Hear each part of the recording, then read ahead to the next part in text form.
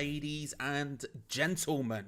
Welcome to night 2 of the most stupendous WrestleMania of all time, according to the WWE. They're very keen on telling us this. They're going to keep telling us this non-stop. But so let's enjoy it while it lasts. Let's revel in it. Let's deeps it. Let's breathe it in, because we're here. It's the most stupendous WrestleMania of all time. It's night 2, WrestleMania 38. And the biggest match of all time, again, as they love to tell us, is also tonight. Roman Reigns and Brock Lesnar go head-to-head in a winner-takes-all match. The WWE Champion versus the WWE Universal Champion. Winner combines the belts. Unification. Big plays incoming tonight, amongst a bunch of other matches we will talk about as we go. Welcome, everybody. How are you all? I hope you're good. I hope you're well. Peach, good to see you, my G. Hope you're well, bro. Hope you're all good. Thank you for coming by. And it's going to be a big night. It's going to be a big night of many, many matches. We're about 22 and a half minutes-ish away from the start of the show. And then we'll be here throughout the entire thing. So if you haven't already, make sure to subscribe. Make sure to hit the bell notification button so you don't miss out on any future live streams, future videos we've got going up. Got a bunch of plans this week going ahead, including some cheeky quiz tings, amongst some other stuff. It's going to be a bunch of fun things going on. Make sure to come and get involved, like the video if you haven't already. Luke, my G, hi, hun. How are you, bro? How are you? That wasn't a heart. There you go. There's I love heart. Now, order of business number 1. As you can see, we've gone back down again. We're hitting 100 for three times in 2 streams. I don't care who says it. It's happening again. Reload the thing. Come on. It's happening. We're moving. We're making big plays. It will eventually happen, maybe. Who knows? Who knows? But let's go through tonight's card, see how we're vibing on each of the individual matches involved, because there's a lot coming up. There is a lot coming up. There we go. Let's see how we're vibing. Last night was good. I thought last night was better than I expected it to be. Luke, have you seen it all now? Did you fall asleep? Did you see the Stone Cold stuff? Have you seen it all? I don't want to start rolling out spoilers if you haven't seen it. But I thought last night was really good. There was a couple of matches which were like... I mean, running through them individually, I thought the Usos versus Shinsuke Nakamura and Rick Boogs was fun up until the injury to Rick Boogs. Rick Boogs, I should say. It's a giant spider rumble. I'm going to have to deal with that at some point. That was when it sort of lost its luster a little bit for me. Still a decent enough match, don't get me wrong, but just a shame that someone got injured. Drew McIntyre versus Happy Corbin. I'm not going to lie. Very easily just could have been on Raw. I'm one of the few people that actually enjoys... Fell asleep, continue today. Did you finish today? These important questions. I'm one of the few people who actually likes Happy Corbin and Madcap Moss. I don't know why. It's unbelievably stupid, but there's something about it I kind of admire and like and kind of vibe. So we'll see. You know, we'll see what happens with that. I'm feeling a Happy Corbin Madcap Moss breakup at some point soon. The Miz and Logan Paul versus Mysterios. The Mysterios. I'm not gonna lie, Logan Paul. Pretty good, up there with the pantheon of celebrity wrestlers. I thought he did pretty well. The Miz has settled into this sort of calm vibe where now he just continuously faces the celebrities at Mania, and it's working for him. This match was really good. I thought him and Logan Paul worked well. I would have thought they could have done more with that, and they probably are going to do more. That end of the match, probably setting up for something down the line, maybe a SummerSlam match or something. It felt like there was something there, because I can't lie, Logan Paul was pretty good, despite the fact I don't like it. Finishing up today. Okay, good. Then what did you think? How did you feel about the end? How did you feel about the final thing? We'll get there in a second. Bianca Belair versus Becky Lynch. If you haven't seen it, I would suggest you go and watch it. Match of the night for me. There's 3 matches from yesterday's card which I think everyone should go and watch if you haven't. That was certainly one of them, and either the first or second best match of the night in terms of in-ring quality. Bianca Belair just continuously delivering non-stop. It's incredibly impressive that she's had 2 WrestleMania main events. She's bapped them both straight out of the park. She's killing the game. She's killing the game. That match, awesome stuff. As was Cody versus Seth. Cody being unveiled as the mystery opponent. I thought that was another one of the matches people should go and watch. Up there, match in-ring quality is one of those 2 for match of the night for me. Cody versus Seth, really, really good stuff. Banging bits and pieces. We know Cody. Seth is obviously a great in-ring competitor. We know this, but Cody has proven over the last however many years he's been out of WWE now, last 3 years with AEW, that he is capable of putting together some very, very special stuff when he wants to. And I thought last night was really good. I thought last night was a really good match. Charlotte Flair versus Ronda lacked something for me. A decent enough affair. Fine. Not going to go back and watch it. Shocked. Genuinely shocked Charlotte Flair won.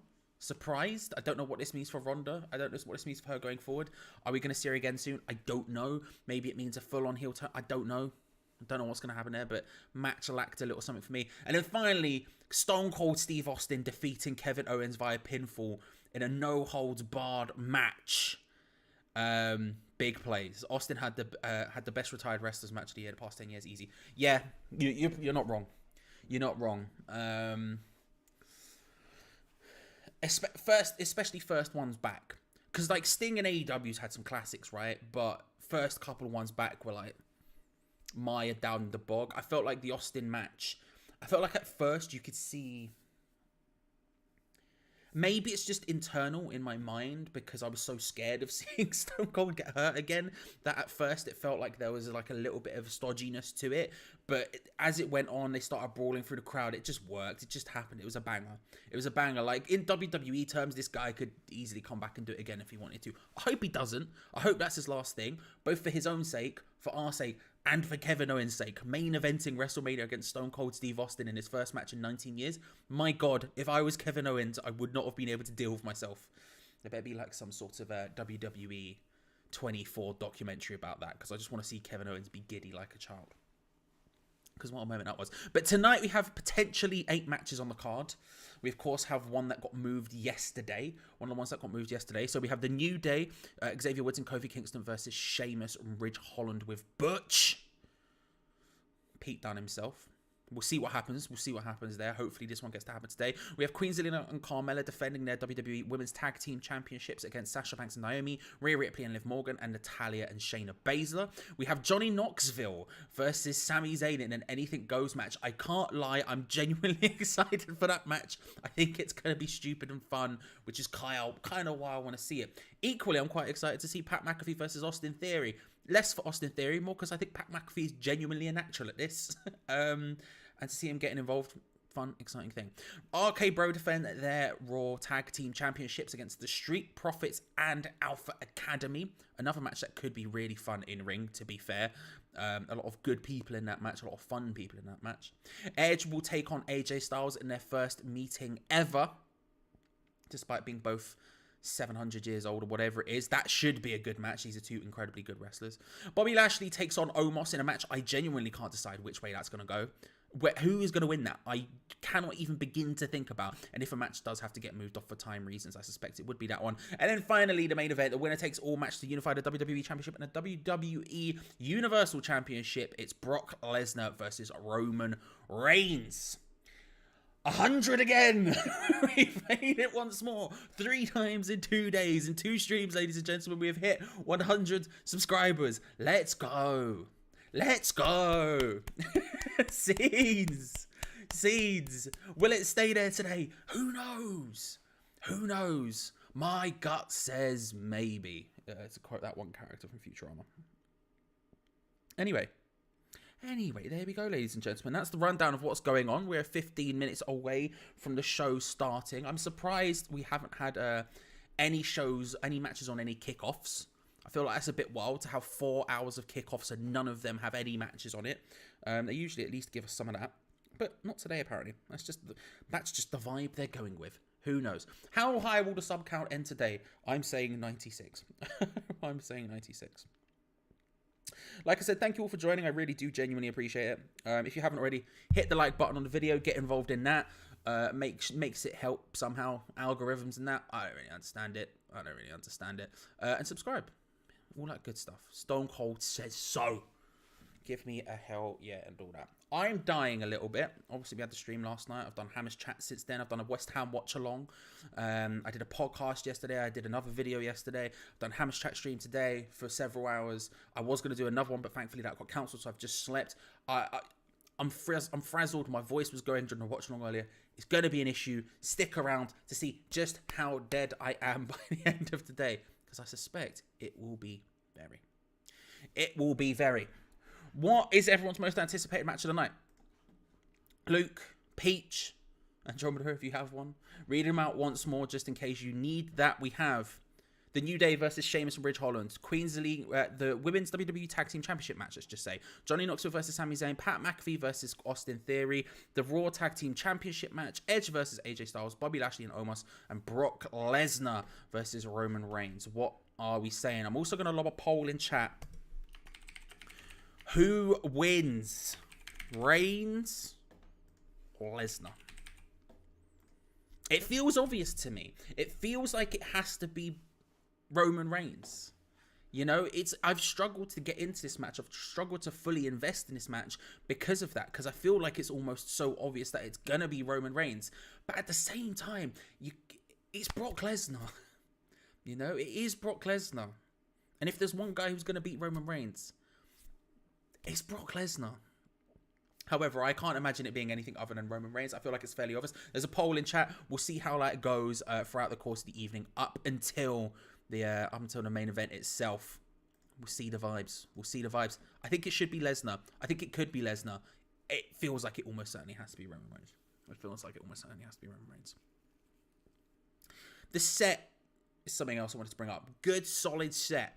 I wanted to do a tier list of WrestleMania sets in the week, but I didn't have time to put the video together. I was researching it, making sure I had my opinions all settled, and I think this is in an upper echelon. Josh, who was in the stream yesterday, was bringing up a point about it being slanted a bit, which I felt like is a fair criticism. But apart from that, I think this is a banging set. Theme song, I'm happy we've got Pitbull back. We always need more Pitbull. Just Pitbull non-stop, ideally. Pitbull, every single Mania would be ideal for me, personally at least. I'm fine with that. It's good.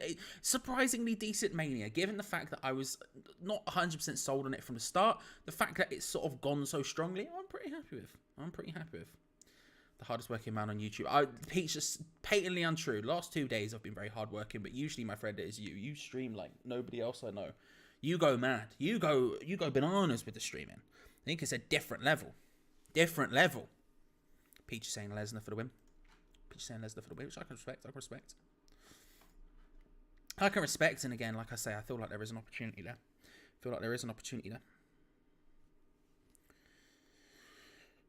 I hope we get the New Day match. I'm not gonna lie as well. Like, I thought it was a shame it didn't happen yesterday. I was wearing my British Strong Style shirt to rep the boy Peter. Obviously, he didn't get his WrestleMania moment yesterday. Hopefully, that's the one today. I feel like when you're looking at the card, like, if there is time problems today, you're looking at either that match or maybe the Bobby Lashley-Omos match to get moved. I feel like Bobby Lashley-Omos is probably safe because Vince loves big, sweaty men, and they are two big, sweaty men. Outside of that, you maybe move a tag team championship match. You know, everything else feels like it has to happen on WrestleMania, which is a shame. I mean, it sucks a little bit. I'm a little bit disappointed that we don't have an Intercontinental Championship match. We don't have a US title match.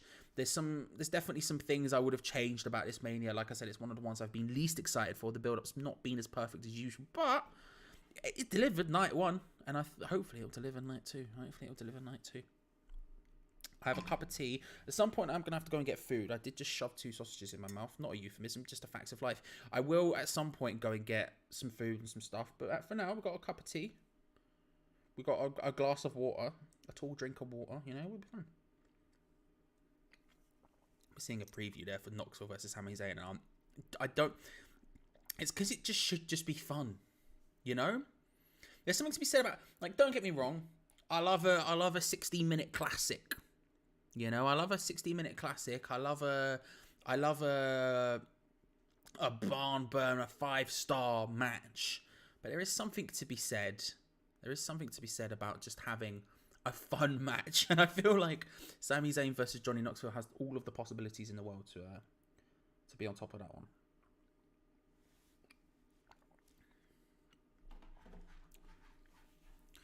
Let's make some predictions.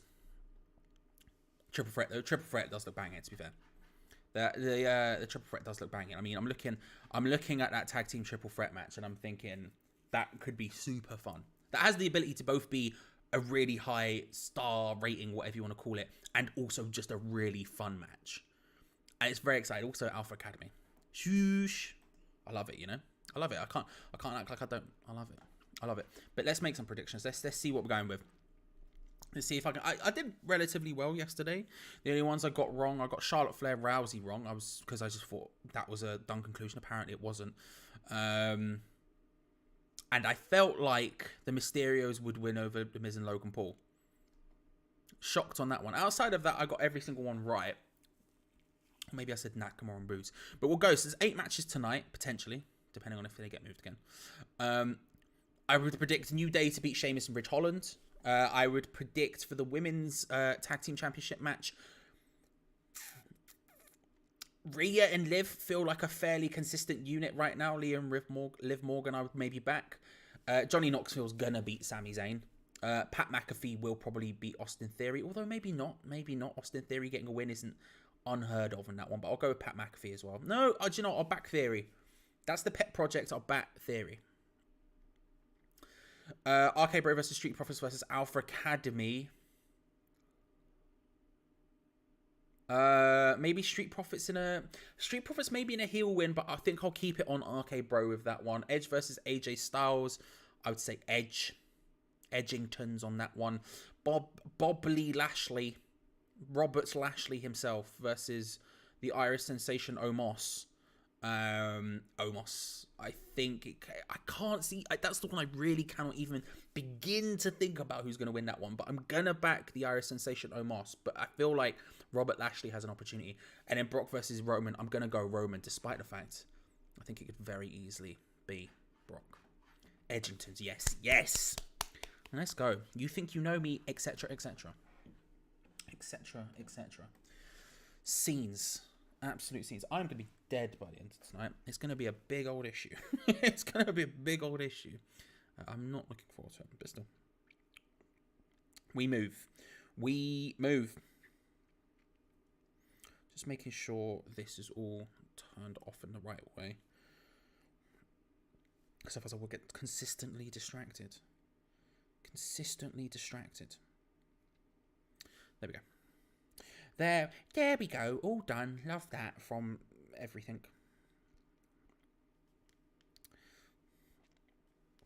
It is we're getting the build-up video for Roman versus Brock at the moment. That is going to be.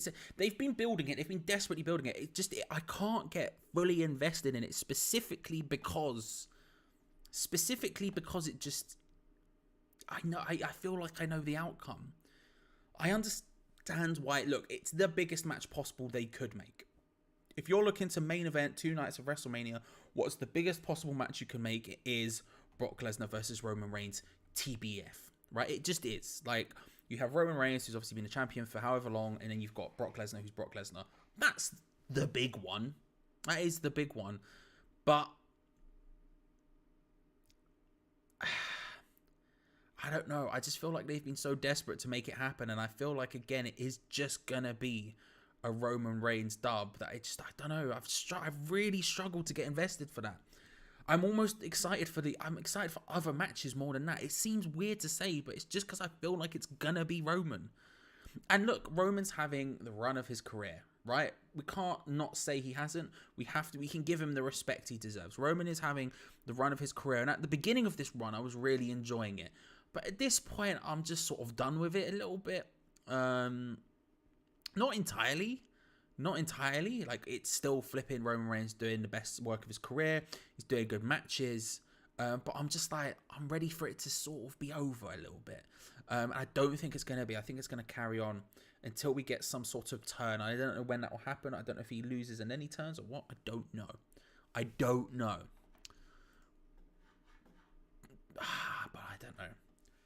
It is Lesnar, though. It is Brock Lesnar, of all people. You know? The Beast incarnate. Cowboy Brock. You know? It's Brock Lesnar.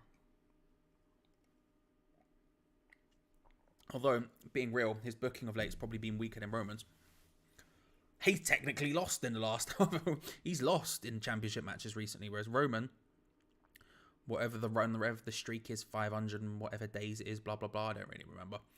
4th longest reign ever of a WWE champion. He's gone past CM Punk's now. You're talking Bruno Sammartino. You're talking Bob Backlund. You're talking Pedro Morales, I think it was, as the three who've had the 4 reigns more than him. Because I think Bruno had 2. I think it's Bruno had 2. But I'm just sort of, I don't want to say ready. I don't want to diss it too much. I'm just kind of ready for it to be done. But we'll see. Brock Lesnar matches at Mania are usually really good. They're usually super fun matches. I don't know how this one's going to go. I don't know if you can. I don't know if I want a 20-minute Brock Lesnar match, you know? I like the sprints. I like the unlimited finishers, 6, 7, 8, 9-minute sprints, you know? The Goldberg match forward from there, where you've just had these mad, all hands-on, going absolutely bonkers Brock Lesnar matches. I kind of like those a lot. I almost don't want a full-on Brock Lesnar match at this point. It feels I don't know. It feels almost superfluous. I kind of almost don't want it. But we may get that tonight. We might need it, given the fact, again, this is the main event of the most stupendous WrestleMania in history. Or whatever. The biggest match in wrestling history. It's the winner takes all. It's huge. It's huge. We'll see what happens. I don't know. I think it will just be as simple as Roman wins, though. But we'll see. We will see. And at that point, I'll remind you, if you haven't already, to subscribe, hit the notification button, hit that little bell icon to make sure you don't miss out on anything going forward. Plenty of stuff to come. Raw watch along tomorrow night, of course. Monday Night Raw after WrestleMania, usually a big event, so hopefully that'll be fun. We'll be live streaming that one as well. There's plenty of other videos coming up as well, so make sure, if you haven't already, to subscribe and hit the bell notification. We've hit 100 again already this stream, and I can't discount the fact we might have to hit it again in a bit. So make sure to subscribe if you haven't already, and like the video, because that, of course, helps with the algorithm. Let's get those likes going. Unearned like spike, ladies and gentlemen. The show hasn't even begun. Let's get it up there. Glenn, my G, how are you, sir? How are you? Well, are you well? Night 2, in the words of DX. Are you ready? Oh, mate.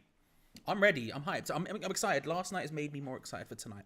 You know, I felt like last night I wasn't super. I was like, okay, we're getting there. I was getting hyped. I was watching old WrestleManias. It was making me excited. But watching last night has made me more hyped for this one. I'm like, come on. And there's some big matches, like I was saying, I'm looking forward to on this one. Johnny Knoxville, I think, is going to be a fun match versus Sami Zayn. Pat McAfee, I think, is going to be a fun match. The Triple Threat Tag Team match, I think, is going to be a fun match. There's a lot to like on this card, and I'm excited to watch it. Cody return, Hammers 1, Night 2 is here. You must really love it. Life. It's going all right, Glenn. I'm very tired. Outside of that bit, it's going well, bro. Outside of that, it's going well. Lots of stress. I've already done the Hammers Chat watch along today. Yesterday I did the watch along here. I did another Hammers Chat video yesterday. I did another stream yesterday. So we're talking doing internet video stuff for about, I don't know, 10 hours in the last 2 days already, or something like that. So I'm tired as all hell, but I'm hyped. Even if today's win was lacked a little bit of something to be desired in terms of footballing. It wasn't going to be first on match of the day. Do you know what I mean? It was alright though. It's right. What was the Arsenal result this weekend? I don't even know. That's how out of it I've been. I don't even know what the Arsenal score was. It's an issue. Josh, good to see you. Hearing the Jackass theme is one of the highlights of the night for me, and we haven't even started the show yet. That's a good point. He's got to come out to it as well, right? It's got to be a thing. Playing Monday night. Okay, fair. That's fair. That's maybe why usually it pops up on my timeline regardless, because of all my mates, but I didn't see it and I haven't been paying attention. To be fair, I've not been on Twitter too much. I was proper tired yesterday as well. Couldn't believe it. Literally woke up 5 minutes into the West Ham game. Yeah. I mean, listen, I woke up on time for it, but I know, like, I was speaking to Dan from West Ham Fan TV, who usually does the West Ham Fan TV stuff, and did a WrestleMania watch along last night on his Twitch channel, twitch.tv/Dan Damages. And he was saying, yeah, he was too tired he was too tired to watch the match, missed the match entirely, whereas I got up and did it. Because there ain't no rest for the wicked. You got to keep going. WrestleMania is about to begin. Ladies and gentlemen, we are here. He has on SmackDown, so I would assume so. Yeah, right, I would assume so, right? It has to happen. Big entrance. See what happens. I'm still not over that Bianca Belair entrance, by the way. What a banger that was. With the marching bands, the theme busting out. It was a vibe. I need a Spotify version of that. I need a Spotify version of that. If it doesn't exist already, I need one in my life. Here we go then, now forever, WrestleMania 38, Night 2. Let's go. Big play. Shout out to Ray. Hope you're enjoying it, Ray. You won't see this, but I hope you're enjoying it, Ray. I know you're enjoying it, Ray. I don't need to hope at all. Although he did tell me. Speaking to Ray, Ray Bourne, my co-host on the Two Spanners One Hammer podcast on the Hammer's Chat Patreon. I was speaking to him earlier on today, and I asked him, because he's obviously in the stadium, whether or not they could see when Owens and Stone Cold went into the crowd. He was like, no. I was like, fair. I forgot we get America before this.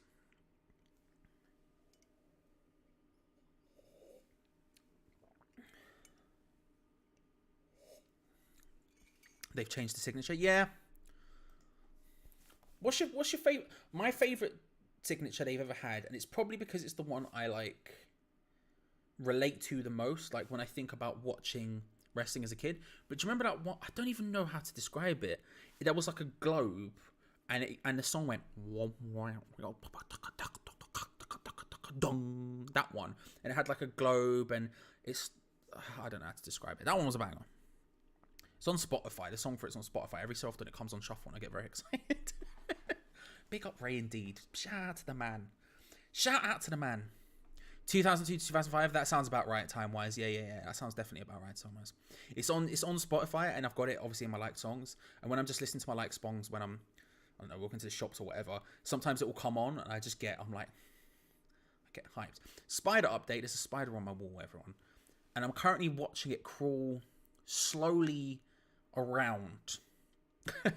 At some point I will probably have to deal with that. Don't know when. This is the thing, I don't even remember what he actually did.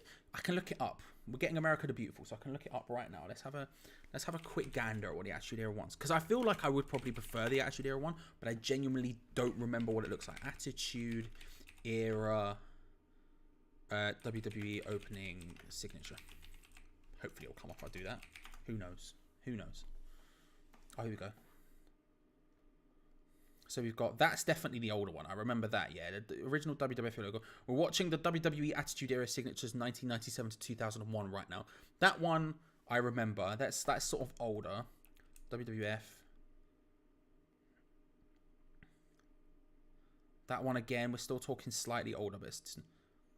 Oh no, this one was good, you're right.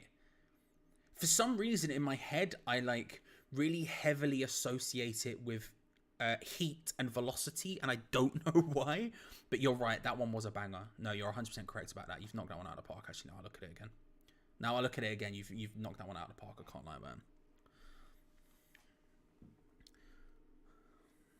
Something to do with Shining Seas and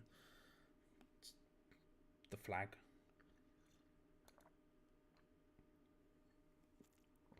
It's so American, isn't it?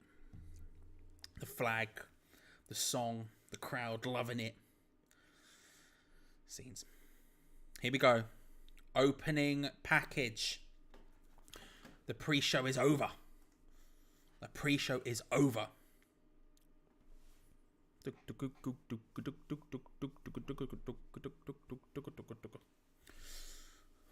do like Pitbull. Oh, the Rey Mysterio entrance. I forgot about that as well. That was a banger. Cody's entrance. There were some good entrances yesterday, man. Cody, Bianca, Becky, the Mysterios. There's a lot of good entrances yesterday. SmackDown on Sky One was clutch in 2001. Good shout. I used to watch a lot of SmackDown on Sky One when I went to my nan's who had Sky One. I used to get it recorded on VHS. She would record it. My dad would record it. And then when I'd go and stay there I used to stay at my nan's every other weekend. And I would watch the VHS that they recorded for me, because obviously we didn't have Sky as a kid because poor, so that's just life. But yeah, banger. I think that's probably why I'm thinking about heat and velocity in that, because I think velocity was probably on Sky One as well. Maybe I think velocity was on Sky One. Maybe I might be wrong about that. For some reason in my head I'm seeing the green of velocity. I like the Velocity branding for some reason. That's a tier list I'm going to do. WWE brands. I'll do the logos for every brand or something, and I'll include Velocity and Heat and just every superstars and all that other nonsense. Saturday night main event. The yellow one, WWF, when Hulk Hogan was in running things. You got to respect the classics, Peach. You got to respect the classics. You know what I mean? You put it at, it's like a fine wine or Notorious B.I.G. Do you know what I mean? You got to respect the classics. You got to respect the classics. Not that I respect Hulk Hogan, but you know what I mean. You know what I mean. He did his thing. And WWE was doing madness right back then. It's wild. I think about how many times Roman Reigns, Cena, and Hulk Hogan are like the guys probably who've had them. I don't know if it's off the top of my head, but I feel like I'm watching, when I was going through the old ones, and I'm seeing how many times every WrestleMania from like 1 through to 9 was all just like Hulk Hogan. Like obviously you had the one where Hulk Hogan lost to lost to Ultimate Warrior in the main event, but it's still all built around Hogan up until 10. And then you obviously had the ones built around Cena, and now you have all these ones built around Roman Reigns. It's weird when you look back on it, because obviously WWE have been so heavily criticized for the last however long for the Roman loving, for the pushing of Roman, and you look back at the days and you're like, it's not a new phenomenon for them, is it? Here we go. Opening package done. Mark Wahlberg is gone. See you later, Mark. Not interested. Here we go, ladies and gentlemen. Night 2 of WrestleMania 38. WrestleMania 38. Dope tier listings. You got to have it. Respect the classics. BIG things. You know what I mean? You just got to look back on it. You just got to go. Even I know people who aren't into, the likes of, say, Notorious B.I.G. Oh, Triple H's theme song. Hello, ladies and gentlemen. It's the game. Here he comes. The game. The cerebral assassin. Another great theme song, to be fair. Talking about great theme songs yesterday. Just another all-time classic. It's all about control. If you can take it, it's all about the debt, and if you can pay it, it's all about the game and who's gonna pay it. Big plays, early doors. Triple H, let's go. Back after his big old surgery recently, had to retire, and here he comes. What a man.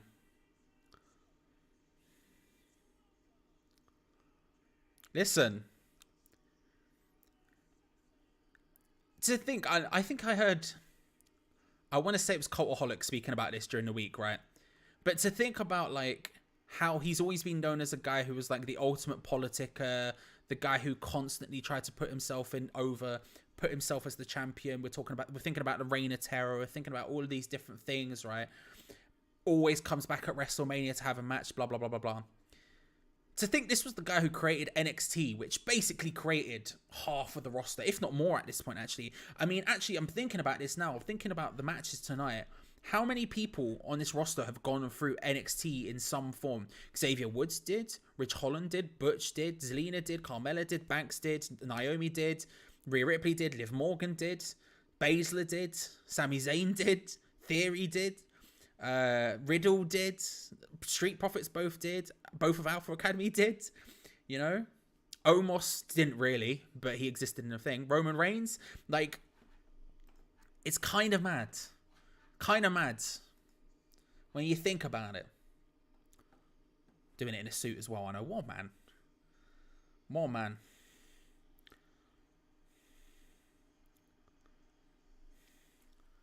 Just hyping up the boys.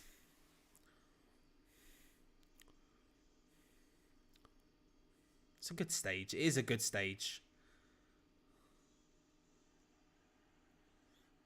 He's got his suit all wet. Silly Billy. I said that or not. Just shame the live versions with Lemmy at his best. Yeah. It's all about the game and how you play it. It's all about the game and how you play it. Legendary performances with none of the lyrics. It's all about the game, and if you can play it, it's all about the game. Who's gonna play it? Scenes. Be interested to see what Triple H is doing out here. What's Triple H doing? What's his vibe? Are we just gonna get an address? Are we gonna get some form of a angle? Why is the game here?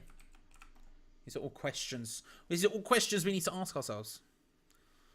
And ones we might get an answer to in about 8 minutes when he's finished grandstanding. To be fair, it's the last time he gets to grandstand, I guess, to some extent. Nah, he'd be back 8 times to pedigree someone or something, so.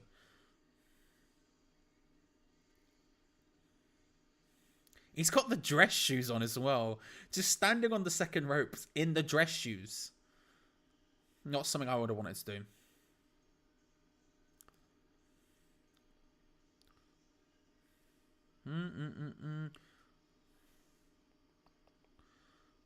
To get there's a price you can pay. The game and I want to play. Standing on Brett's rope, yes. The most dangerous rope. You're not right. You're not wrong. You're not wrong. My father and his mates on a plane going on holiday were chilling with Triple H on the way to Florida. Mate, what a people coming out with stories. People coming out with banging stories. Making me very annoyed and jealous. And I'm mad about it, but not too much. But I am mad about it. I can't lie. Here he is, the game. Triple H, my phone is vibrating like mad right now. Oh, that's why it's Ray. I'm getting a phone call from Ray. Will it work? It's reconnecting. Ray has tried to phone me from the stadium as Triple H has walked out. I wondered what that noise was when my phone was vibrating. I'll try ringing back. See what happens. Do do do do do do do do do do do do do do.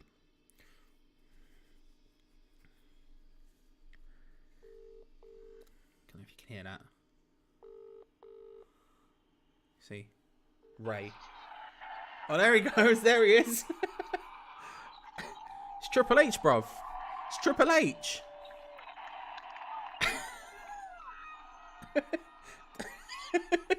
There you go. You wanted proof Ray was there. Ray is here. Mate, my view's a little bit different. Can't lie to you. My view's a little bit different, but still. Look at that. Wonder how much delay there is. Bro, enjoy it. Enjoy it. I'll message you after. Enjoy the show. Huh?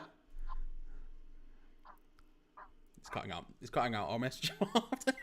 What a man. What a man. I was like, why is my phone going mad? I'm getting like 8 messages. It was ringing. That's what was happening there. It was ringing.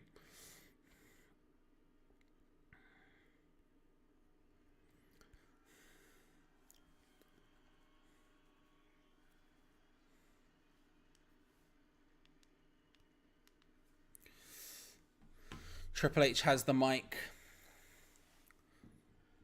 Getting thank you chants from the crowd. He of course announced he had to retire after his injury recently, his surgery recently. Retirement incoming for Triple H.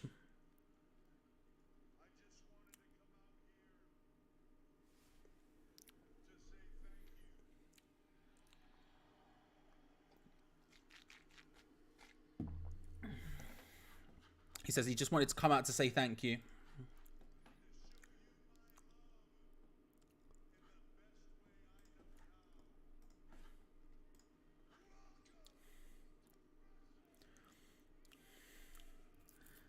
He said he just wanted to show his love in the best way he knew how. To say welcome to WrestleMania. A very Triple H thing to do. You've got to respect it.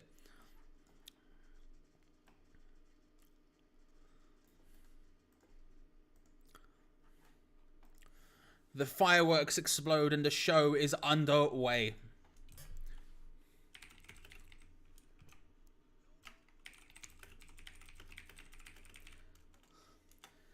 And he leaves his boots in the middle of the ring. That is his retirement. He's done. He's there. He puts his boots in the middle of the ring, goes to ringside and starts hugging people. I assume his family as opposed to just rando people, but it's probably not, let's be real, probably not the way he wants to go out, having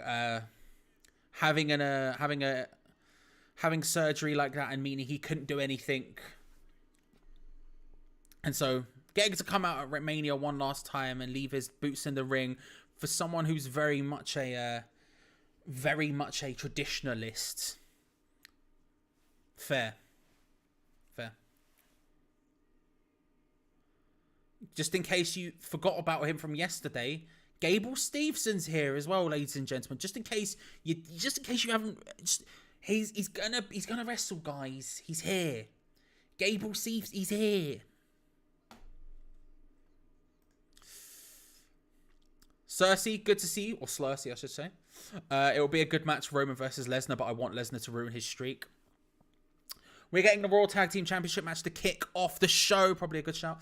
Slurcy, I feel like that's fair. I'm probably in the same boat as you. I quite want to see Brock Lesnar get the win. I don't think it will happen. I think it will be Roman Reigns, unfortunately. But I do quite want it to be Lesnar. But I can't see past Roman Reigns, unfortunately. Given the booking, I can't see it happen. RK Bro versus Street Profits versus Alpha Academy to kick off the show.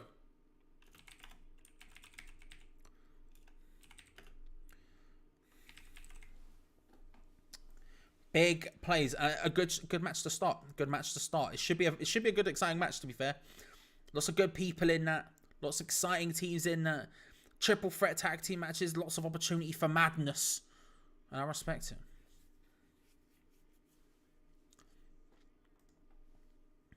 Slurcy, who do you think will win?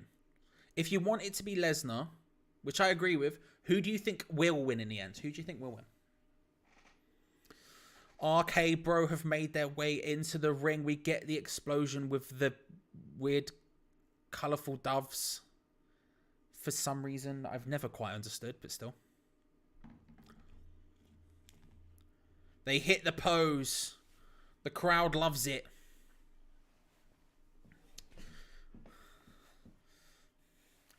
And out come the Street Profits next.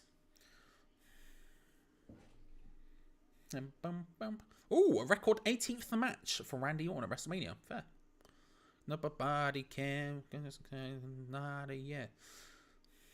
Nobody smack. Nobody can.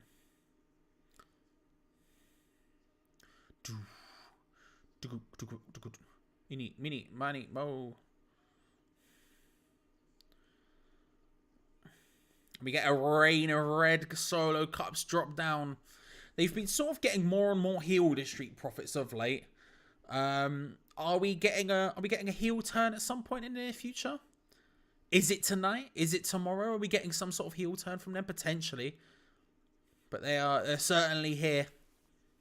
And I think there's a mild opportunity. If there is some sort of turn, there is potentially some sort of opportunity for that to happen. But we'll see what happens.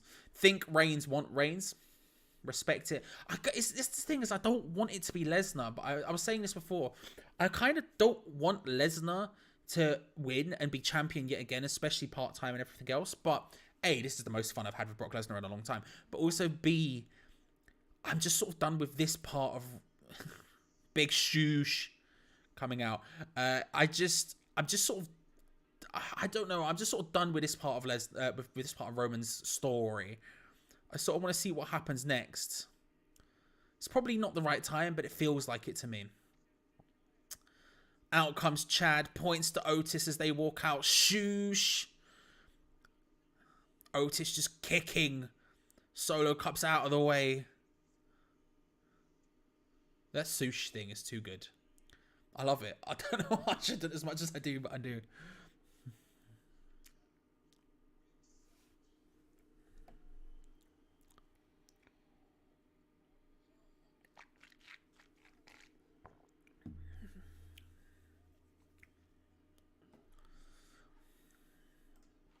Alpha Academy? Low key, potentially?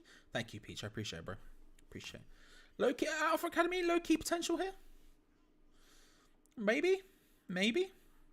Just saying. I like the Alpha Academy a lot, man.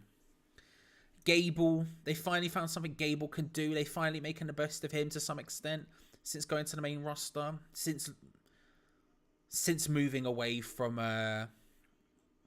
American Alpha. Otis, is this the best use of Otis you've ever seen? No, but it's a good use of Otis and you can see it developing. Shoosh. Thank you.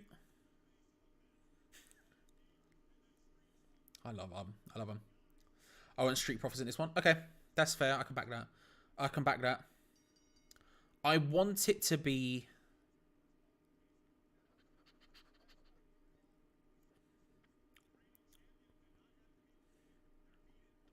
I don't know who I want it to be. I could back... No, I'll back Alpha Academy. I like Chad Gable too much. That's who I want it to be. Who do I think it will be? RK Bro. Montez Ford and Riddle both starting the match by just clobbering Chad Gable. Roll up from Montez Ford quickly. Only for a 1 count. So we're seeing a triple threat tag team match where we're seeing 3 people legal at any one time. It's not one where they have to tag in and out. There will be obviously tagging in and out amongst their own team, but there's 3 people legal at any one time. Montez Ford with a getting German suplexed with a lovely bridge. Angelo Dawkins lobs Riddle out. This one's starting quick. Everyone's just flying out of here very quickly. Gable's out, Orton's out. Montez is now looking to be thrown out. Does by Otis, who stands tall in the middle of the ring. Hot start.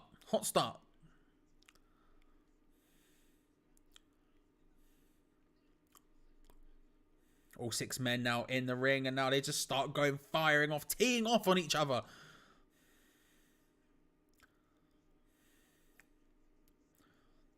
Montez with a nice jumping kick to the back of Cable's head there.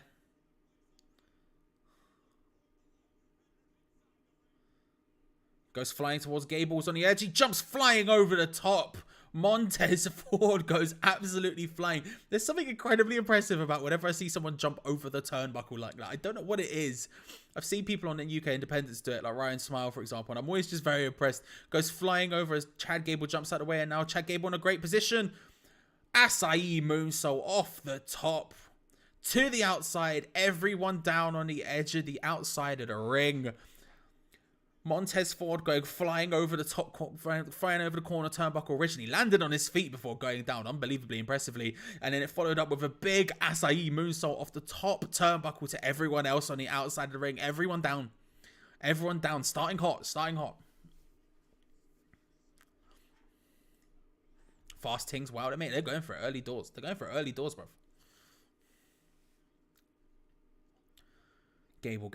Gable now grabs Riddle, both men in the ring, Otis on the apron. That's the only people sort of about and involved right now.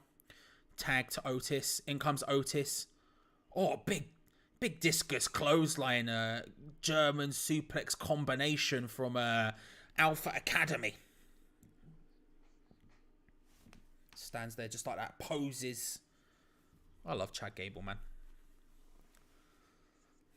Again, ever since the early days of him in NXT, where he was trying to get involved with, he was trying to get American Alpha started with Jason Jordan, and he has the Ready, Willing, and Gable thing. I've loved him. Otis just taking care of Riddle right now, shouting for the Academy. The sideburns, he's starting to get a look there with the sideburns. It's starting to become a thing. A big splash. Earthquake tugboat-esque offense from Otis. Just slamming Riddle to the mat right now. People chanting for RK Bro there. Orton trying to fire him up. Riddle reacting well.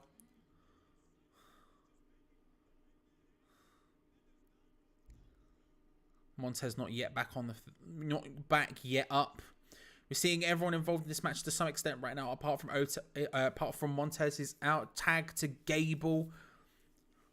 Nice Northern Light suplex with the bridge. 2 count. 2 count. And then straight back into some submission maneuvers from Chad Gable, taking it to Matt Riddle, tying him up in knots. Montez still nowhere to be seen here. Montez, I think, was the illegal man from Street Profits. Still nowhere to be seen. We've only got the 2 men in the ring right now, Riddle and Gable. We do have Angelo Dawkins on the side, but obviously not a legal man. We have Orton's out there. Otis is out there. It's all good. But Montez is in, and a big drop kick up on Chad Gable, who just responds with a big old clobber and a tag, I think, to Angelo Dawkins there. Oh! Monkey flip from Chad Gable sees Montez go flying. 1, 2. 2 count. 2 count.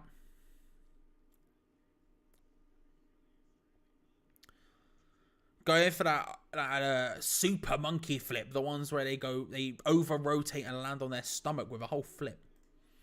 Totally unrelated, but my wallet is begging me not to buy all the Cody shirts. I probably will, though.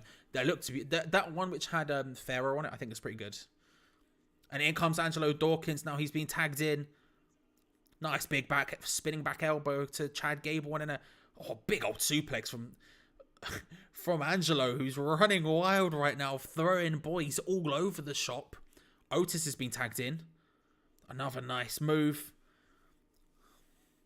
2 count interrupted by a big old splash from Otis. Yeah, the one with what's his name on it, Pharaoh. I like that one quite a lot, to be honest. I like that one quite a lot.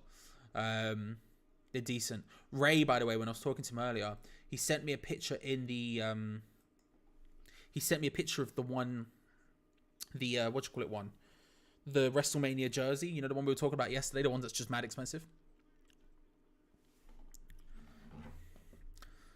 Oh, in comes Chad Gable.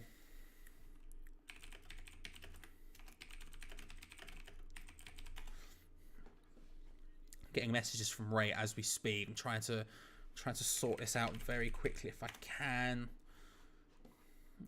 Go. Can I do it?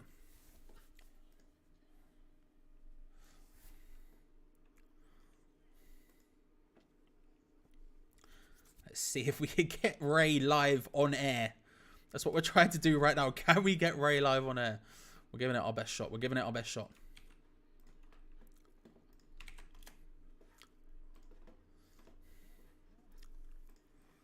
Montez flying right now on a big old power slam from Randy Orton, who's been tagged in. Getting throwing Montez left, right, and center.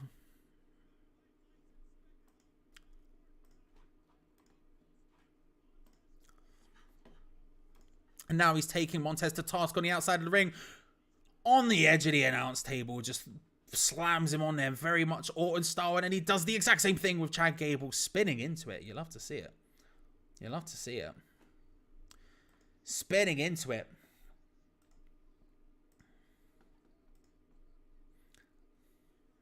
Randy Chance filling the AT&T Arena. Now looking for vintage Orton's rope assisted DDT. Riddle now getting involved as well. Both the Street Profits are hanging. Both the Street Profits could be about to go for the cheeky DDT. And they hit it. Vintage Randall Keith.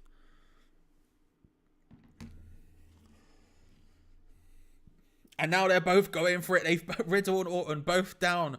Both calling for maybe the RKO, but Alpha Academy pull them out and throw them into the barricades. Big spinning back elbow from Otis to Angelo Dawkins. Alpha Academy now looking to take advantage of it. We've got Gable up. Montez on the shoulders of Otis.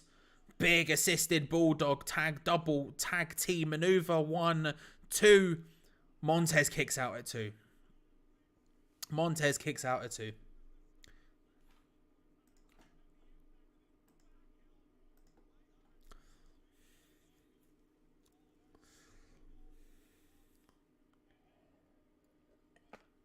And now Montez, who is lifeless on the floor. Otis goes up to the second rope. Angelo Dawkins comes in and saves the day along with Matt Riddle. Otis takes a big old tumble there. Huge tumble. Riddle sent to the outside, and now all of a sudden it looks like the Street Profits are in control of this game. Gable catches Montez, who lands on his feet this time from the monkey flip. Tagged in is Angelo Dawkins.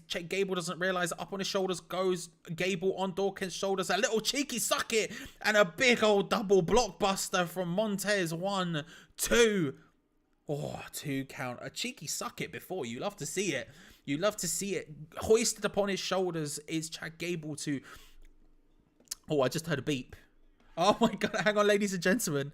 Ladies and gentlemen, we have Ray Borum. If you can probably hear him. Hang on. Where's the... Is it this? Is this the one? There we go. Ray, can you... You're cutting in and out. Okay, right.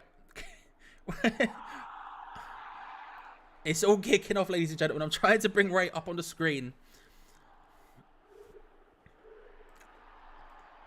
There we go. It's ahead of time for Ray. We've heard the 1, 2, 3. It's happened for Ray. Who won? Fair. All right, go. Love you, bro. Love you. Ray Borum, ladies and gentlemen, just very quickly in and out. He was trying to do it. I think that's Street Profits winning. Is it? We go back to the stream. Street Profits just hit an absolutely massive move.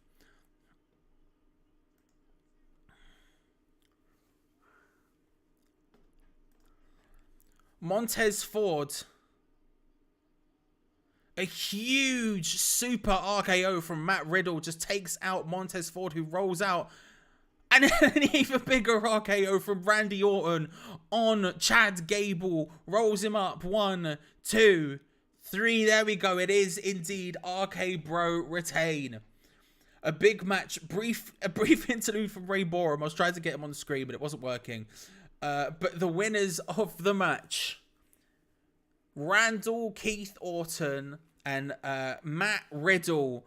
A huge super RKO, originally from Matt Riddle, slingshot springboard off the top rope to Montez Ford in midair, catches him, nails him down, and then following up, Chad Gable from the top rope dives towards him with a big old cross body, and in midair, caught by Randy Orton with the RKO. A 1, 2, 3.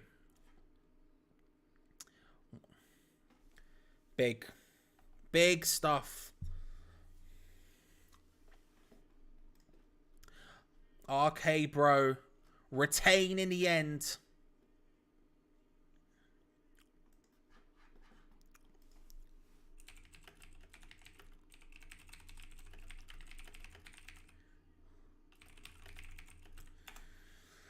Oh. Scenes.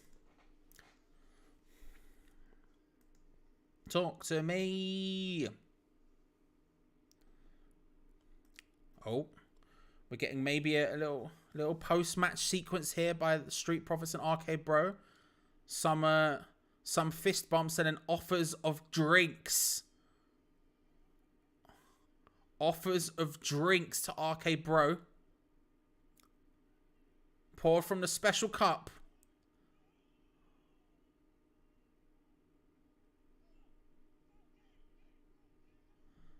Oh, and Gable Stevenson's being asked to go into the ring to share the drinks with them. Well, we know why he's here now, I guess. We figured it out, everyone. This is why he's here.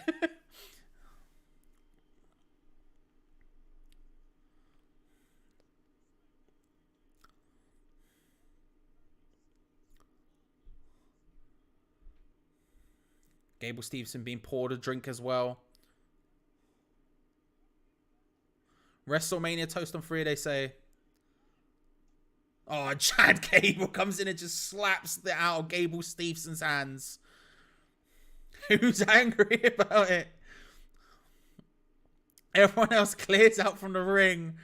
Unsurprisingly, Chad Gable's the man who gets the first contact in the WWE ring with Gable Stevenson. who's angry. He's fuming. The cup's just been slapped out of his hand. Oh, and now Gable has the mic. Started trying to run him down. Gable snaps the mic from him. Says no talk. Chad Gable, fellow Gable, snatches it back.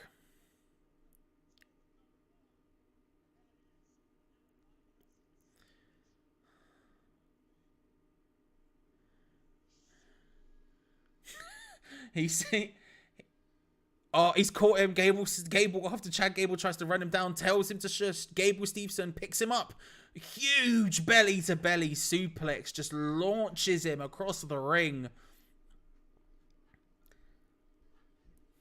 My giddy aunt. I thought maybe we would see maybe a turn there. It felt like it was maybe setting up for an RK Bro turn. It didn't. It's set up for Gable Stevenson to make his kind of debut.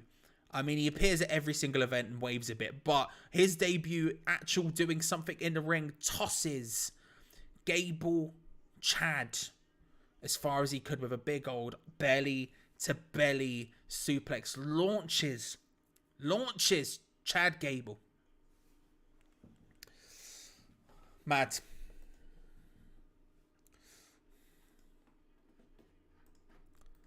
And now we get the WrestleMania toast at ringside between the five of them.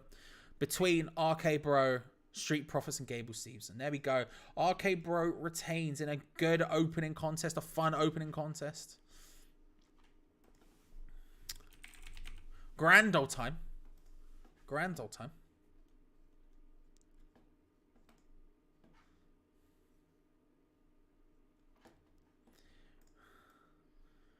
Ray is... I was just looking at him. Everyone go to Ray Borum's Twitter account if you follow him. Ray at Ray Borum. Just is it Ray Borum or Raymond Borum? I can't remember. No, is that Ray Borum? Oh, is that Raymond Borum? Just shouting goosebumps at Triple H's entrance. Mad. Good opening match. Good opening segment. I'm a bit, Gable Stevenson's going to keep happening until he eventually rocks up in an actual match. Looks like, hey, listen, if it's going to be Chad Gable, that's going to be a good match. Let's be fair about it. And that's a good component. Two people who are, of course, former Olympic amateur wrestlers. You can respect it. Still. Strong opening contest on night 2 of WrestleMania. I'll be interested to see what's coming up next. Whether we have time for all 7 matches slated to happen. We are 39 minutes into the show so far. And we've only had the one match. Will we have time for all of 7? I don't know. Unless some is short. Omos Lashley, that could be relatively short. Let's have a look at the card again, just to sort of refresh my memory. That could be pretty short. Pat McAfee versus Austin Theory could be pretty short. Johnny Knoxville versus Sami Zayn will probably be fun but short. You would imagine New Day, Sheamus, Ridge Holland, if that's going to happen, might get shortened because of time. Given it didn't have the time for it yesterday, it might just get shortened. But yeah, there's a lot of big matches on this card right now, and I don't know where the time's going to be made up. Like I say, 39 minutes in, and we've only had one match so far. So are we going to see all of them? I don't know. But chalk that one up to me. One correct prediction so far. 1 for 1. You love to see it. After the first match, I will remind you, if you haven't already, to subscribe. Got plenty of stuff coming up, so make sure to hit the bell notification button so you don't miss out on any upcoming future content. I've said the word content. You can tell I'm tired. I've said the word content. I hate myself. Make sure as well to like the video if you haven't already. Out comes Omos, the Irish sensation himself, Omos. His first ever singles match at a Mania against Bobby Lashley. I think this is his first singles match because last time he was in the... Yeah, no, this is. Yeah, it is. Out he comes. Very tall man. Wearing a jacket similar to what my dad used to wear. My dad, not that tall. up against Bobby Lashley is going to be an interesting one. Because this is the one I really genuinely couldn't predict.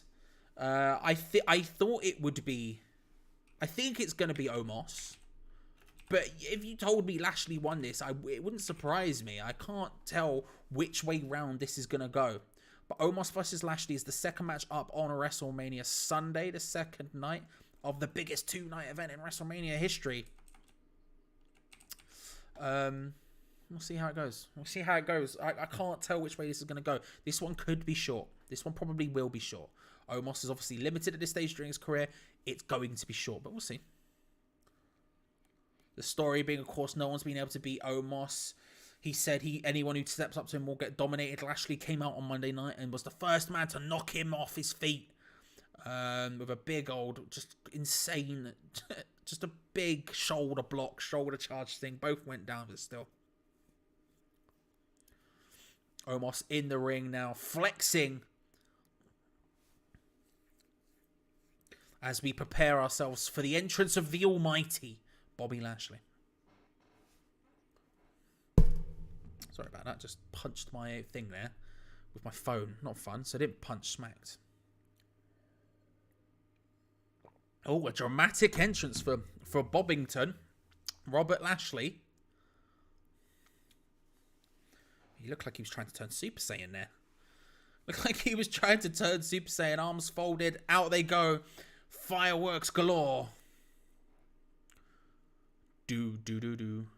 I was going to say this is the only one where we didn't get that weird lightning vortex with the PNG of Bobby like this, but we've got it. We got it again. Don't worry, guys. It's still there.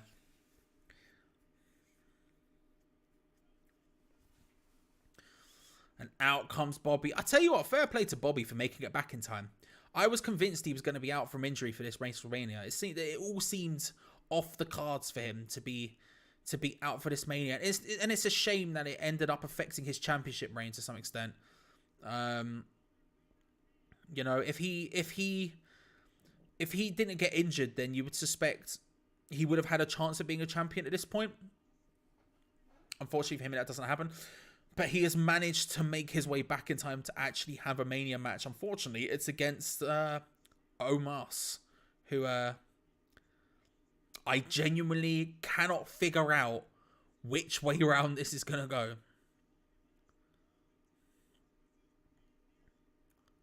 Literally not the foggiest which way around this one's going to go. Not even close to figuring it out.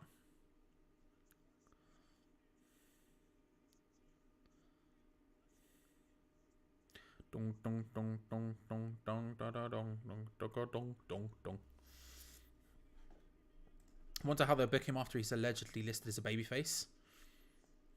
Is that Bobby? I feel like you can have Bobby being... I think, to be fair, if you want Bobby to be a babyface, I feel like he has to lose here almost. I feel like you have to give him a humbling loss here against Omos and work your way from there potentially. I feel like it could happen. Bobby's a guy who people would like at this point because he's having a good run right now, so it makes sense. The bell rings. Be interested to see how this one lasts, but yeah, Omos, it's just not happening.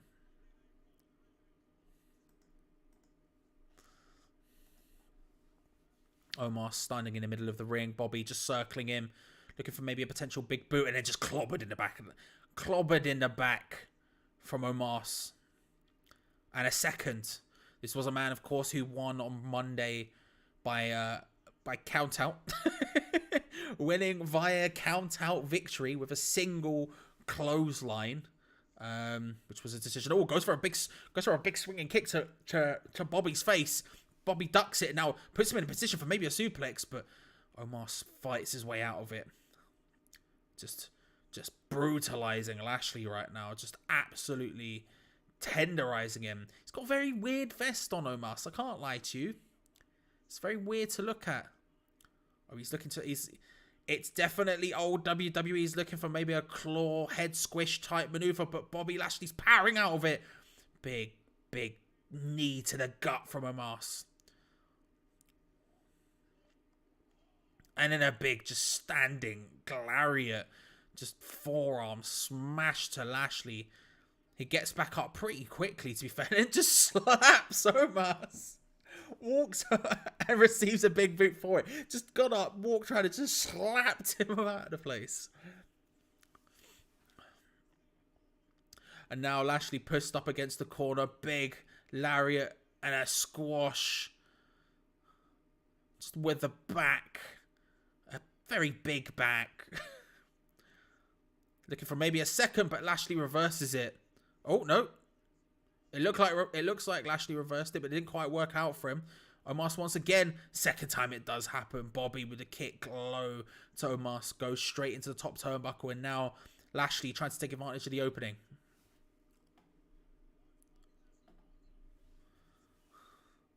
Big clobbering clothesline to the back of Omos's head.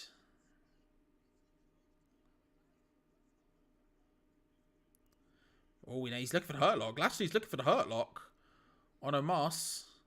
Oh, he almost managed to lock the fingers in, but Omos just grabs the arm, slowly moves them away. And then follows up with bounces off the ropes, hits him with a clothesline, down goes Lashley once more.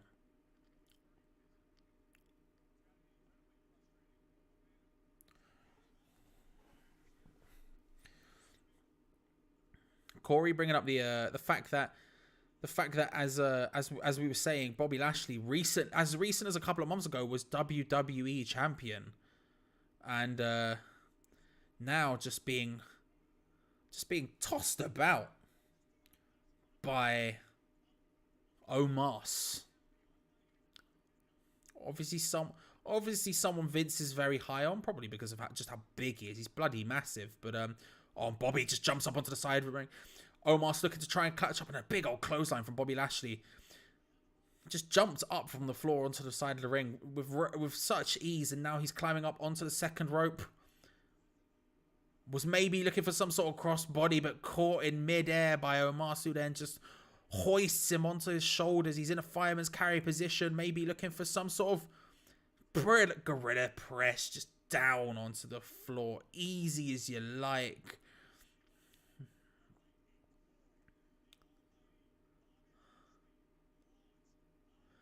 Lashley just on Omos's shoulders, hoisted up, thrown off with such ease. Such ease.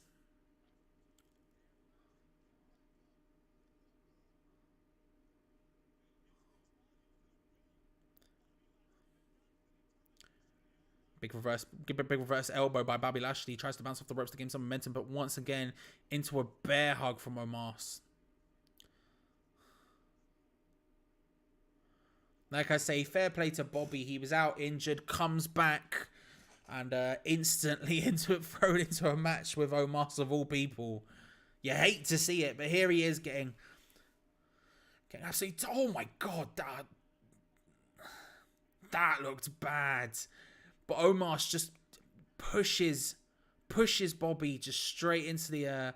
He's sort of from the bear hug position. You can imagine how high up Bobby Lashley is, and Omos runs towards the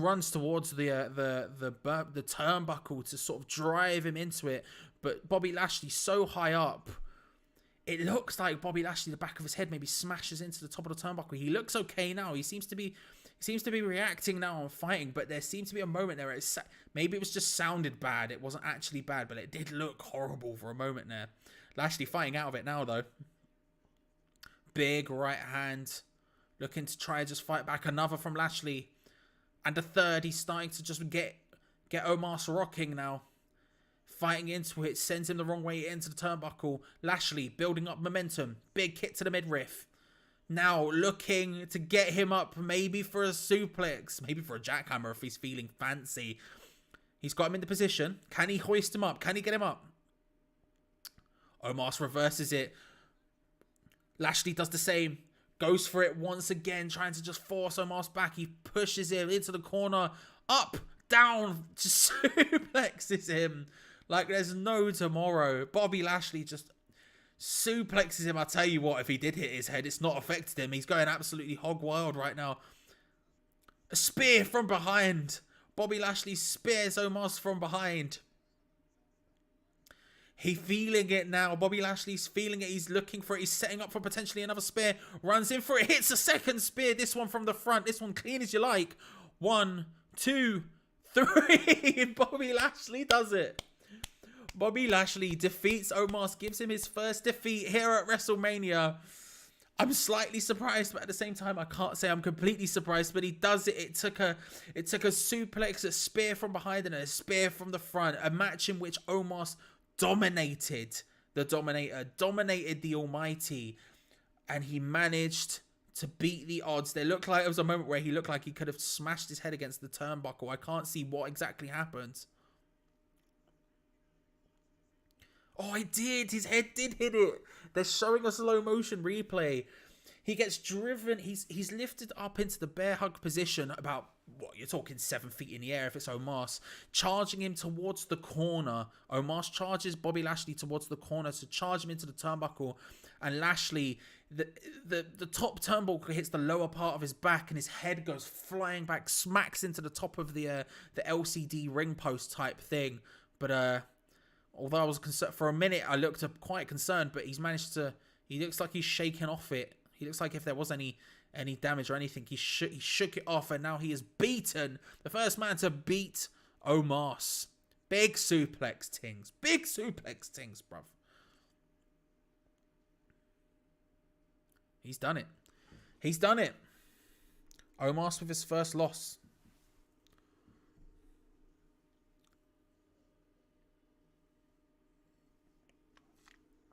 There we go. All of a sudden, we're back on track time-wise.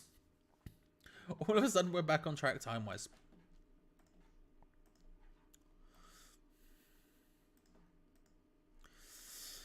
Two matches down, 53 minutes gone on the show.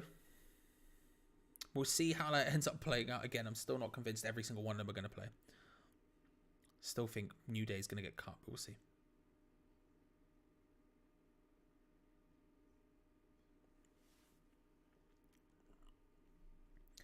Mad. Oh, mad. Shocked. I'm shocked it happened. I'm shocked it happened. I can't lie to you. I would have thought that he would have hold it, but no. No, apparently not. Who knows? Who knows?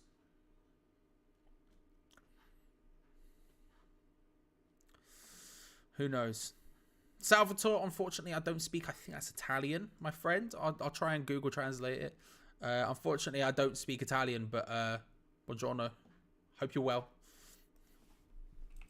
Let's have a look.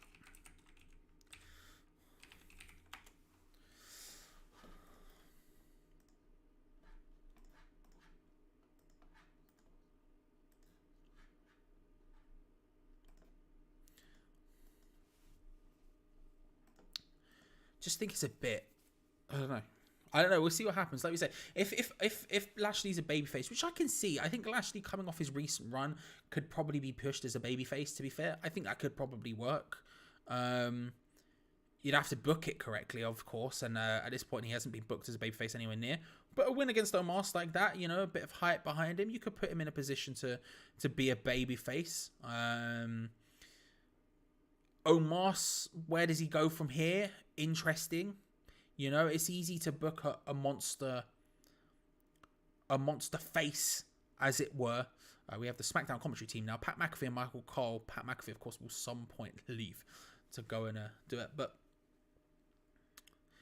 yeah, it's easy to book a sort of monster guy like that in the initial stages. It's very, well, I don't want to say very easy, but it's easy enough. But it's when it comes down to that, what happens after they lose? Where does he go from here? And I don't know. I have no idea. Maybe a title picture. You can't really put him back in the tag title picture. You can't. Maybe you put him in a US title picture. Maybe you put him in an Intercontinental title picture. You keep Bobby strong. That puts him back in the championship title picture. Maybe. I don't know. We'll see what happens. Next up is Knoxville versus Zayn. Knoxville versus Zayn. One of my most anticipated matches of the night. I can't lie to you. I think this match is going to be super fun. I think this match has the opportunity to be just stupid, good fun. I think back to a couple of years ago when was it last year? Whichever one it was, the one where Shane and The Miz had the sort of Falls Count Anywhere type match. I'm thinking that kind of thing where it's just a fun, silly match that we can all get involved with, we can all vibe with. And I think we potentially have another one of those with Johnny Knoxville versus Sami Zayn.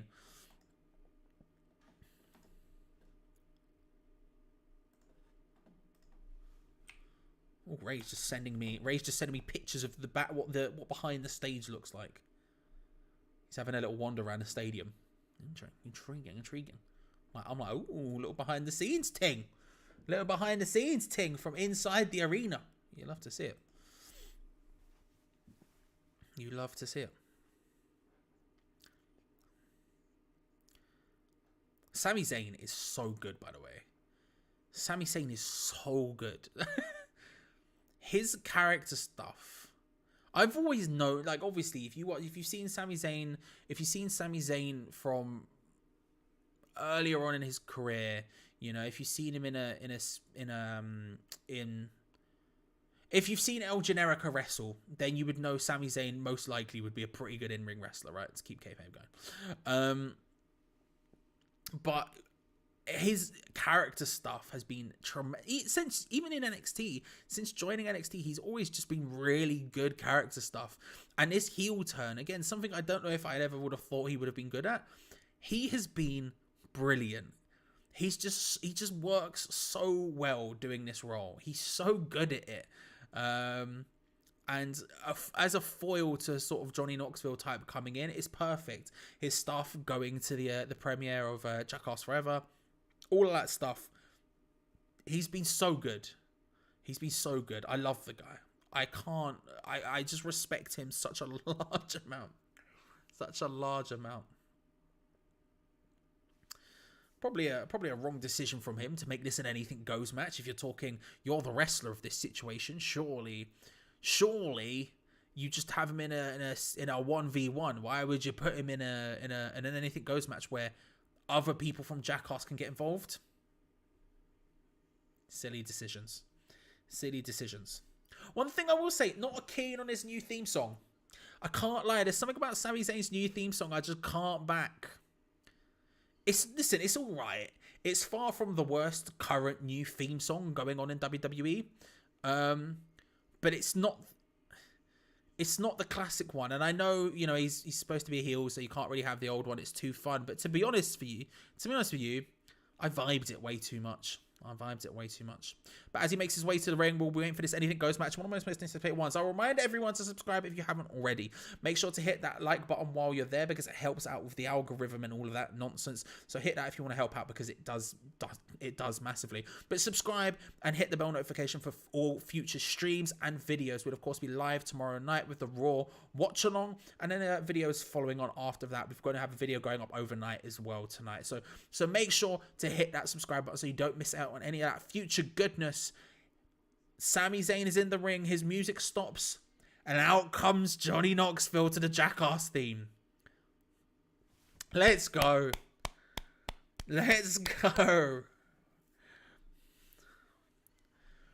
From the fighting town of Knoxville, Tennessee, Johnny Knoxville. Let's go. A20's James, good to see you, my friend. I hope you're well. Boosh, I hope you're good, bro. How are you, sir? I hope you're well.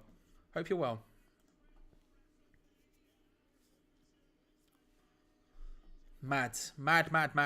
Here comes Johnny Knoxville into the ring. An anything goes match between Johnny Knoxville and Sami Zayn. I'm not going to lie, this is maybe my most anticipated match. No, a hell over kick straight out of the gates from Sami Zayn. Just bang. Just absolutely clobbers him with a hell over kick out of the gate, early doors. And now he's stomping Johnny Knoxville. You'd think again, maybe you just hit him for the pin. You've just hit your finish. Maybe you hit him with a pin. But no, he wants to embarrass Johnny Knoxville here.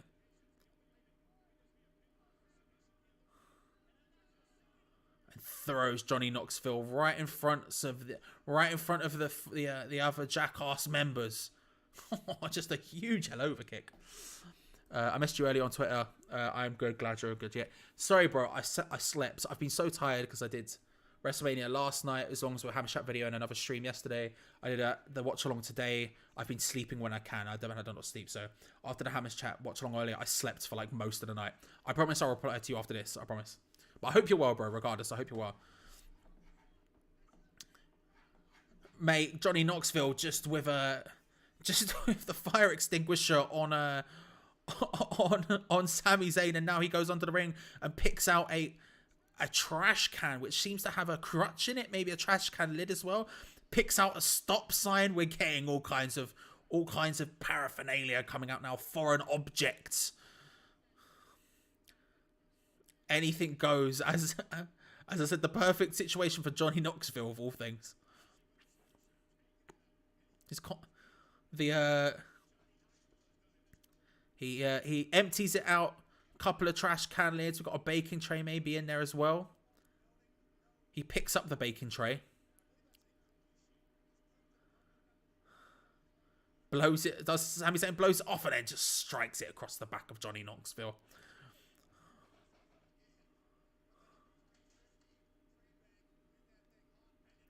Now, the crutch. Kind of a symbol of Jackass in many ways. Kind of a symbol of Jackass in many ways. The crutch comes out. Oh, and across the back of him. Across of the back of Johnny Knoxville. Just bent.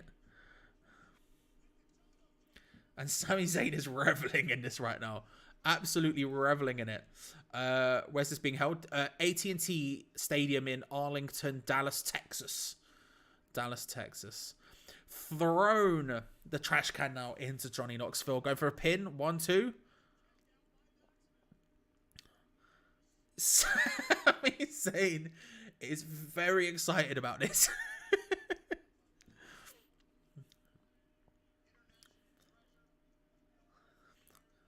Sami going back underneath the ring. He's got a little tray out with maybe a toolbox inside it. I don't really know what that is.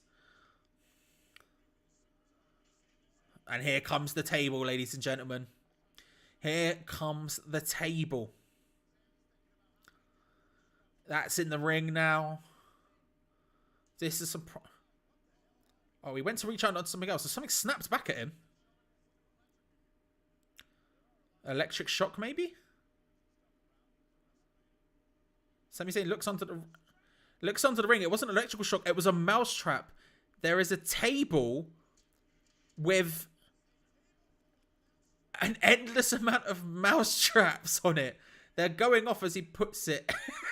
Sami Zayn points at Knoxville in the ring and asks him, did you do this? You're crazy for this. As he's trying to sort that one out. Slursey, RK Bros did win the match. RK Bros did win the match. And now Sami Zayn has a table set up on the outside of the ring, coated in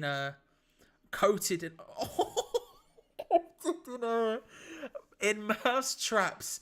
But Johnny Knoxville picks up 2 trash can lids and just starts smashing them together over Sami Zayn's head like cymbals. And now he picks up the stop sign. Knoxville hits that across the back of Zayn. Let's go. I was rooting for them. Yeah, I thought they would win as well. I'm happy they did.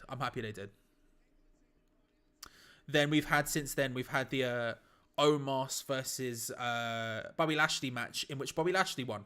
This is the 3rd match on the night. Johnny Knoxville now setting up the table without the mouse traps. Settled it in the corner, balanced. Looking to now suplex Johnny Knoxville. Johnny Knoxville tried to suplex Zayn into it, but instead Zayn picks him up in the exploder. Through the table goes Johnny Knoxville. Exploder suplex over the top of Sami Zayn's head through the table in the corner. Knoxville, the goggles are gone. Sami Zayn drags him into the middle. 1, 2. Oh no, he's got the goggles back on. He's got the glasses back on. He's safe. Exploder suplex right through the table. Johnny Knoxville looks like he's maybe bleeding a little bit from just above the glasses. And now he's gunning for it. Oh, Sami Zayn go for a second hello kick. And Johnny Knoxville stops it with an air horn. You probably heard it. It was incredibly loud. Sami Zayn running towards to hit a hello kick on Knoxville. Knoxville just air horn, just deafened Sami Zayn.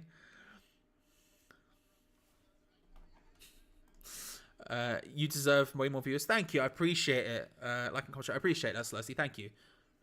Listen, we'll get there. We'll get there. There are many people who do incredible watch-alongs on YouTube wrestling, to be fair. I'm no more special than any of them. And now one of the other members of Jackass are in the ring with Sami. They're gunning. He's gunning for it. He's got his fists raised. He's juking back and forth. It's Muhammad Ali in his prime. He's looking for it. I'm off now. I enjoy it. Thank you. Good to see you, James. Appreciate it, bro. I will message you second this is done. I promise.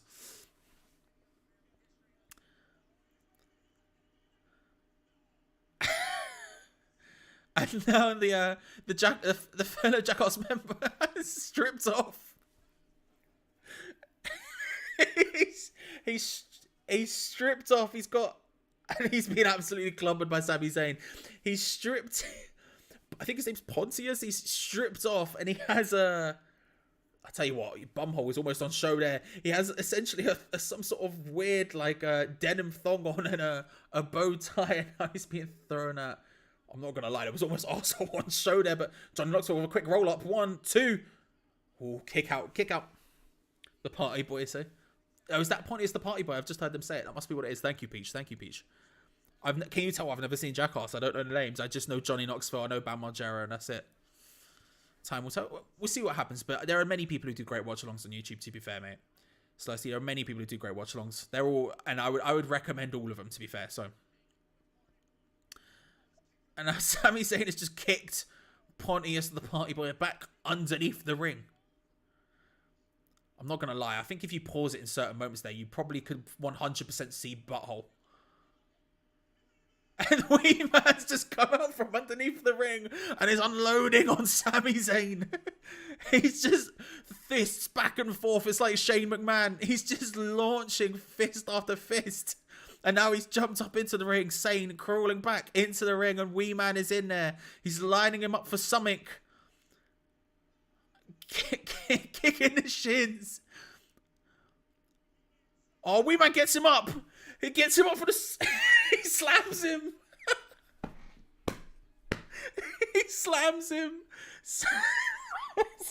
He's been slammed by Wee Man.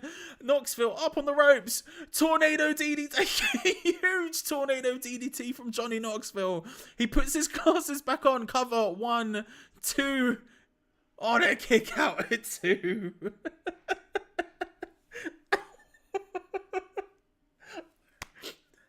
Wee Man just body slams Sami Zayn. Now Wee Man, he's looking underneath the ring for something else.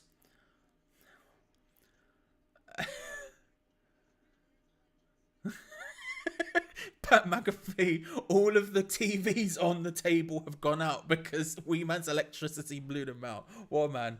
What a man. And now we've got some sort of... we've got some sort of device which looks like it's ready to kick. It's ready to kick maybe Sami Zayn in the crotch.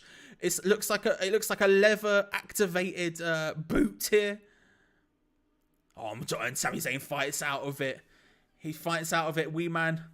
Oh, a hell of a kick to Wee Man. The crowd are very unhappy about it. Boos raining down upon Sami Zayn. They've got some sort of device which looks like a lever activated military boot kick, potentially to the groin.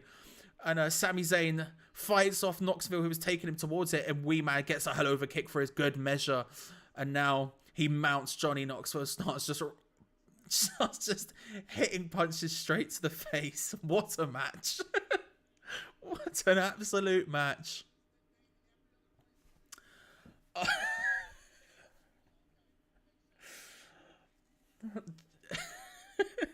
Johnny Knoxville prone, lying, lifeless, and Sami Zayn now climbing up to the top turnbuckle.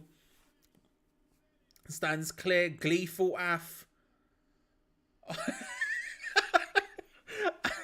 And as he stands up, Knoxville presses a button on a remote which sets off pyro behind Zayn, who falls out legs wide open, and now a bowling ball. Knoxville has a bowling ball straight into Sami Zayn's nether region. Knoxville has him now in a headlock. And here we go. He has the lever. And here it is. The lever-activated military boot straight to the dick of Sami Zayn. The groin's been hit once by the bowling ball. Now it's been hit by the boot contraption thing.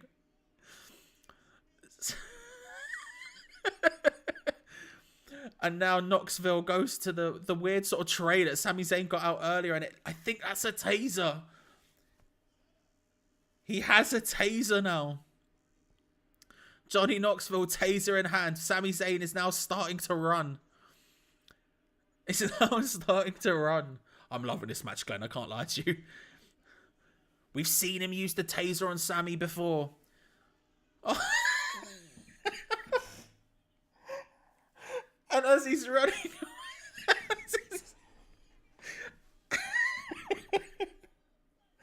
As he's running away from the taser, the giant hand slap thing comes flying around and absolutely flattens Zayn. Both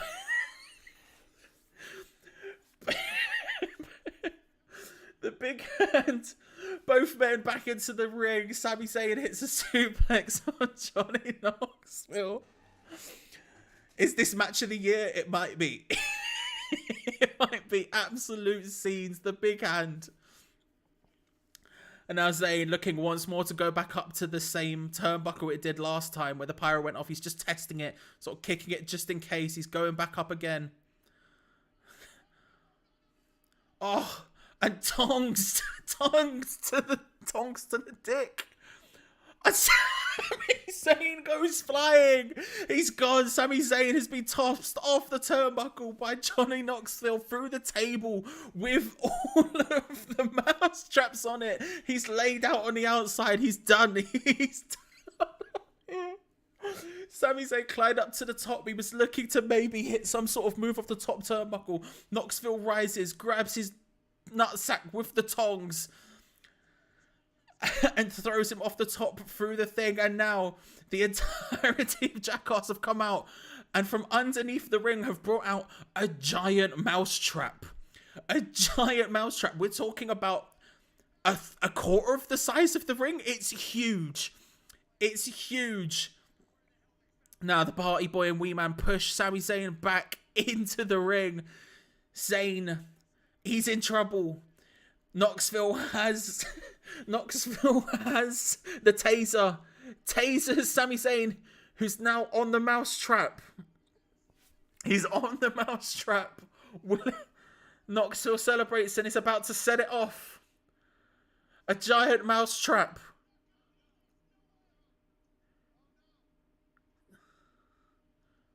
Oh! It didn't quite go off. Johnny Knoxville tries to set it off. It hits him slightly, and then Sami Zayn, 1, 2, 3. Johnny Knoxville wins in what I could only describe as a 5-star classic.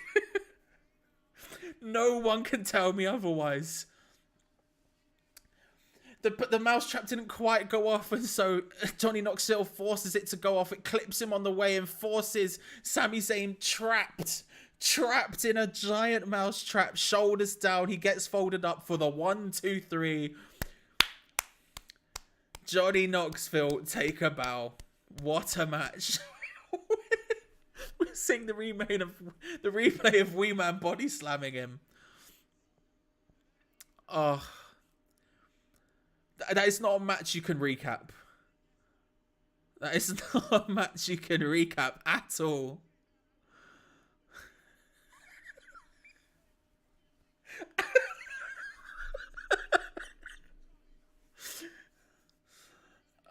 Oh.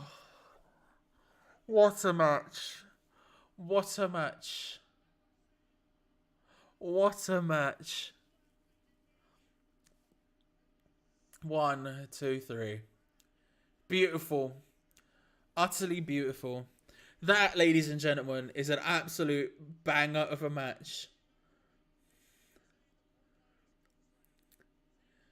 Now, again, we had the conversation yesterday about the best celebrity matches in WrestleMania history, you know, how well Logan Paul did yesterday, obviously did very well. Bad Bunny last year, you know, a lot of good WrestleMania celebrity matches, a lot of good celebrity matches in general. That that was as good as it possibly could have been. That you could not have had an anything goes match with Johnny Knoxville from Jackass against Sami Zayn and it'd be any better than that. That was utter perfection. That was brilliant. That was so good. Also, we probably saw that guy's anus halfway through that. Scenes. That was brilliant. That was utterly brilliant. It's like they've been wrestling their whole life. I know, right? I know. I know. Oh. Listen, I loved Bianca versus Becky yesterday. I loved Cody versus Seth yesterday. Seeing Stone Cold come back was an incredible moment yesterday. Is that my match of Mania so far? I think it might have to be. Banger. Absolute banger. Right, as we get replays from last night and set up for the next match, I'm just going to head off very briefly to get a drink and to go toilet. I'll be back in just a moment. If you haven't already, make sure to subscribe. Hit the like button if you haven't already, because that helps out the stream massively with the algorithm and all that nonsense in the background. And then as well, hit a chunky bell notification so you don't miss out on anything. But should have been the main event. So dope. I got to go watch Jackass now, I guess, because that was a banger. All right, BRB. We're back in a minute.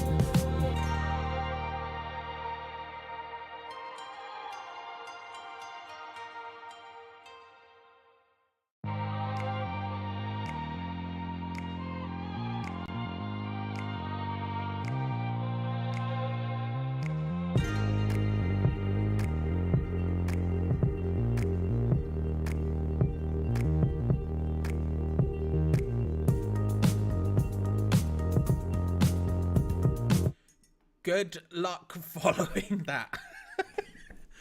Out comes Sasha and Naomi. Oh, bloody hell. Oh, hello, Frankel. How are you? Shame you're here. It sucks you're here, but there we go. What can you do? I hope you're well, regardless. My mortal enemy. But still. Oh, that was brilliant. That was so good. That was so good. I have returned with drinks and a cheeky pouch pack of Maltesers. My God. What a match. What an absolutely banging match.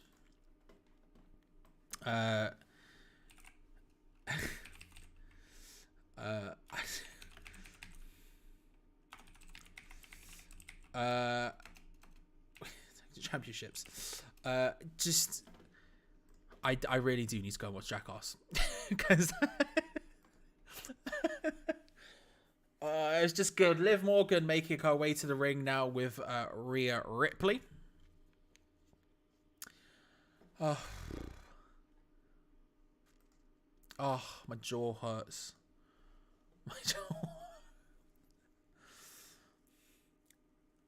And then they're doing it like a Catwoman thing. A Catwoman Batman thing. Is it Catwoman? Would you cross that as Batman? Potentially. That's definitely Catwoman. You can't say that's not. That's 100%. That's 100% Catwoman. I don't know if I class that quite accurate. I don't know if that's quite accurate to Batman, but it's definitely Catwoman.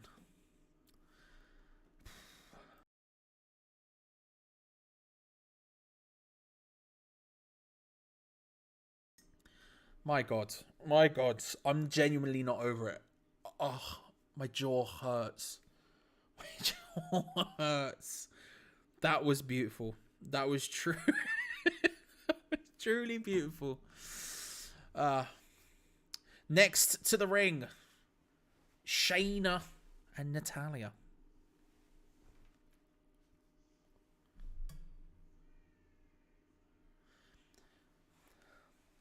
Another one of those situations where I'm not keen on Shayna's new theme. I like Shayna's original theme. I can't lie.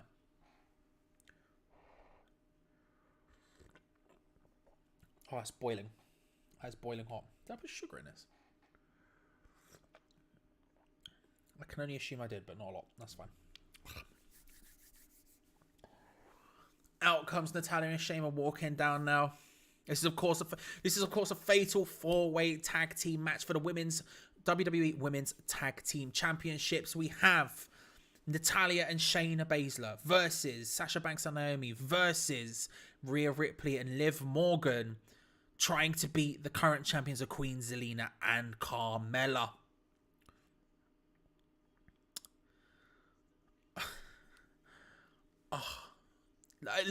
If there was ever anything on this show that you could describe as stupendous, it would be that match. What an absolute barnstormer. All hail the Queen Zelina. She makes her way out first. Queen, of course, after winning Queen of the Queen's Crown tournament, the Queen of the Ring.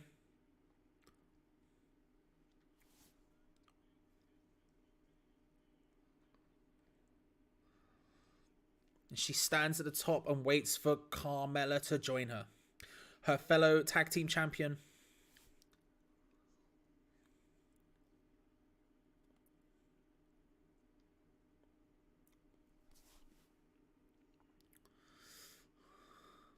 And down come the champs.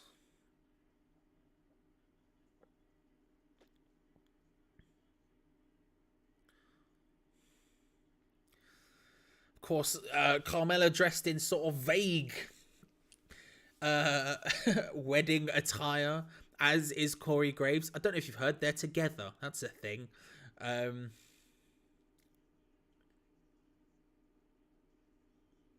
Engaged, they're going to get married. It's a thing. You're not going to hear the end of it until they actually physically get married.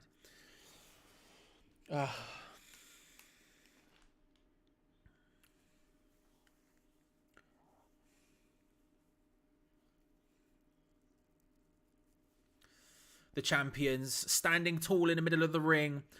Scepter raised high, as is the belt.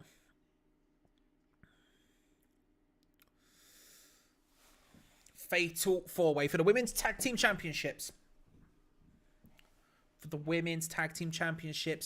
Who have you got in this match? I am backing Liv and Rhea Ripley. Liv Morgan and Rhea Ripley. I could see, to be fair, I could see any of them winning it. I think Natalya and Shayna don't have the momentum. I don't have the over enough maybe, but I think they're good enough. I think it's a cool tag team, but outside of that, it wouldn't surprise me if anyone wins it, but I'm gonna back Rhea Ripley and Liv Morgan. I feel like they've got the momentum coming into this. Can Queen Zelina and Carmella coexist? Can they coexist? That's always the question you have to ask yourself with heel tag teams. Can they coexist? There's a lot of questions to be asked here, and maybe not enough answers yet. We're starting with Rhea Ripley and Queen Zelina in the ring. Rhea beckons her across, and Queen Zelina instantly goes and tags in Carmella. She's not about that life. She doesn't want it. And then Carmella instantly tags in Sasha Banks and leaves the ring.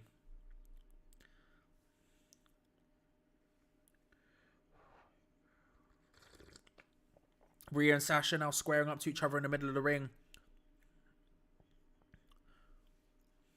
Maybe the two most pushed women in this match, two of the best wrestlers in this match, the ones who former world champions recently. Rhea Ripley pushes Banks down to the mat. One count again. Banks bridging all over the shop, flips up monkey flip style, then looking for some sort of looking a nice little cheeky. Looking for a bank statement early on, doesn't quite manage it. Then looking for maybe a riptide after it, can't find it. Maybe a bank statement, can't quite find that again. Shrugged off by Rhea Ripley. Sasha Banks ends up on the floor. There was a moment there where she had her in the back for the backstabber part of the bank statement. She had her ready for it, and Rhea Ripley just manages to sort of wriggle her off. And we see a tag. We see a tag from Rhea Ripley. In comes Liv Morgan. And Banks was looking to go and tag Naomi there, but Shayna and Natalya pull her off the side of the ring, and then Rhea Ripley's been taken out by the tag team champions, and now it is just Liv Morgan and Sasha Banks who both double tope suicida on either side to the two groups of women who were fighting on the outside. Charlie, my life is complete. Enjoy yourself, Glenn. And now they're both locking up in the middle of the ring. Roll up from Liv. One count. Drop toe hold from Sasha.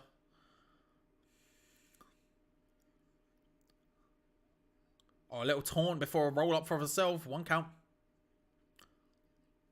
Liv goes for the gut kick. Good catch by Sasha, who tries to return. Good catch of her own. And then a double knee to the face of Sasha Banks. Liv then bounces off the second ropes. Nice. Into a nice code breaker. Natalya tags in. I don't know if Liv saw it. With Oblivion, beautiful off the ropes, just very quickly. I don't think she saw that Sasha Banks had tagged out, and now Natalya with that running jump down kick, and then a big boot to the face. Shayna Baszler comes in and just absolutely flattens Liv with a knee. She went to cover, and three women come in. All Rhea, Carmella, and Queen Zelina all come in to try and stop the pin. All of them wriggle back out after Shayna just looks at them. None of them legal. And now Shayna Baszler has complete control over Liv Morgan. Just foot down. Oh, and steps on the ankle, twisting it all over the shop. Shayna Baszler now looking to just take apart Liv Morgan. Desperately trying to get to her partner Rhea there. But Baszler catches her, and now she has her in a knee bar. Knee bar type, foot lock type thing. She's now wrenching away at the knee. Twisting the ankle while she's at it. This is some Shayna NXT Prime maneuvers here. She's just starting to pull apart Liv Morgan. Liv trying desperately to get to Rhea Ripley, can't quite reach her, but she does manage to turn around with a step-up enziguri to the back of the head of Shayna Baszler. Carmella tags in. And then a big clothesline from Shayna forces Liv back down, and the two of her and Carmella now arguing who's the legal person. Liv almost managed to get to Rhea in the meantime, doesn't quite make it.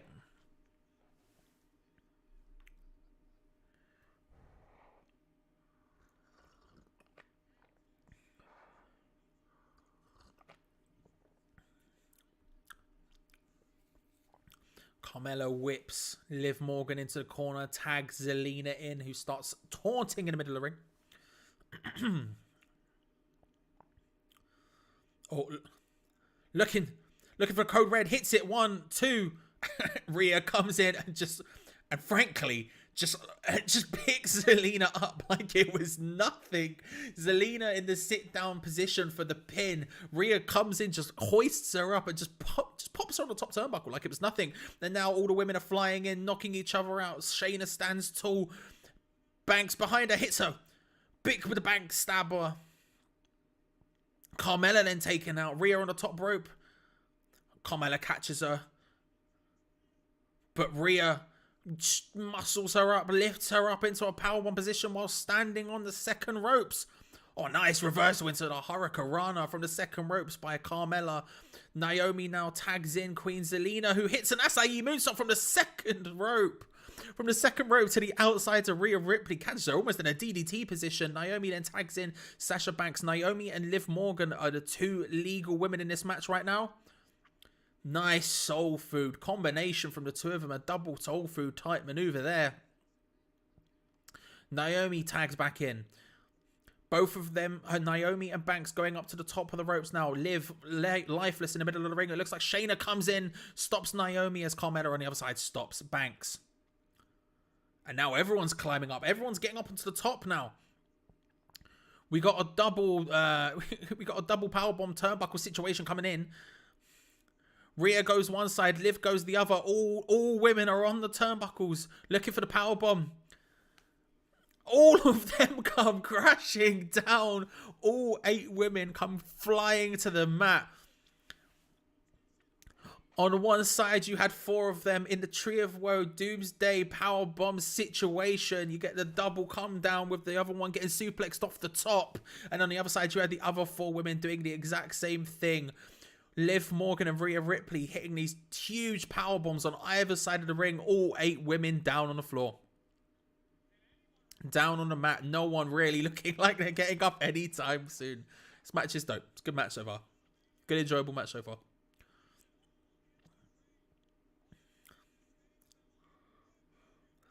Liv Morgan crawling towards Naomi. All gets rolled up though. Naomi with the 2 count. Liv tags it quickly to Rhea Ripley. The backstabber into a big headbutt. And now Riptide into a big old backstabber. Beautiful stuff. Tied up 1, 2.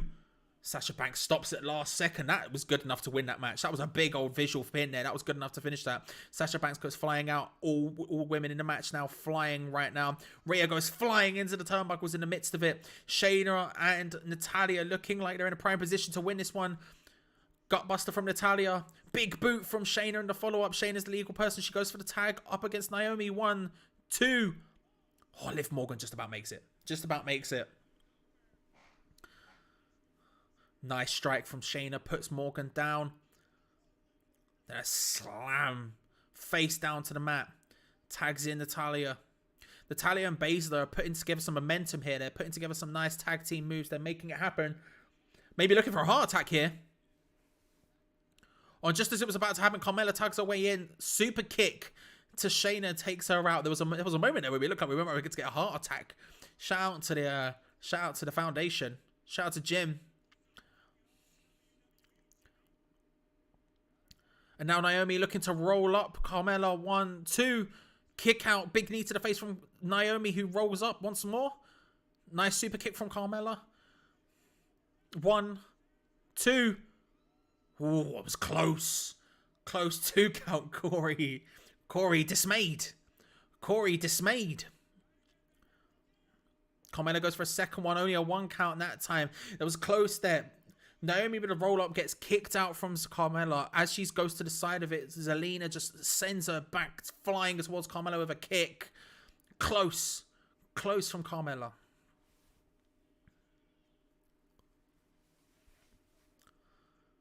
Naomi looking for maybe the double stomp there. Switches it up into a kick to the side of the head. Tags in Sasha Banks, who rises up to Carmella. Both women legal. Frog splash from Sasha Banks. 1, 2. Oh, and a kick out. But she has Carmella straight away in the bank statement. Zelina trying to drag her tag team partner out. Naomi trying to stop Zelina. Carmella manages to be saved by Zelina. Feeling froggy was Sasha Banks for a moment there. It looked like it was going to happen. She then off the turnbuckle. Meteora to Zelina. Rolled back into the ring. Sasha trying to fight against Zelina. Tags in Naomi once more. Who got a big old kick to the side of the head of Carmella for her troubles. And now they're looking for potentially a heart attack. Oh, nice roll through from... Oh, that was a beautiful combination move. And now a pin from Banks. 1, 2, 3. New champs, ladies and gentlemen. It's Sasha Banks and Naomi. And that was a beautiful finish. That was an absolutely beautiful finish. Corey is not happy whatsoever on that one. Carmella, the one to take the pin. Corey unhappy. That was a beautiful finish.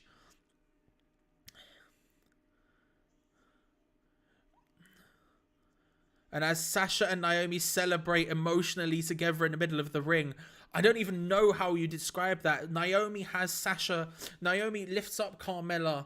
I think it Jaded, maybe Jade Cargill type finisher. I don't know what that move's actually called. I'll just call it Jaded for now because I can never remember.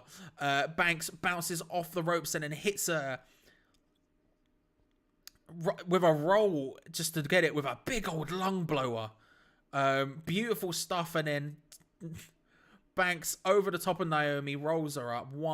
Sorry, not over the top of Naomi, over the top of Carmella. 1, 2, 3, beautiful stuff. Banks' first Mania win in 6 or 7 attempts. That's a great point. She loses every single time. She's a victim of her own abilities in that sense. But yeah, she stands tall with Naomi in the middle of the ring, holds up the titles. Good match. Great that finisher is so cool. The roll before it is so unnecessary, and I love it. I can't act like I don't.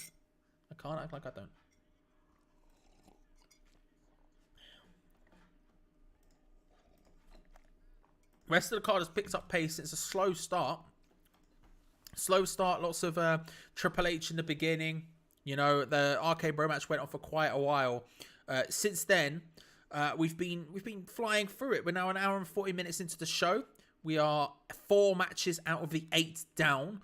All of a sudden, it looks like we might be able to get all 8 matches and all 8 matches be done and dusted without having to drop anything. Hopefully, we do get to see the New Day match.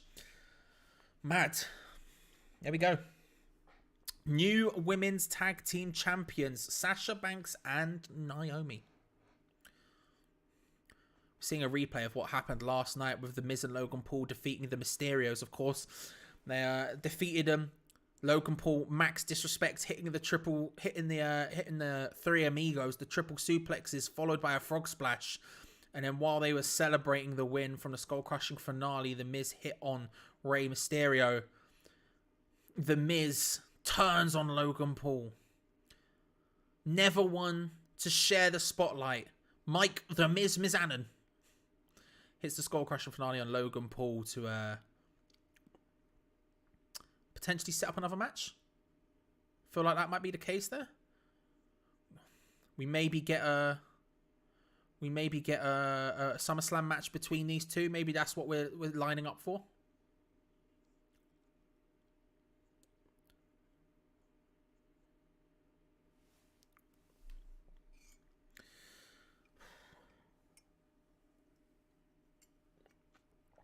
That's what I assume it'll be. I assume it'll be setting up for a match at SummerSlam or some other nonsense. Who knows? Who knows? Good match. Oh, we're at 104 somehow. Scenes. We're at 104. Love that. Love that. Sprite drinking jabroni, sign for the pools in the crowd. Mad. You know, he's got Prime now. You know? I don't know why I keep mentioning it. I'm just giving him free advertising. I don't get anything for it. Don't even particularly like the guy, but there we go. That's life, innit? It's life. Let's get these Maltesers going. Do you know what I mean? It's WrestleMania, ladies and gentlemen. Why not gun it? Why not have a whirl?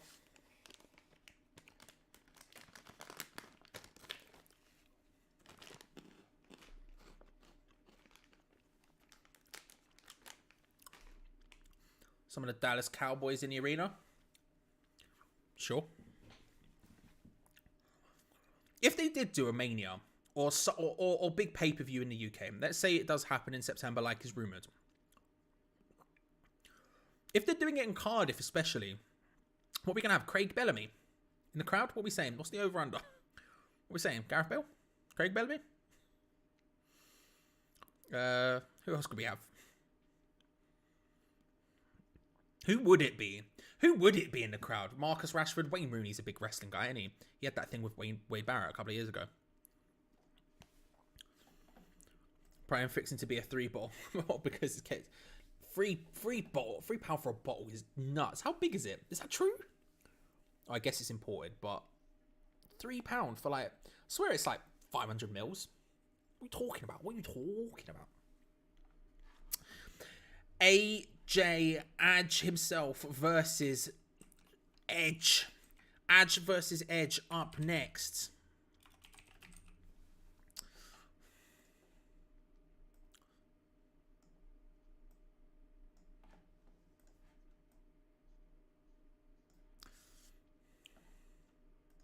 I was just guessing high import charges. You're not wrong. You're not wrong. Again, I still haven't seen it in a shop anywhere. So, does it exist? Who knows? Who knows? If you haven't already, everyone, subscribe, like the video, all that good stuff. Hit the bell notification so you don't miss out on future stuff. Come on, let's get going. We've hit the target. 100 was the target for the weekend. We've hit it 3 times now. Can we get further than that? Can we hit 110? Who knows? That seems a bit insane. I'm not going to lie to you. It seems a bit insane, but still, we'll try.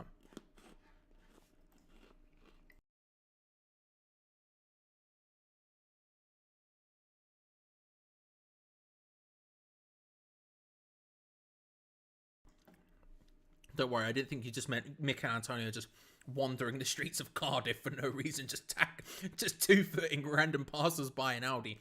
Didn't think you meant that. Mikhail's a great shout. Mikhail's a great shout. I don't know. It would probably be someone from West Ham would probably be there, given the Triple H and all that.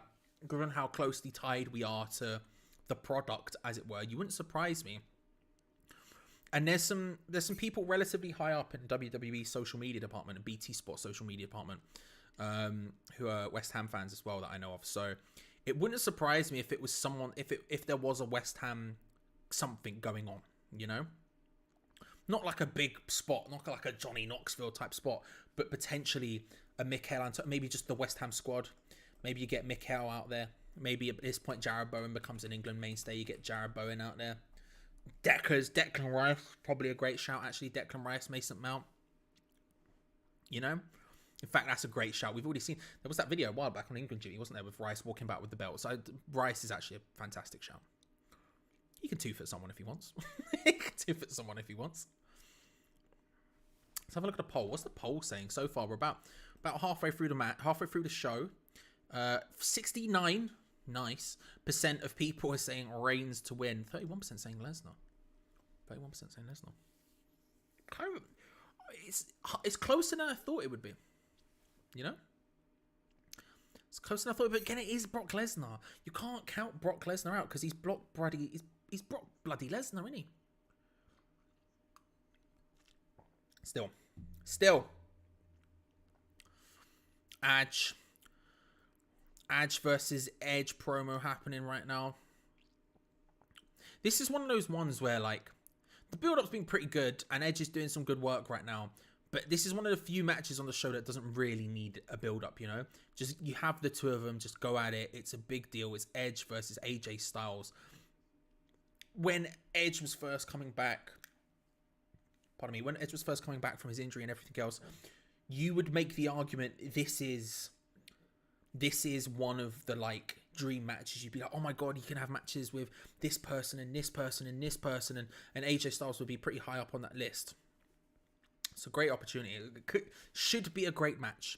Should be a great match. Regardless of the build-up. AJ Styles, the phenomenal one, out first. I clicked on the wrong thing there.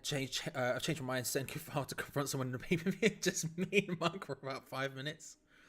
And Thomas Suchek is by his side, but he's just... Do you know what I mean?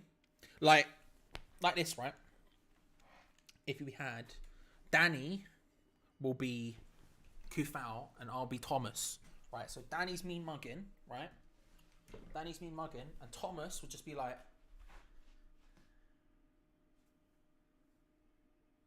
do you know what I mean? That kind of thing. That's what I want. That's what I want from that. That's what I want from that whole interaction. You know? Maybe we could get like maybe we could get, you know, the big like 3D effects that WWE are obsessed with at the moment with everything else. Maybe we get just a big potato salad, you know, with like from Thomas. It'd be great. It'd be great. I'd back that. Is AJ bleeding?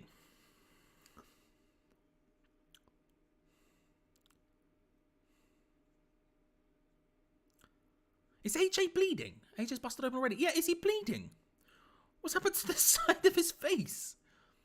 What's happened to this madman's side of his face? Bruv, stop. Stop.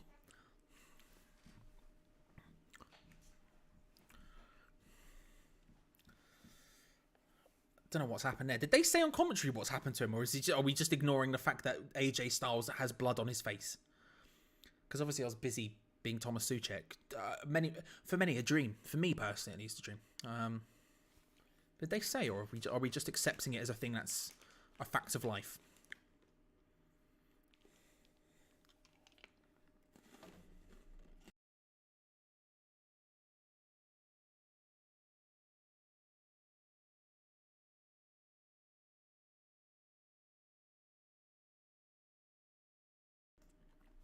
Has he done a Goldberg?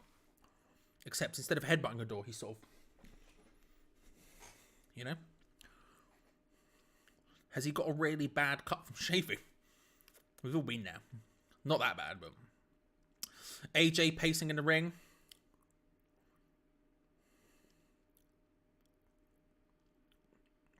And here comes Edge. With the, you think you know me, you never did. And he rises. He rises through the flames. Similarly to a Brood style entrance, he sat on a throne. There's 2 layers of rings of fire, and he rises up through them, sat on a throne with a single light shining down upon him as his new theme song blares out. I'm liking this new Edge. I'm liking this new Edge. The purple neon behind him, the fire, the purple lights. Oh, it's a vibe. It's a vibe.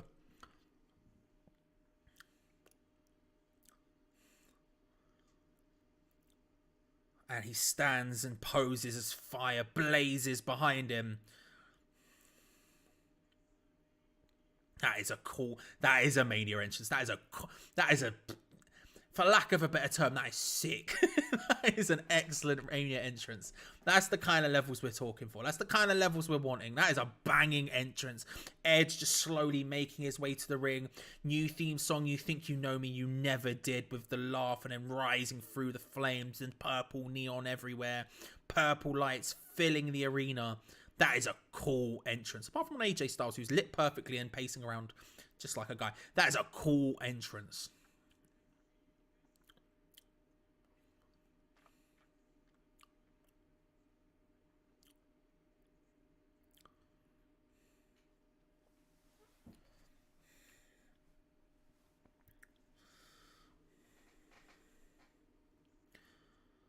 Edge making his way into the ring now. Purple lights fill the arena, fill the ringside area.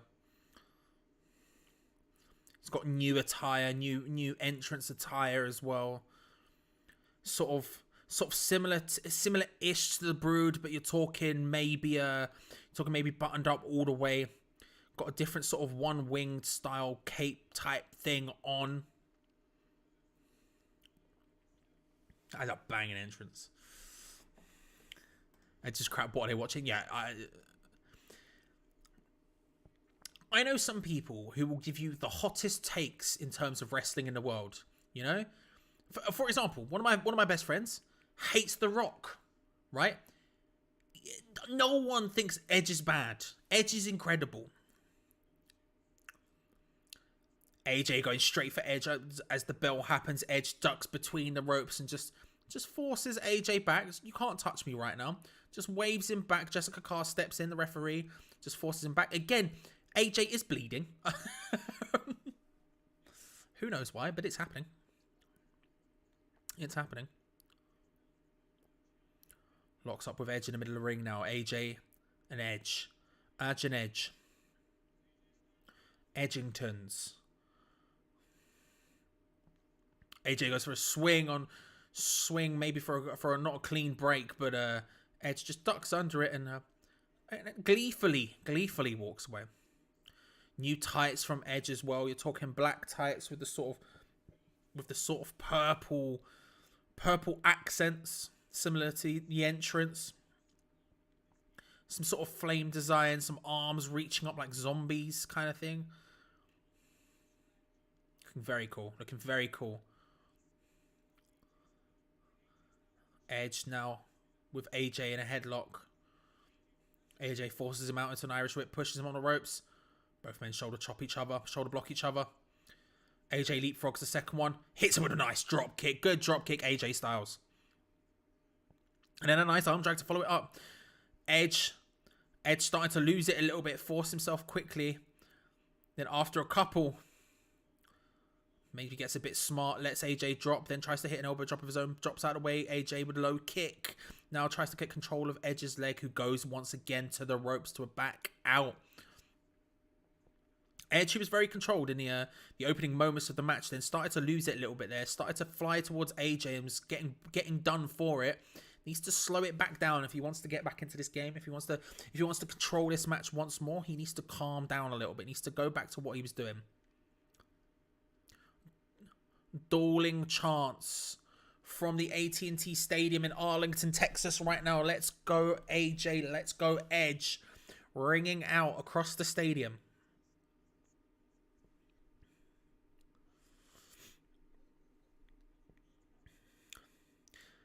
AJ going for AJ's tights today, very much the opposite of Edge's. You're talking the pure white compared to Edge's black. You're talking the cyan turquoisey, quite nice lighter shade of blue compared to the dark purple. Nice sort of yin yang type thing going on as Edge goes to the spear, and AJ just moves out of the way of it. Edge saves himself before he hits the turnbuckle. These two equally matched so far.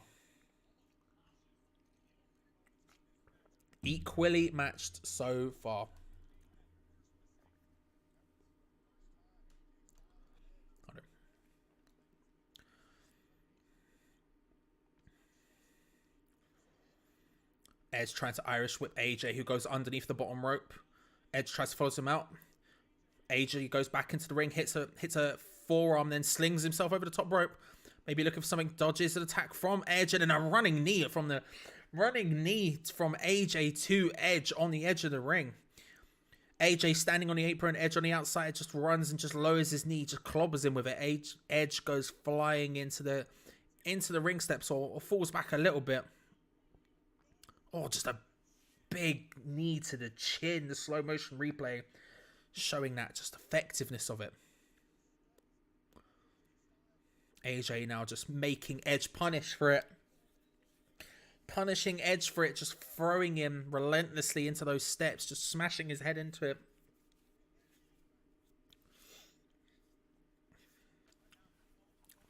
Oh, now AJ has Has Edge potentially in position for the phenomenal forearm.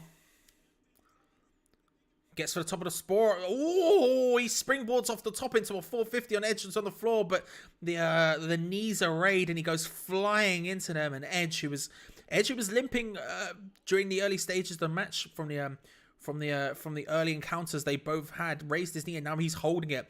A beautiful, picture perfect 450 splash from AJ, springboarding off the top rope, but knees raised stops it from completing.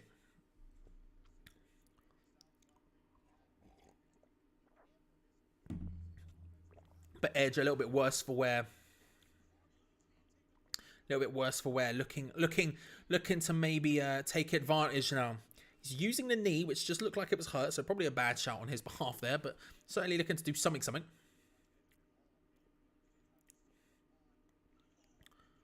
Big knee to the gut. And then another one from Edge, just putting AJ's gut to work right now. Slinging him off the ropes, following up and just hitting him knee to the gut. Oh, my nose is so itchy.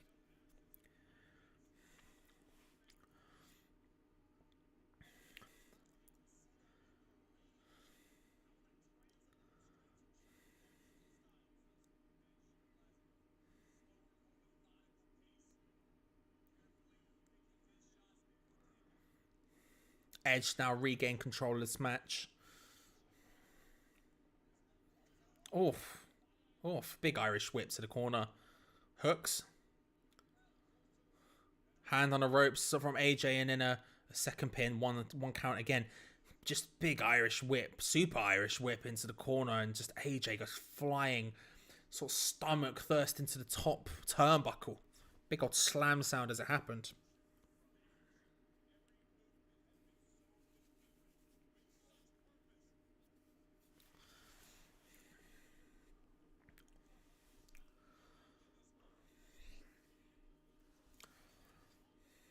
Oh, AJ looking for a hip toss, but abdominal stretch followed up from Edge. Just a cheeky reversal into the abdominal stretch. Love that. Now he's just twisting the knuckles into AJ's side.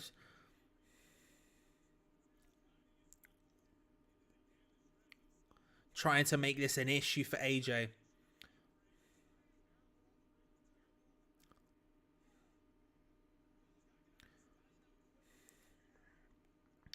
And AJ using that knee that Edge was maybe favouring before, just elbowing it to get out of it. Completes his hip toss. And now it's a dragon screw. He's now working over that knee. Dragon screw onto Edge, who came in to try and stomp on AJ.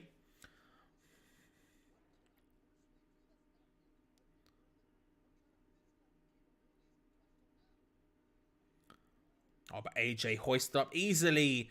Shoulder breaker, but he goes down holding his knee once more. Edge just hoisting AJ up with ease and hitting him with a shoulder breaker. And as he comes down, he again once more holds that left knee, starts favoring it. The left knee we've seen AJ attack. We've seen him hobbling from near the beginning of the match on and going down once again holding it.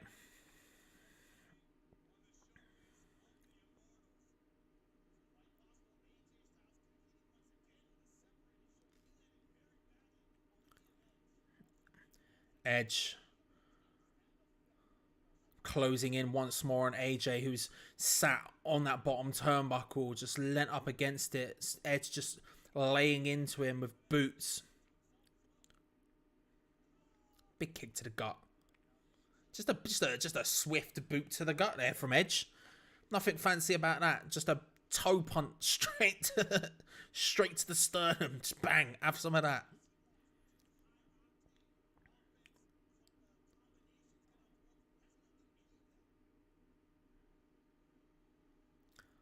Oh, nice big strike from AJ to Edge, straight to the jaw. Edge goes down, just a big old right hand.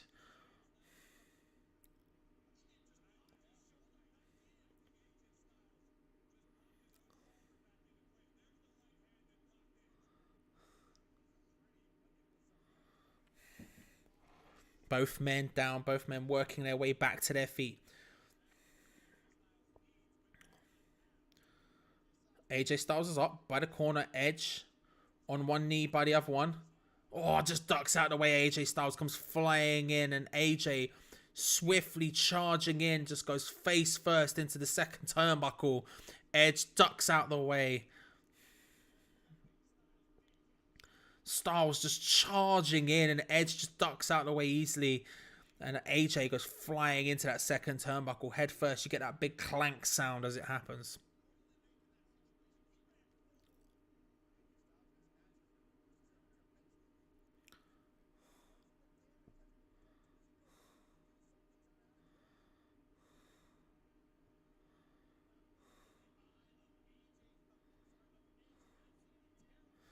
Edge trying to lift AJ back to his feet now. Gets him in maybe a position for a suplex. Arms around it. Maybe looking for AJ with a nice reversal. Oh, AJ Styles reverses it. Stops, counsels the suplex from happening. And as he lands on his feet, then hits a snap suplex of his own to Edge, who goes straight into the turnbuckles. Just absolutely whips him into it. No remorse. Just swip. Straight into the turnbuckles. Now AJ Styles is finally back onto his feet for the first time in a hot minute.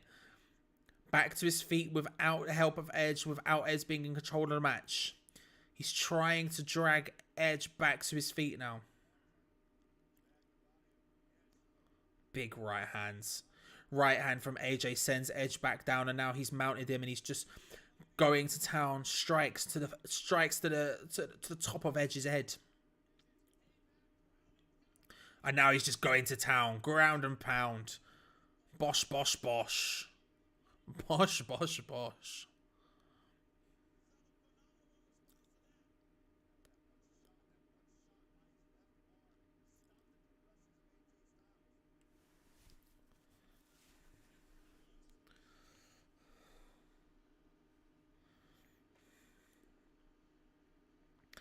Dueling chants once again being heard around the AT&T Arena. The AT&T Stadium.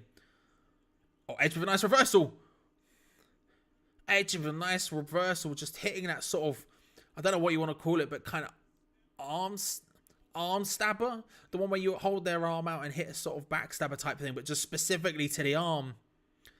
Again, using that damaged knee, but he's gone for it, and he's gotten the advantage because of it. He's got Edge into a submission predicament. Both arms wrenched back from Edge on AJ Styles here.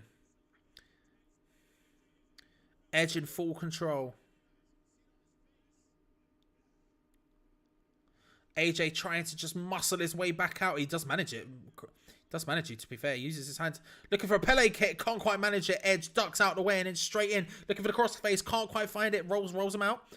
Oh, and maybe looking for the Styles Clash. Not quite. Can't quite get Edge up. Who just lifts him up, and then maybe looking for an STF. STF completely locked in by Edge. STF by Edge locked in. AJ's crawling towards the ropes, and then spins around and gets his foot on the bottom ropes. Spins around and gets his foot onto the bottom ropes.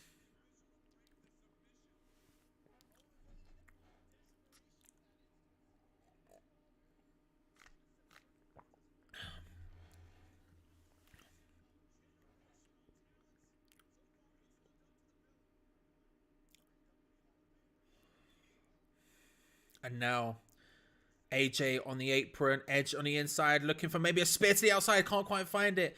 AJ ducks out of the way, just boots Edge, who's still on the inside. AJ on the inside, springboards over the top, and then a nice DDT, slingshot DDT over the top of the top rope from AJ Styles to Edge. Plants Edge into the mat. Neither man can get up, and AJ can't capitalize on it, but a really nice slingshot. That is beautiful. That is disgustingly beautiful. AJ Styles really is just incredibly good, isn't he? slingshot over the top, but there's something about the way he emphasizes his movements. It's almost anime-esque, you know, when you think about the wind-ups to his moves. You know, you think about how the phenomenal forearm has the wind-up to it when he's in midair. Similarly to that with that slingshot, he flies over the top rope and just pulls his body out to just give it that little bit more sauce, just to give it that little bit more swag on top of it. Beautiful stuff. He climbed to the top rope there to try and take advantage of it, but Edge comes back out and just hits him, strikes him, slows him down in that endeavor.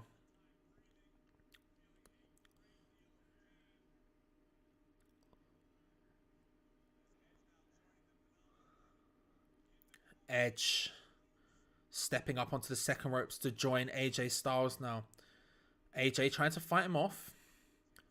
Or maybe looking for a sunset. Maybe looking for a sunset flip powerbomb. Can't quite manage it. Edge hangs on. On a kick. Caught. AJ now has Edge draped across his shoulders in a fireman's carry position. And hits a torture rack from AJ into a blue thunder bomb. Love that. 1, 2. Oh. AJ Styles hitting a torture rack in the year 2022 on Edge. Who would have thought you would say that in the year 3 years ago? AJ Styles did the torture rack on Edge at WrestleMania. What? Blue Thunder Bomb, not enough to put Edge away. What? I don't know how, but it's happened.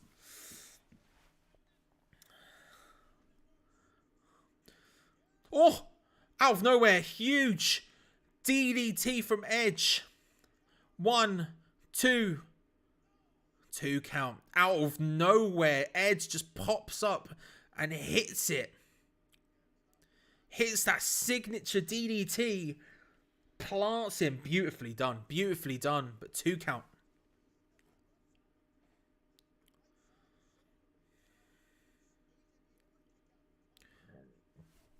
Pardon.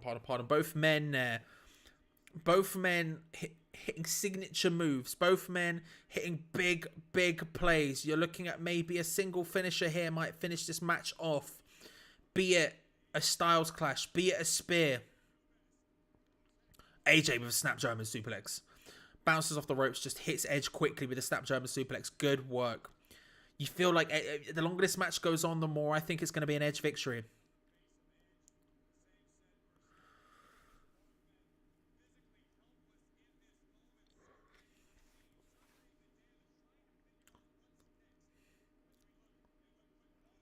Nice snap. Nice snap German suplex off the ropes. Edge going in for the clothesline. AJ ducks. Bouncing off the ropes backwards and just a snap German suplex. Both men now face to face on their knees. Just slinging off forearms and shots back and forth at each other. Just punch after punch, strike after strike as they start rising to their feet.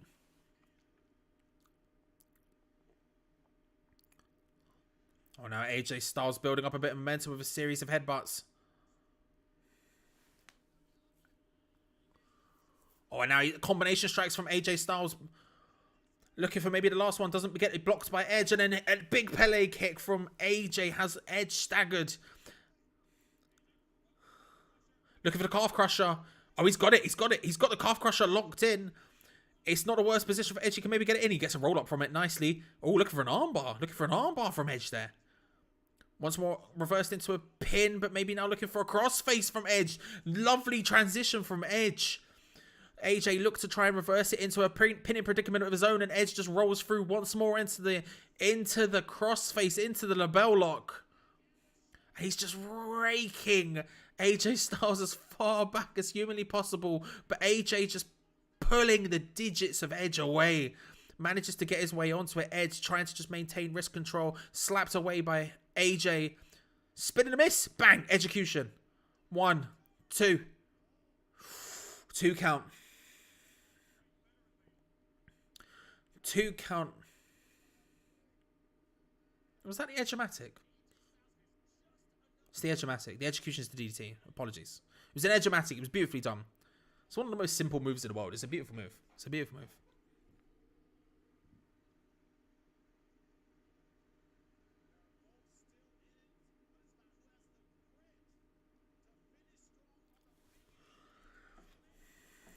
fairly even match. Both being pretty close. Both been forcing their way into this. It's difficult to tell which way this is going to go. No one ever have really had it. Oh, powerbomb. Slingshots off the top into a lovely sit-out powerbomb. 1, 2. A lovely sit-out powerbomb from Edge. Lifts AJ up in a good position. Slingshots him off the top. And it slingshots him off the top rope. And then just sit-out powerbomb.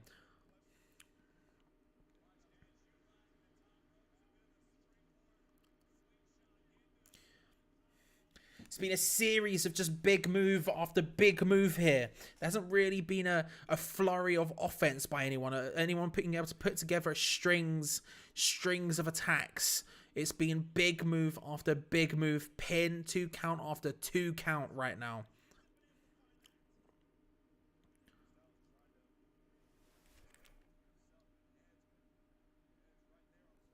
Again, you feel like if either of them managed to hit their finish, this would be over.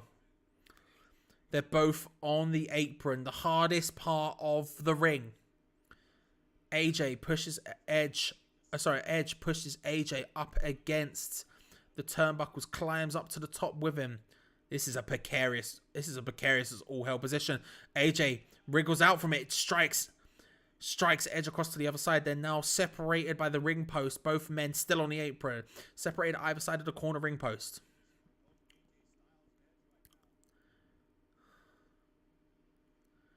AJ pulling Edge up. They're both... This is a terrifying position to be in. Both men are on first turnbuckle, now climbing up to the second. Edge has gone up all the way to the top. Edge up the top. Hit! Oh!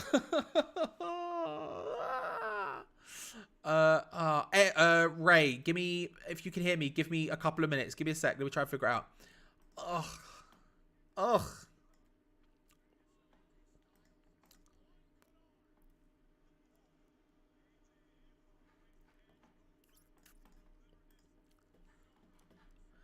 My giddy aunt. Just 9 count and both men dive into the ring.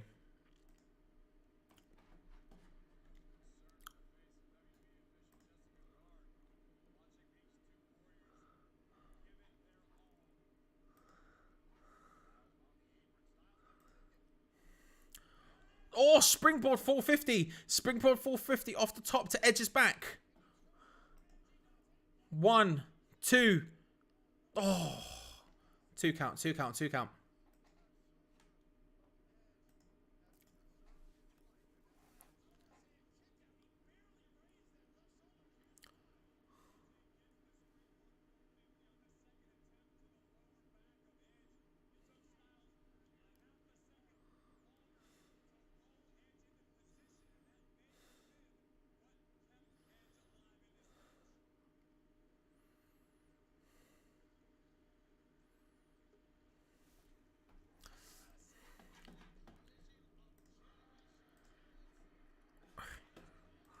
Ray, can you hear me?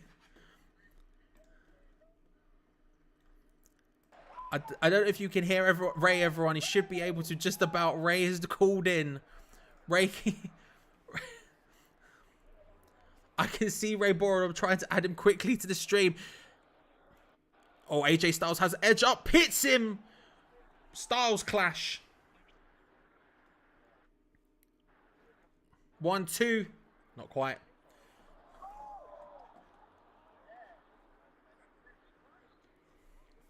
I'm trying to make it so you can see. Ray's lost. I couldn't see it at all. I couldn't see it at all. Ray. There you go. I couldn't see it at all. I'm trying to figure this out. Hang on. Add source. Ray is gone, ladies and gentlemen. There we go. There we go. I was trying to figure it out. I need to try and figure this out. I'll just figure it out during between matches. I couldn't quite tell what the theme song was, who won there at all. AJ's getting primed here for maybe a phenomenal forearm. Oh, Damian Priest is here. Damian Priest is here. Phenomenal forearm laser up spear. Huge spear. I think we just found out what was screaming. A huge spear from Edge in mid-air. AJ going for the phenomenal forearm. AJ catch. 1, 2, 3. Edge gets the win. Caught in mid-air. Phenomenal forearm. Ends in a spear from Edge. Damian Priest with the assist, you'd have to say. Damian Priest. What?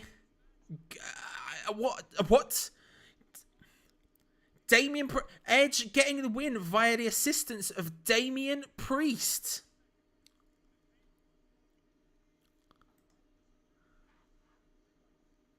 Edge getting the win from the assist from Damian Priest. AJ Styles going for the phenomenal forearm. He looks like he's set up perfectly for it. Edge is down and out. He's getting, just as he begins to climb up, he looks to his side and Damian Priest is standing there. The brief distraction is enough that when AJ Styles does eventually go for the phenomenal forearm, as he's flying through mid-air, Edge catches him in a spear. 1, 2, 3. Damian Priest now in the ring, standing opposite Edge, kneels down. They laugh at each other.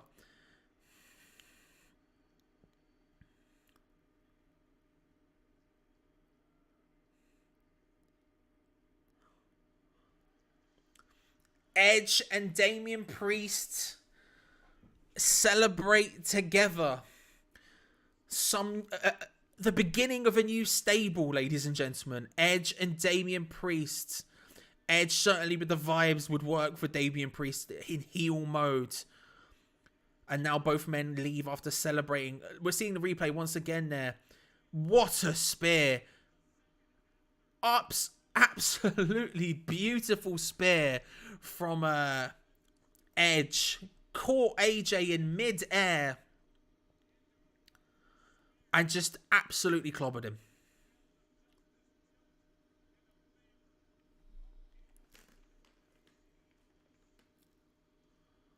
There you go. Damian Priest and Edge. A team. A team. Edge with the dub.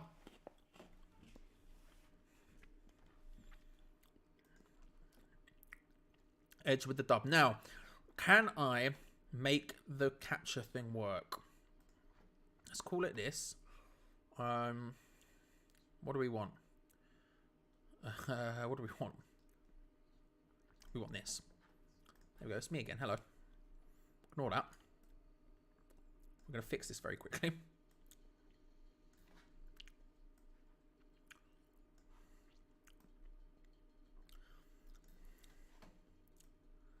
There we go. Now, if Ray calls back in now, we should be fine. We should at least have some way of talking to Ray.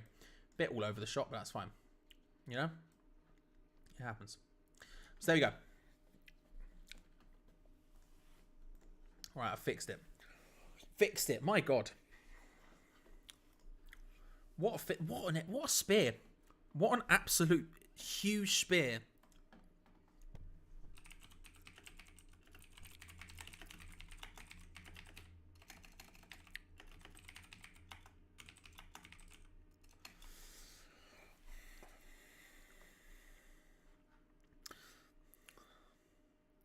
$78,453, the number announced. I think Wrestle Tickets yesterday on Twitter was saying that it was less than that. I don't know what the number was, but who knows? But there we go. Mad. What a finish that match. Absolutely clobbered. Absolutely clobbered. I remind you all at this moment, if you haven't already, to subscribe to the channel, hit the bell notification, all that good stuff. And we are getting the New Day versus Sheamus and Ridge. Now out comes Shamo. Fella. He is stood alongside Ridge Holland and Butch. Pete Dunne is here. Let's go. Let's go.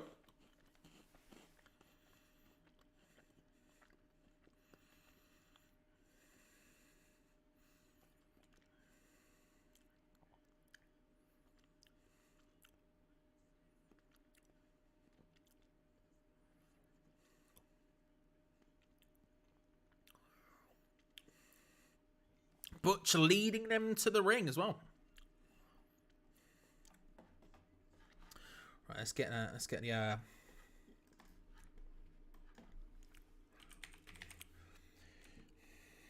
New Day versus Shamo Ridge.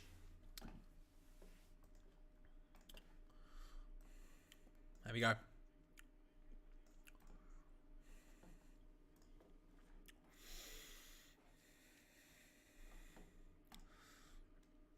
You have to feel... I mean, look, this was probably building up to a 6-man tag. This was probably building up to a New Day versus the 3 men together. And it's what happened with Big E, obviously horrendous. And it's also unfortunate on our boy Butch. Our boy Butch. New Day's theme song hits. Out come Xavier and Kofi. That's another thing we don't have. We don't have the classic New Day intro from Big E because obviously he's not here.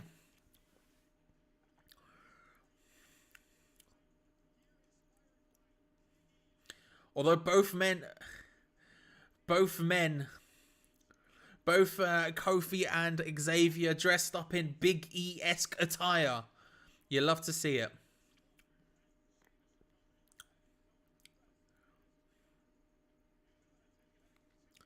The time is now, the moment is here, but oh, Butch, he wants it. He wants it.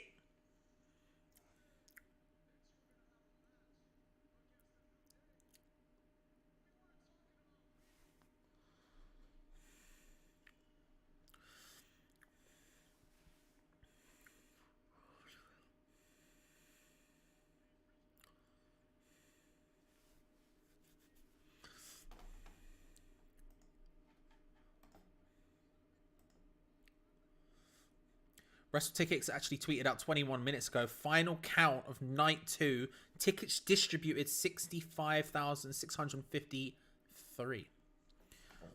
So there you go. There you go. Oh, the match starts quickly. The match starts on fire very quickly with Shamo and Ridge just putting the boots in on both members of the New Day and taking off those Big E style jackets. Apparently, the color scheme is the one that he was wearing, Butch, that Big E was wearing when he won the title. Byron, okay, there was some good commentary, some good bants from Byron there. Butch just takes the jackets and starts smashing them all over the ringside area. To which Byron says, "Is he like this on Fridays?"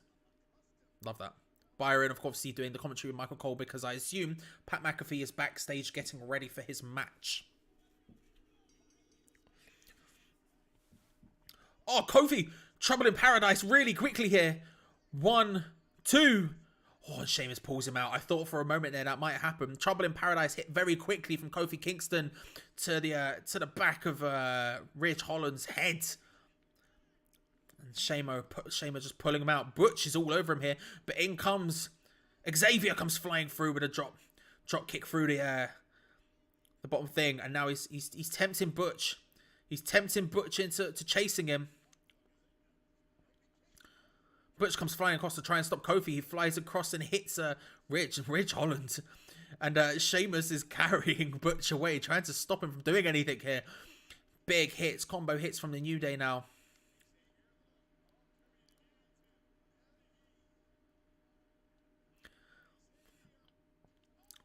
Love that from Xavier. Hits Holland with a big move. Ends Sheamus' attempt to try and get involved in this. And Kofi comes flying into a massive brogue kick.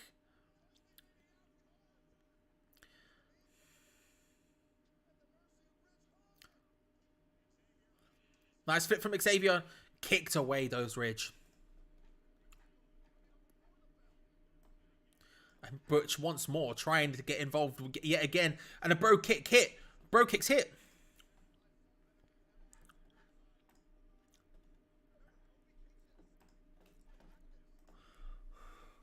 And now Xavier dropped. Northern Grit. 1, 2, 3. Oh, New Day have lost that simply. Sheamus and Ridge Holland have won, and now Butch goes to town on Xavier Woods, and they're trying to drag him off him. He's got him by the ear. He's trying to drag him down by the edge of the face. Butch just wants to attack. Butch wants nothing more than blood. Fuming, he is. Absolutely fuming. My God, the match is over that quickly. Okay. After the build-up, after getting moved because of time constraints yesterday, New Day coming out in Big E attire. Obviously, Big E's neck broken at the hands of Ridge Holland to some extent, and the match is over just like that. Big E and the New Day continue to be done dirty on the big stage. A loss in a couple of minutes. A Northern Grit followed the brogue kick, and it's done and dusted. James Ridge Holland get a win. Okay, all right.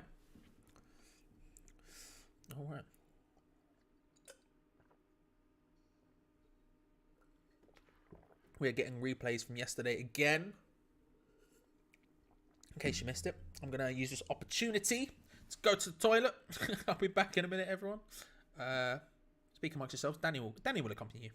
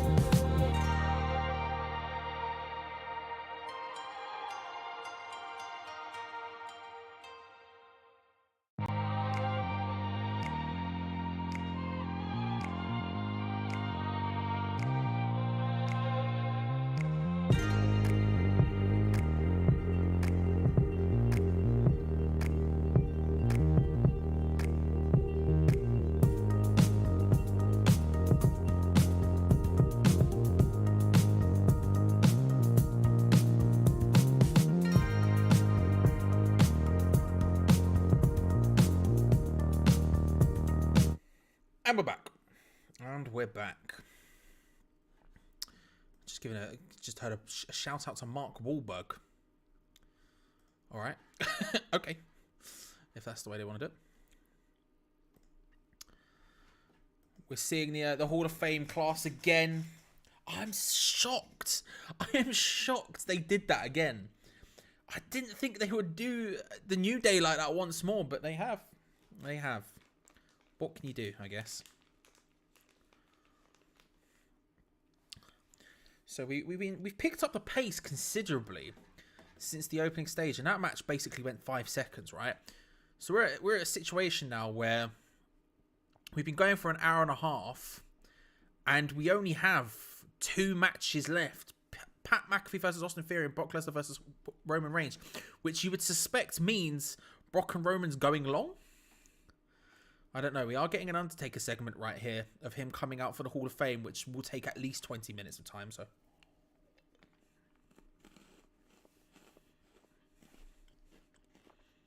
What are you going to do? What are you going to do?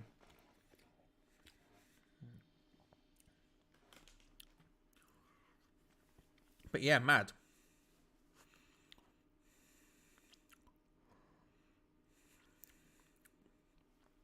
Surprised they're doing this again.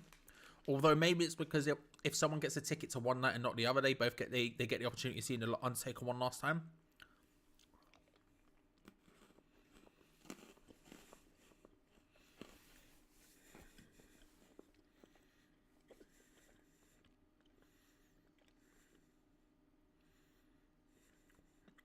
There he is.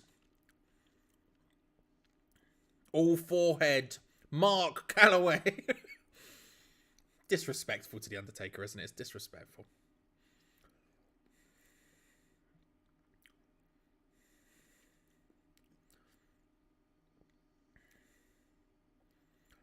They really did the New Day like that. After being cut for time yesterday. My God. My God. Somewhat shocked by that. I'm somewhat shocked by that. I can't lie.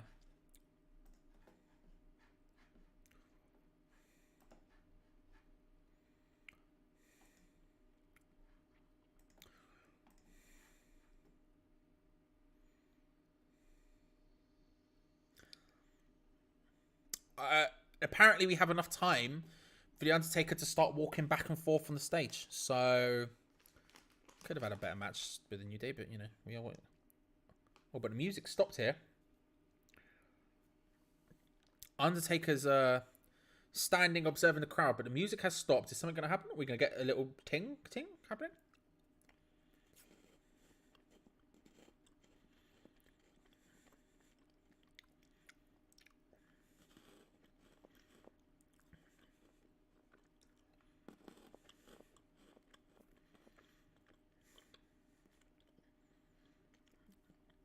He bows to the crowd as Thank You Taker rings out.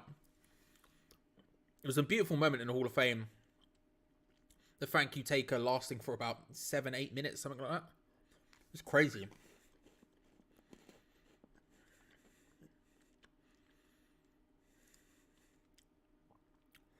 Now Taker walks to the other side of the ring, other side of the stage. Says hello to the crowd. There we go. And the music starts again.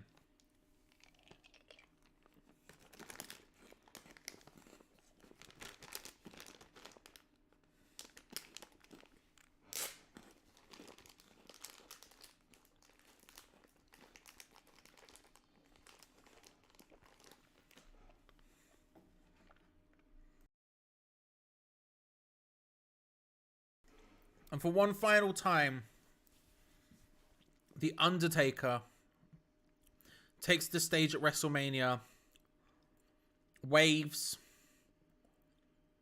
says thank you, then walks backstage.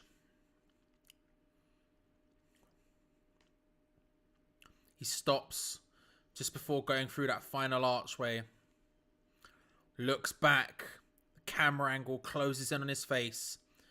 He says thank you.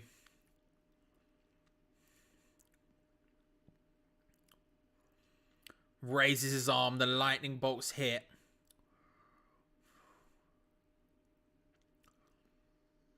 And off he pops. The Undertaker, for the final time probably ever. And now we're back at the bump. Yay! Let's go. Let's go. I did think maybe yesterday there was some camera shots that maybe could have been better. Cynically, I think they maybe have gone for it a second time just to get better camera angles. I'm not sure on that, but I sort of cynically think that for a documentary or something down the line.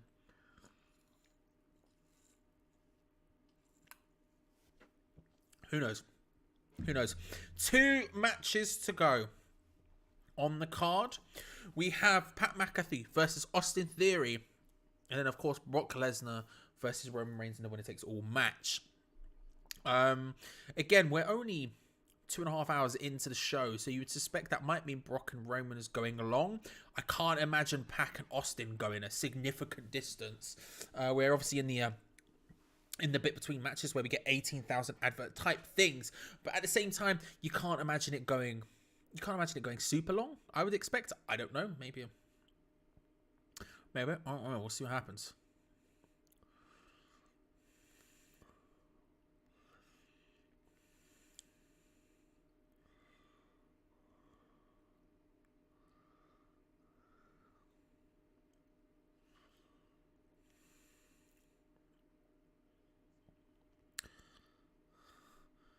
Oh, we have the man who plays Jimmy in Yellowstone in the crowd.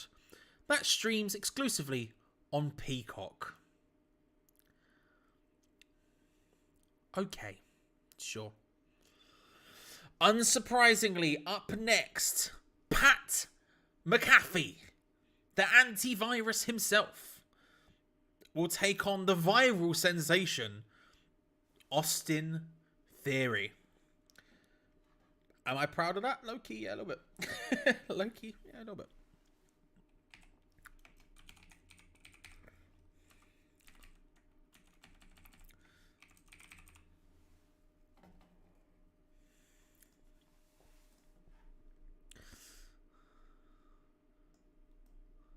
I can't lie. McAfee, Pat has been brilliant. Pat has been, like, since joining the announced team, and I was like, he did well in NXT, but I thought, you know, he's probably going to get overproduced on the main roster. It's going to be, you know, similar to how Corey Graves was incredible in NXT on the mic, right?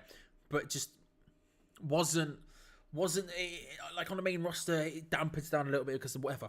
Pat McAfee has been allowed to just do whatever the heck he wants practically on the mic. And it is shown. He's been absolutely brilliant for a long time on the main roster because of it. And honestly, like, he's obviously had the matches in NXT. The match in NXT, which was awesome fun. He was great at that. He was a natural. And this moment, this WrestleMania moment for him, you can only imagine being just sort of insane. Sort of insane.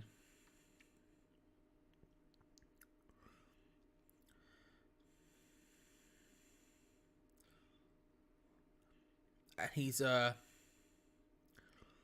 taking on Austin Theory. Now, again, I don't know how this is going to go. I suspect it will be an entertaining match, 100%, but I don't know how this is going to go in terms of victory-wise. I don't know. It feels like it should be Pat, right? But, like, Pat for the story, the good guy gets the victory. You don't want to see Pat, who lost to Austin, coming back on that commentary. I don't know. But maybe you did. But Austin Theory kind of needs the win here. A loss to Pat McAfee for Austin Theory would be very bad. Someone who clearly they love, you know, they're doing the whole Vince stuff. They clearly love the geezer, and I don't think they wanna have him lose at this point. So it's got to be Austin Theory, right? In a respectable loss for Pat McAfee, I guess is the way that I guess this one will go down. But what a moment for Pat! And I'll tell you what, this build up for it is something else.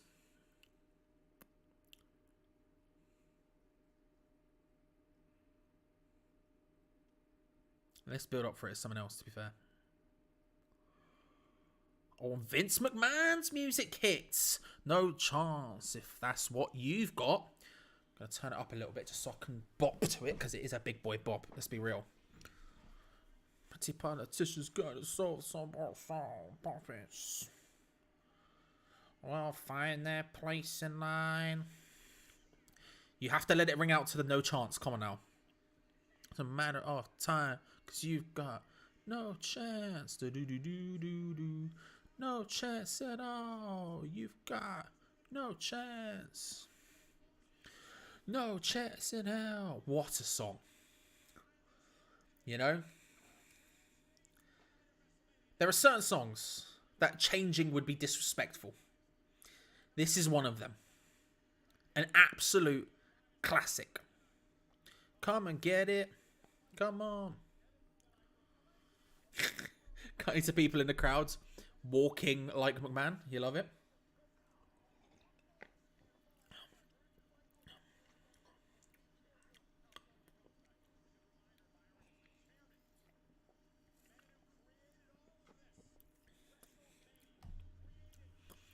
A lot of McAfee signs in the crowd. You'd love to see it.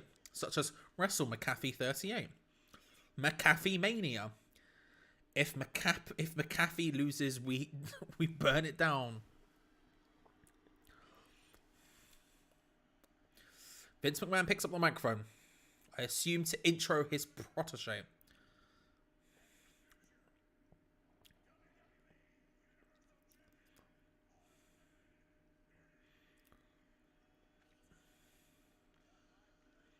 He says, allow me to introduce future WWE Universal Champion, Austin Theory.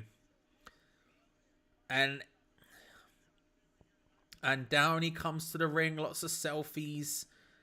Lots of selfies surrounding him virtually. A-Town down in the background.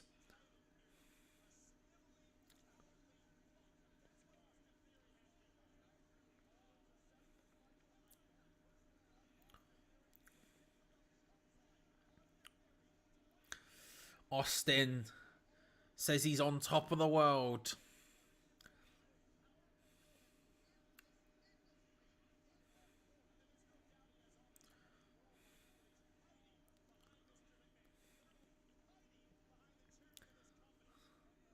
Amazing to think how far Austin Theory came. I remember 3-4 years ago, maybe, not even, him being in Evolve, doing his thing.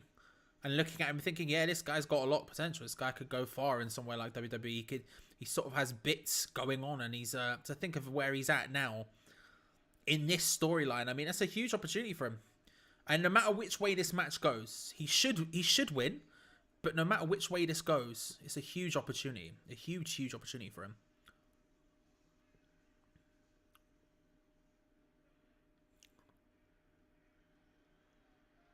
Now McMahon stops the new entrance from happening, so him and Theory can get a selfie together. Theory put the phone down, went and shook Mr. McMahon's hand, who whispered to him, "Selfie. We need a selfie."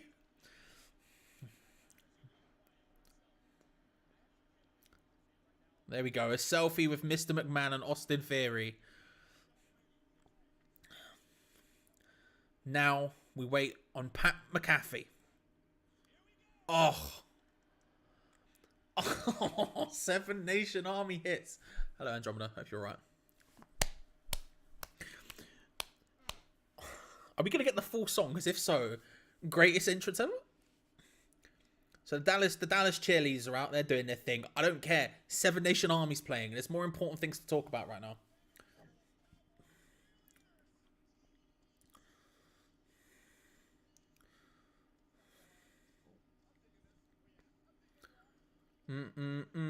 What song? Please let it just be 7 Nation Army. Like, don't change to another song. Just let it be 7 Nation Army. On out strides Pat McAfee. Come on, Pat. Come on, Pat. Down. Oh my god. My man is getting a WrestleMania match as 7 Nation Army plays out. And 78,000... asterisks. People sing along to 7 Nation Army. Pat McAfee, what a man. What a man.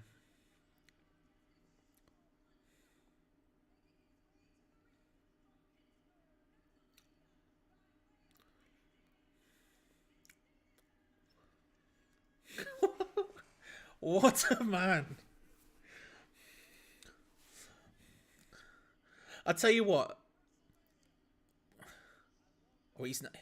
We've had some good celebrity stuff, and I'm going to class this as celebrity stuff, non-wrestler stuff, let's say.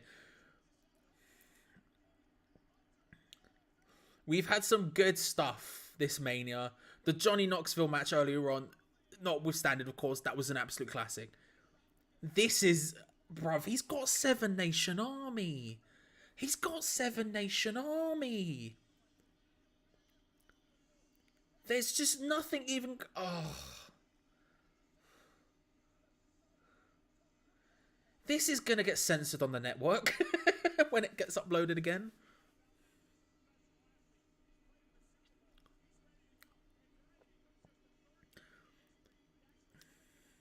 And now McAfee stands on the second ropes. He's even got his podcast logo on the flipping Trons, bruv.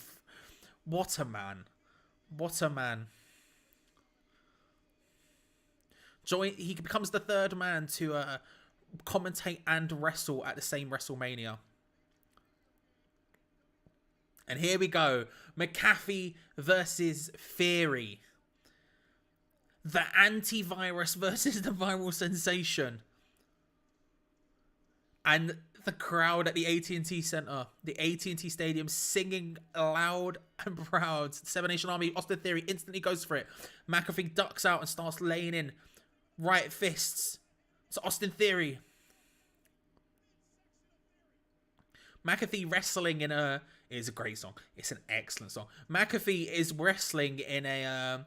It's basically what he wears on his podcast. He has the black vest. He has the black. He has a gold chain on. He has black ripped jeans and trainers. Essentially, they're sort of a bit sparkly, but to be honest with you, it looks as normal as you're going to expect. And now Austin Theory just beats down Pat McAfee, stomping him out, shouting, "I'm the man." Very edgy sounding outfit. Kind of, if you saw it, you'd be like, it looks like something someone would wear in a nightclub. Let me put it that way. Oh, nice spinning elbow. Nice spinning elbow from Pat McAfee. Pat McAfee, sorry. I should be saying his name properly. I'm obsessed with the antivirus thing now. McAfee, not McAfee. Oh, it's a Hurricane Runner. He goes to the pin early. 1, 2. Was never getting a 3 on that, but a Hurricane Runner out of nowhere from Pat McAfee. Reminds me, it is approaching. Yes, we'll get there. It'll happen. It'll happen. Don't worry about it. It'll happen. Don't worry about it. It'll be fine. Oh, and then a big breaker. Theory just dropping McAfee over his knee.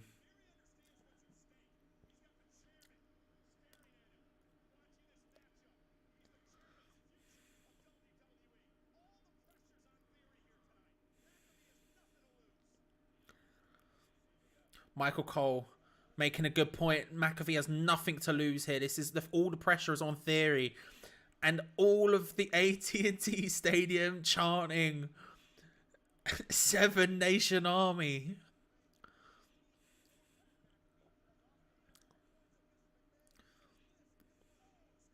Nice snap suplex from Austin Theory. Austin Theory after every move sort of points towards McMahon, looking for the what's the one I'm looking for? Looking for the approval of the chairman of the board, as it were.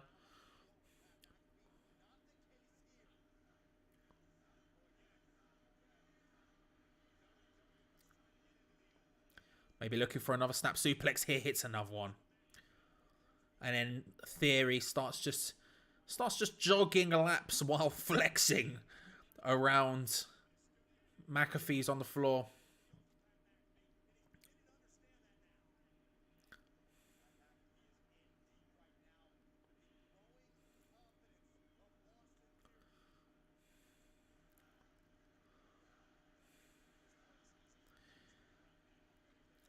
The crowd are very into this match. You suck chants ringing out right now. The crowd are very into this, to be fair. Pardon me. Oh, nice reversal. Pat McAfee was going for one more suplex, reverses it, hits Austin Theory with one of his own.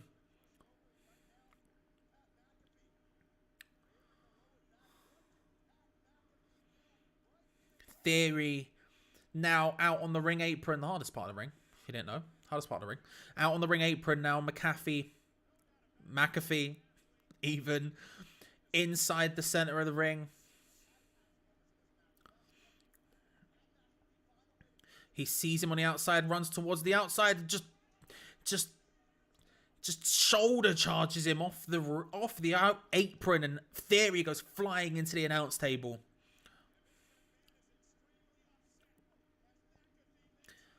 Pat McAfee now stepping his way towards Theory, starts hitting him, and he picks up the commentary.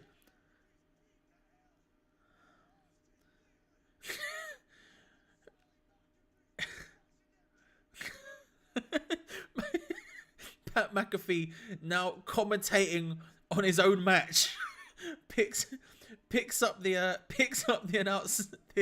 headphones and starts commentating, saying he's beating the hell out of Austin Theory. Still has him on as he's slamming Theory's head into the commentary desk. Says, "Get your ass in there." That's and throws the headset back. Ugh. McMahon is not happy. It's not happy. Pat McAfee was following Theory into the ring, but stops on the apron, thinks about it. Maybe looking to go onto the top there. Starts climbing the turnbuckles.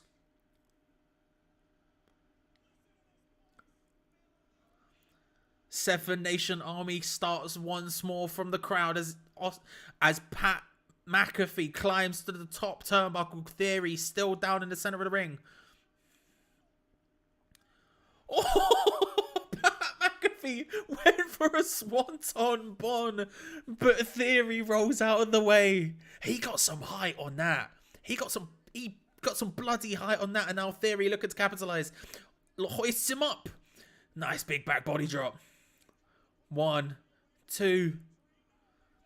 2 count, kicks out. That was an incredible Theory. I tell you what, Pat McAfee, he committed to that swanton bomb. He absolutely flew. He got more height on that than most wrestlers do.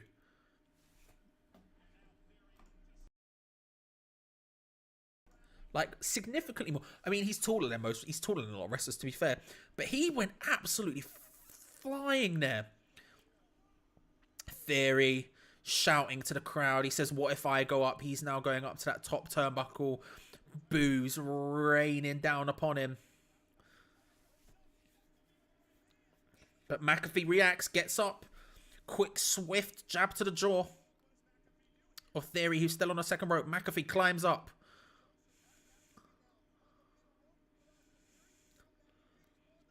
He climbs all the way to the top. Theory, McAfee stood on the top turnbuckle. Theory up there with him, maybe looking for a superplex. Theory fighting him off. Oh!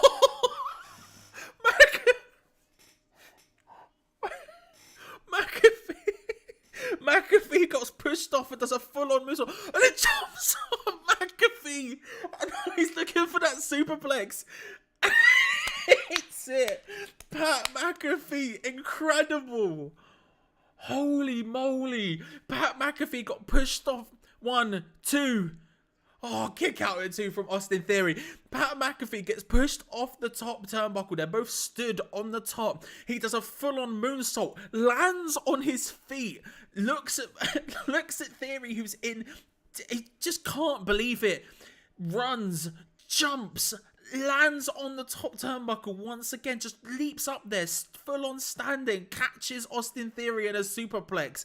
Incredible. Pat McAfee. What a man. Michael Cole in the background and going absolutely bonkers for his boy. What a man. What?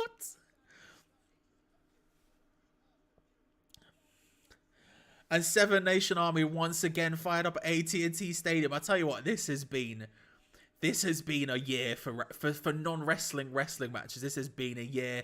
And Pat McAfee maybe looking for the kick, can't quite find the punt. Nice low drop kick by Austin Theory, who's maybe firing up here. He's wanting to finish this. A big left hand just shots him down. Pat McAfee looking for the punt, couldn't quite find it. Now Theory, once again, jaw-jacking with the crowd, looking for the approval of McMahon.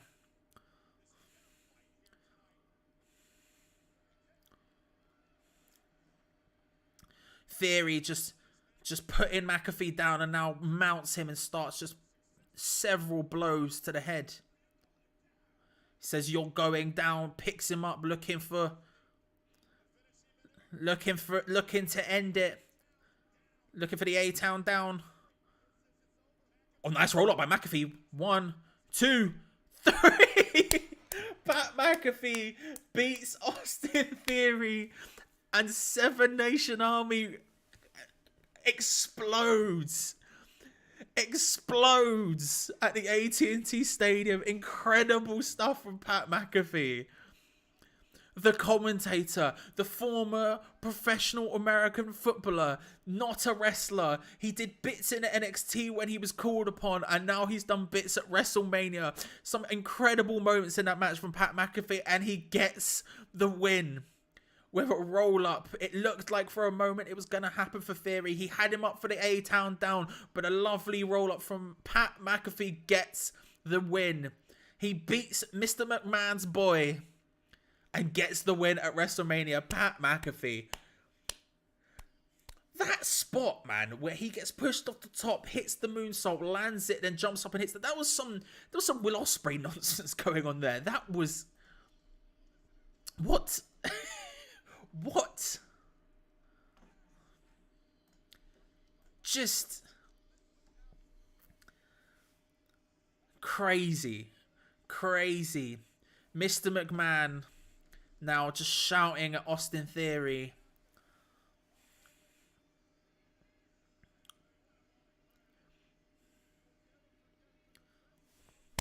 Fair play. I tell you what, Mania this year has been full of absolutely brilliant celebrity matches. Non-wrestler matches. They have done unreal work.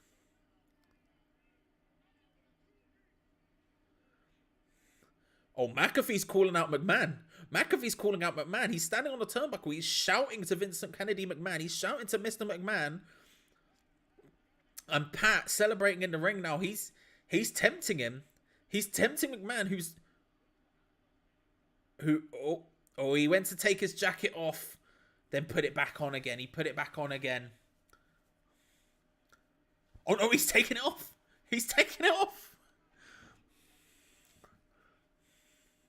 There was rumours that maybe Vince was going to have a match. And now, all of a sudden, Vince McMahon has taken off his jacket. He's taken off his tie. He's starting to do the cufflinks. Pat is in the middle of the ring, beckoning him into the squared circle.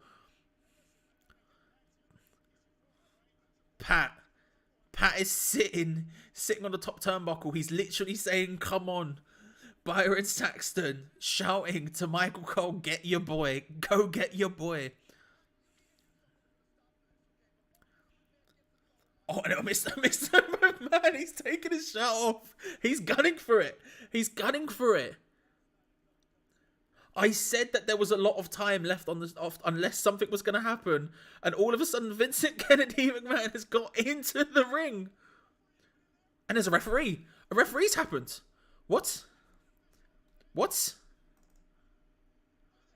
A referee has got into the ring. Vince has taken his shirt, his tie off. He's ready. He's got nothing but a vest and dress trousers on. Him and Pat are facing down with each other. There's a ref in the ring. On Theory from behind, just clobbers him down.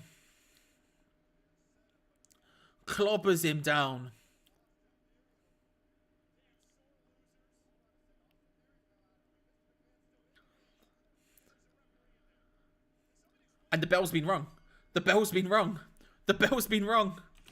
now McMahon hits McAfee with a clothesline. Vince McMahon and Pat McAfee are currently wrestling. Vince looks pretty good for a 70. He does, to be fair to him. You can tell he spends half of his life in a gym, to be fair. Vince McMahon is currently having a match with Pat McAfee. I said there was a lot of time left. I said it felt like there was enough time for something to happen. And now, all of a sudden, Vince McMahon and Pat McAfee are having a match. McAfee, who just beat Austin Theory, is now going up against Vince McMahon. You still got it, chance from the Austin crowd as he struts about the ring.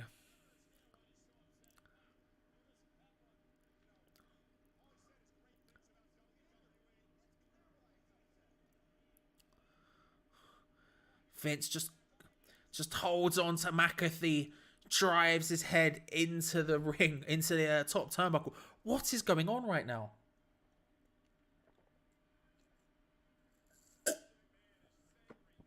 Sorry about that big slurp.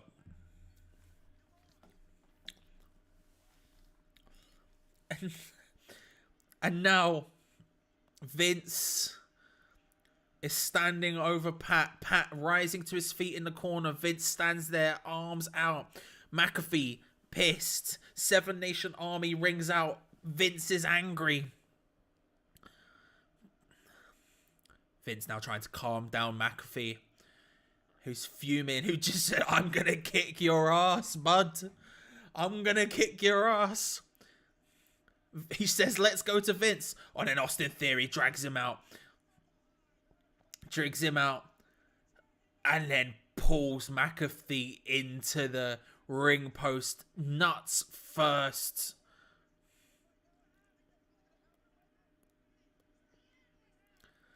The referee screaming to Austin Theory to stay out of it. But McMahon just toying with McAfee at this point, who's been beaten up from behind by Austin Theory at every turn during this. I can't do anything, bro. He can't do jack.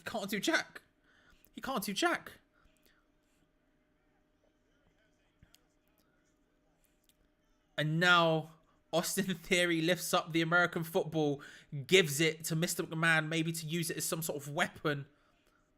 Don't know how. But Vince is lining up for something. He feigns kicking it into the crowd. Fakes it. Decides to feints it the other way as well. He's Vince doing everything he can to be booed here.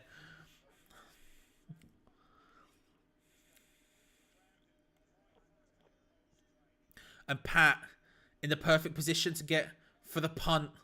Vince lines up the punt and just kicks the ball straight into McAfee.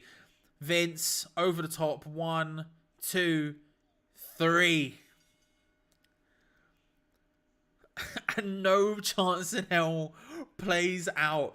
Pat McAfee, after an insane moment, an incredible win over Austin Theory, a surprising win. I don't see why they would have given it to him, but they did. Mr. McMahon steps in, has that match that was rumored from everywhere else, steps in and beats Pat McAfee. He wants the theme song to stop and then asks everyone to celebrate for Austin Theory, who gets up, starts celebrating himself. Man, what is going on? What is going on? Like I said, it felt like there was more time to go, that there was more time to have something to happen, but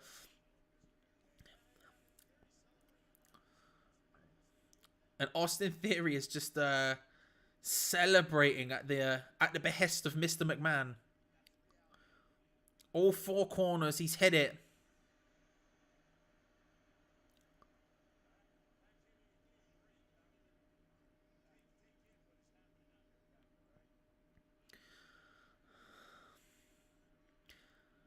Vince won.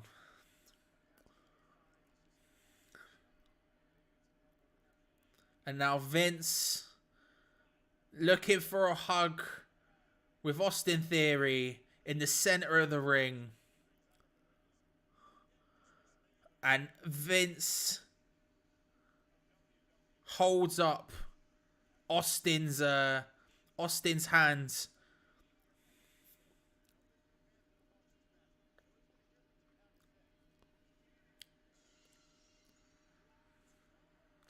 I felt like it was going to happen. It felt like it was time to happen.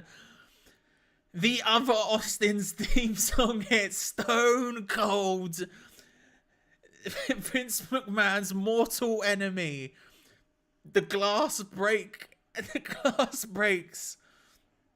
And after his match last night, strides down. The rattlesnake. He's back.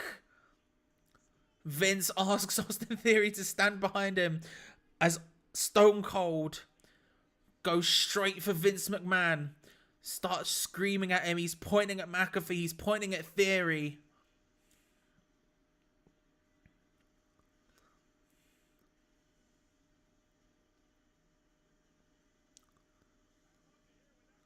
Oh, Austin Theory goes straight for Stone Cold. Theory goes for Stone Cold. But now Stone Cold just starts firing back. Kick to the gut. Stunner. Theory sells it. Theory sells the stunner like an absolute madman. And now the two men left in the center of the ring, Stone Cold and Vincent Kennedy McMahon. Mortal enemies. Both men have had matches this weekend somehow. And now they stand face to face in the center of the ring. Vince trying to calm Stone Cold down. Asking him to take a moment. He's got the hands. Stone Cold says, do you want to share a beer with me? Vince says, just one.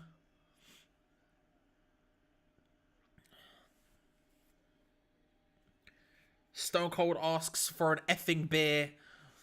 Catches both of them. Again, underrated catching ability. You got to respect it. Hands it over to Vince.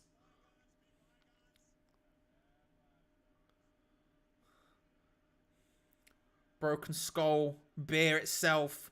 Both men open it up.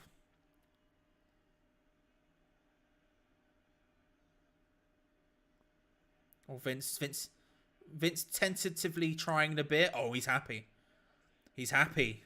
He likes it.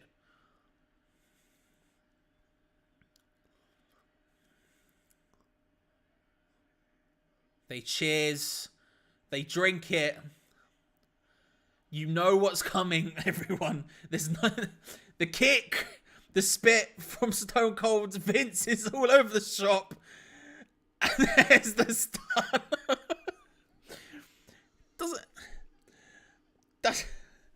Doesn't quite sell it as excellently as Austin Theory did, to be fair.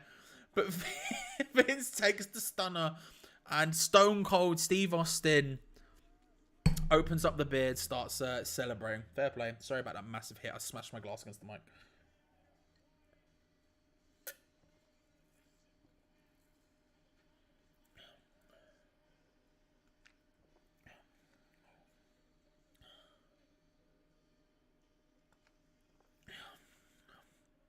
And Austin is just stomping Mr. McMahon out of the ring now. Slowly slides out. And once again collects some more beers. Oh, stops. And points to Pat McAfee. And in comes Pat. In comes Pat to share some beers with Stone Cold.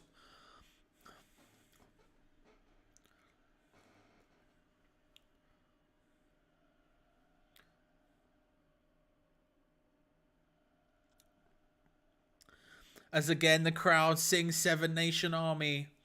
Pat McAfee and Stone Cold smash some beers together and drink them on the top rope together. Both men. Both men smashing beers, drinking them together.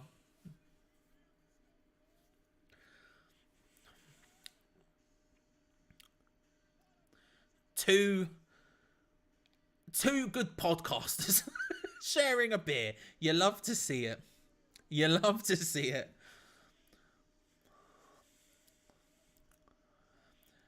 And now Pat... Oh, Stone Cold is a stunner on Pat.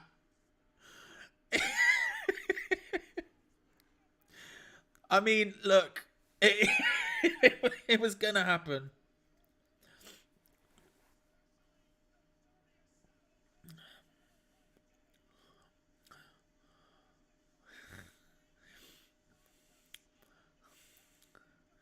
And he pours a beer over Pat McAfee, goes up to the top, catches another and just drinks some more beers.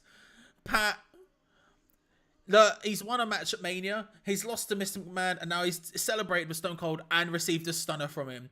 As someone who grew up probably watching in the Attitude Era, let's be real, basically dreams, innit? Dreams, fair play. Fair play.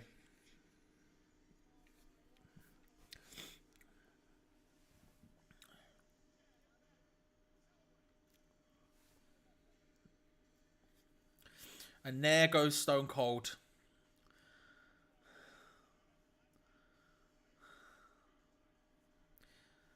Oh, he went to leave and he comes back. Pat. Stone Cold who threw a beer to Pat, who was on the floor outside the ring. The camera cuts to Pat McAfee, who's just drinking it on the floor. And Stone Cold now walking up to the top of the ramp. 2 beers in hand. Flash is the brand, ever the marketer. Ever the marketer.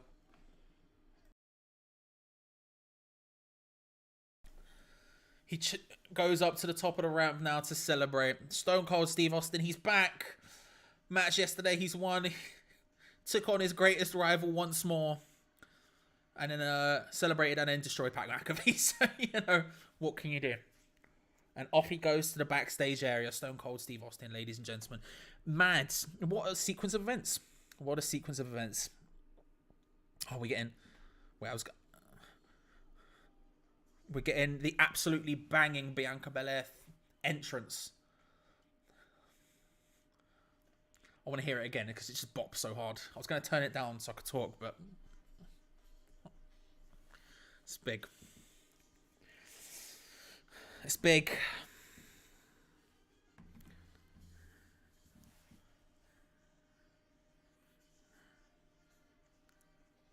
I'm telling you, I need a Spotify version of this. I need to walk about London. I need to go Tesco with this, you know what I mean?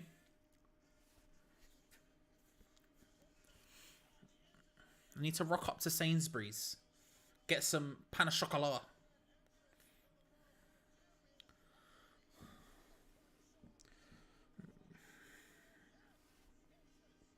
Oh, what a sequence of events.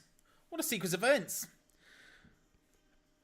Honestly, once McMahon won, I felt like it was obvious what was going to happen. But, yeah. All right. Okay. Just, okay. You know? Right. I'm going to BRB in a second to go toilet before the main event. Because, obviously, don't want to need to go toilet during the winner takes all.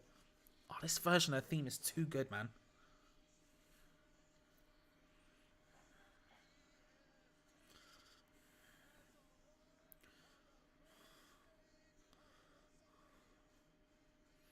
Oh, it's just a banger. All right, I will be back in just a moment. I'm going to make sure to go to the toilet before the main event because we have one match left, and it is, of course, the winner takes all match between Brock and Roman. If you haven't already, subscribe, hit the bell notification button, like the video, because we've got a big finale coming up, ladies and gentlemen. I'll be back in just a moment.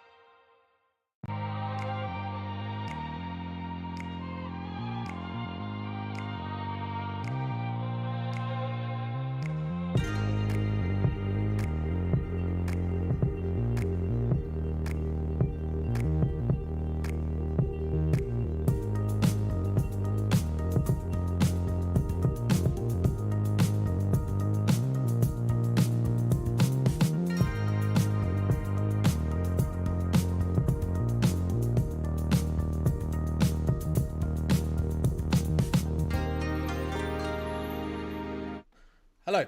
The main event starts. We're currently getting the package for it. We're currently getting the intro package for Brock versus Roman Reigns.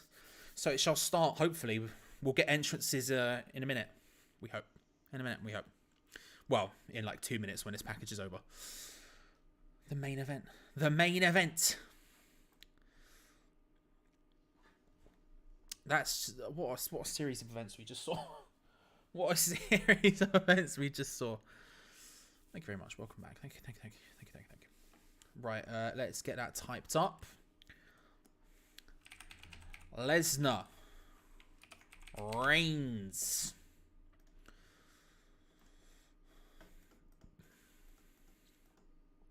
Getting an epic version of a because of course we are. Why not? Why not? We got to see Stone Cold, Vince, Edge, Undertaker, Triple H all on the same night in 2022. Life is so good. Yeah. Yeah. And Johnny Knoxville. And Jackass's own Johnny Knoxville. It really is like 2001 all over again. Mad. Anyway.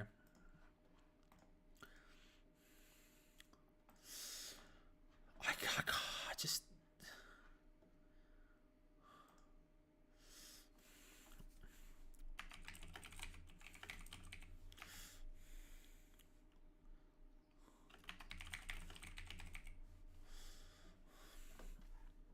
There we go. So, all right, let's look at the poll. The poll for who is going to win this, 67, that's 2/3 of people believe that Reigns is going to be the winner. Lesnar has 1/3 of the votes. I'll end the poll right as the match is about to begin, but that's where we currently stand. That's where we currently stand. That's where we currently stand. I just... you know what I mean? Tonight has been wild. Tonight has been just a wild series of matches, a wild series of events. We've had 2 incredible non-wrestler matches, which usually we're lucky to get 1 incredible. We got 2 in the same night, and yesterday Logan Paul's was obviously very good. Just the whole thing. Just what? As the entrance for the head of the table starts, Roman Reigns, the WWE Universal Champion, makes his way to the ring.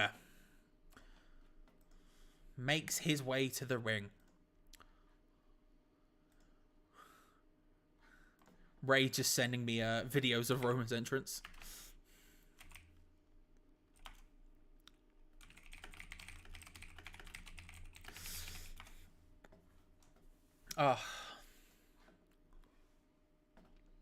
Vince needs to stop just watched his videos. Listen, he's 70 something at this point. To be fair to the guy, if I look that good at 70 something, I'll take it. Don't get me wrong, he does need to stop. I strongly agree. But at the same time, and he did not take the stunner well. But at the same time, he is in his 70s. Do you know what I mean? If I make it that long, I'll be fine. Just the Rock and Cena appearance missing. It's been a wild night. By the way, Frankel, if you haven't seen I don't know what your vibe is with Jackass, but if you haven't seen the Johnny Knoxville bit, go and watch that match, because that match was incredible. They played that other guy's music and Vince song. Yeah, I know. Yeah, that was awkward. That was the worst bit. I'm not gonna lie, that was the worst bit. When Austin Theory's music hit and he was like, "Oh, it's Stone Cold," but then no. Look, once Vince won the match, it was obvious Stone Cold was probably gonna come out. But yeah, that was an awkward moment, wasn't it? That was an awkward moment. We can't act like it wasn't. Still. Roman Reigns flanked by Jimmy, Jey Uso, and of course Paul Heyman holding up the champion for the tribal chief, the head of the table, the needle mover, etc.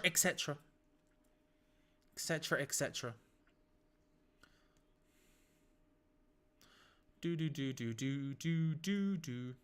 Good theme song. Goes on a bit. It doesn't. I want a bit more changing up on it. You know what I mean? I understand why people call it a banger. It's just not for me. I want a bit more from it. You know, I want a bit more from it. I went back and watched the Knoxville match, but that's it. I was watching to see if Dude Perfect was there, but I guess they couldn't be bothered to use their free ringside tickets. Maybe. I mean, they were. I don't know if they were there last night. I know they did They did video work in the build-up. They did the ring. They did the stage reveal yesterday on YouTube and whatnot. So I know that was a thing that happened. But yeah. just to let you know where Ray Borum is at as a human being. I weed myself when Stone Cold came out. I don't even care. Lol. X. So Ray's having a good time.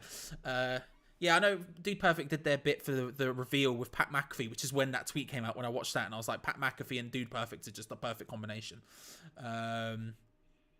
Whether or not they've gone to the match or not, I have no idea. They might have gone yesterday. 2 nights in it. 2 nights in it. But yeah, that Knoxville match was awesome. That was so good. That was awesome. It made me very happy. And I don't even I've never watched Jackass. I know nothing about it, and it was incredible. Reigns now in the center of the ring after maybe 4 minutes of walking about, because it's Roman Reigns and he takes that long. Staring down the lens of the camera. Lifts the title, and just fireworks for days go off. Fireworks for days. Alright, I'm going to bed. Can't bother to watch Brock win. Have fun.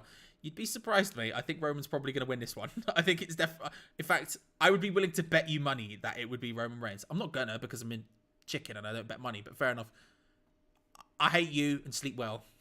Night, Franco. And you've got to acknowledge him. I know, he's going to pick up the mic and he's going to ask us to acknowledge him. Here it comes. He's got the mic now. Roman Reigns... Wait for it. Wait for it. The person in the crowd behind him with acknowledge these nuts. I respect it. Reigns says WrestleMania. Acknowledge him. He's got good teeth. He's got good teeth, doesn't he? You know? Fair play, Roman. Good teeth. Good teeth. You have to respect it. You do. You really do. You got to respect it. You don't. I don't want to, but you have to. Got good teeth. And now we await the entrance of Cowboy Brock Lesnar.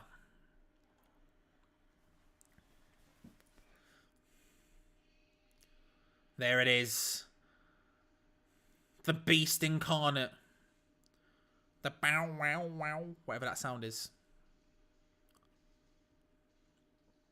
The WWE Champion.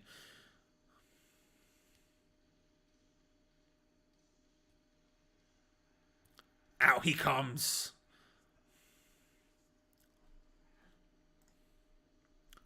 Do do do do do do do do do do do do do do do do. Good song. Good song. 66% of people still think Reigns is going to win. There's been some more votes since, but we're sticking with 66% Reigns, 34% Brock. Big fireworks for Brock Lesnar's little kick thing. The next step in the evolution of the human species, as he was just called.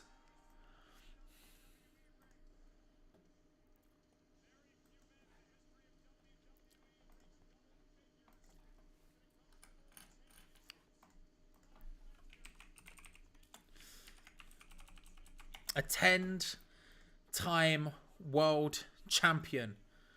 7 times he's held the current version of the WWE title. Brock Lesnar makes his way to the ring. He's just stalking ringside right now, going around the ring, waiting to step into the ring against Roman Reigns. This is it, ladies and gentlemen. The biggest match of WrestleMania history, according to WWE. The match they have been building. They've essentially built everything to. Essentially everything they've built this up to be. They have put all of their eggs in this basket. They have spent months of storylines with both of these men to put him in this exact position. To put them in this exact position. The main event of night 2 of WrestleMania 38. The most stupendous 2-night WrestleMania of all time. The biggest match of WrestleMania history. Brock Lesnar, the WWE Champion, takes on Roman Reigns, the WWE Universal Champion, in a winner-takes-all match. Lots of asterisks for marketing slogans there, but that's where we're at. That's where we're at. As the two men face off, as we get adverts for Snickers and WWE 2K, I'll remind you one last time before it happens to subscribe if you haven't already and hit the bell notification so you don't miss out on any future videos. I will, of course, be live tomorrow night with the watch-along for WWE Raw. All of the fallout from this exact show, from everything happening tomorrow night, will be live on this very channel. So make sure, if you haven't already, to make sure you hit that bell notification when you hit the subscribe button so you don't miss out on it. And hit the like button as well while you're here, just to push us up in the algorithm, you know what I mean? And here we go. The biggest WrestleMania match of all time as it gets announced. Winner take all. Championship unification match. Introducing first. Paul Heyman snatches the microphone from the hands. He wants to do it.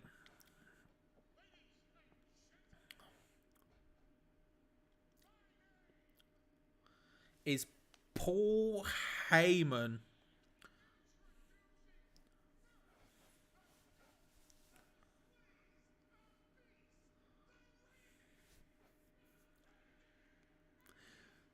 he introduces him as a goat that slays a beast. The reigning defending WWE Universal Heavyweight Champion, Roman Reigns.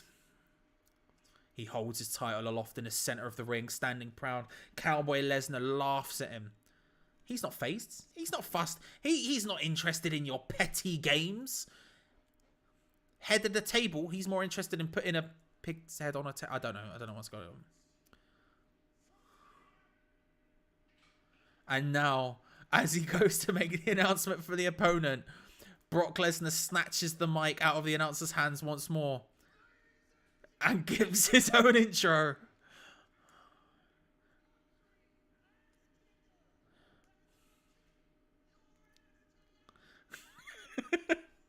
The cowboy country ass kicker who's going to kick your ass tonight.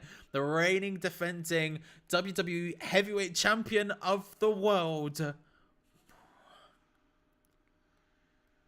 Brock Lesnar, throws the mic at the feet of the tribal chief and holds the belt aloft. I tell you what, I've struggled to get into this match. I've struggled to feel I've struggled to just feel it because of just how predictable I think the loss is. But that is one heck of an intro. Big match. Fight feel, as Michael Cole just said, is accurate as possible, and both titles are held aloft. The unification of the WWE World Heavyweight Championship and the WWE Universal Championship match is now the biggest match of WrestleMania history, the main event of the second night of the biggest 2-night event in history. WrestleMania 38's main event is now. The bell rings, and here we go. Roman Reigns versus Brock Lesnar. I will now end the poll. 65% of people have gone with Roman Reigns, and 35% of people have gone with Brock Lesnar. Lesnar removes his gloves, throws them to the side. And now, both men go at a big shot to the gut straight away from Brock Lesnar, kicks him down, and now He goes for it. He starts just going to town on Roman Reigns, who tries to start fighting back with some big right hands. Lifted up, hoisted up is Roman Reigns and put into the corner, and now shoulder blocks into the corner. Brock just instantaneously going to town on Roman Reigns. Lifts him up and then just runs and charges him into the opposite corner. Throws him to the mat. Roman, suffering early doors, rolls across to Heyman. Looks concerned on the outside, and now Suplex City may be about to become into full effect. Roman trying to elbow his way out of it, and instead receives a belly-to-belly suplex. Just launched as far as possible. And now another one, a second belly-to-belly in a row. Celebrates, taunts. Roman struggling. Huge throw from Brock Lesnar once more, and screams towards Heyman, who just stumbles backwards. And now Brock with a big clothesline sends Roman Reigns tumbling out of the ring, stands tall in the center and screams to the heavens. Brock Lesnar fully in control of the match in the early stages. Suplex City in full effect. Well, I say full effect, 2 belly-to-belly suplexes in quick succession. Brock just manhandling the tribal chief. And Brock maybe considering going after Heyman here. Heyman screaming, hold on a second, screaming, I love you to Brock Lesnar to maybe stop him from doing anything. And Lesnar gets speared through the barricade. Roman Reigns from the side of him just comes flying in from out of camera and spears Roman Reigns straight through the barricade. It felt like it was maybe setting up for that. Paul Heyman suckering him towards that area, shouting, I love you. It was his idea. Don't hurt me. And then a huge spear from side angle, just out of the blue, takes Brock flying through the barricade at ringside. Now Paul Heyman smugly walks away hugging the Universal Champion as Roman Reigns gets back into the ring and the official begins his count. 5, 6, 7, 8, 9. And he's in at a 9 count. There was a couple of stumbles there. But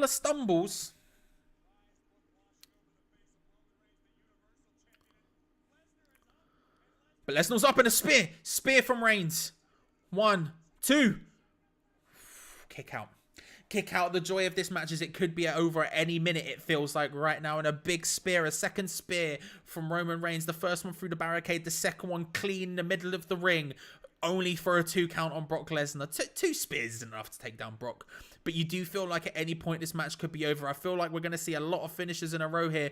And now Roman loading up the gun. Looking for the Superman punch. Brock slowly getting back to his feet as Roman sets him up for the Superman punch.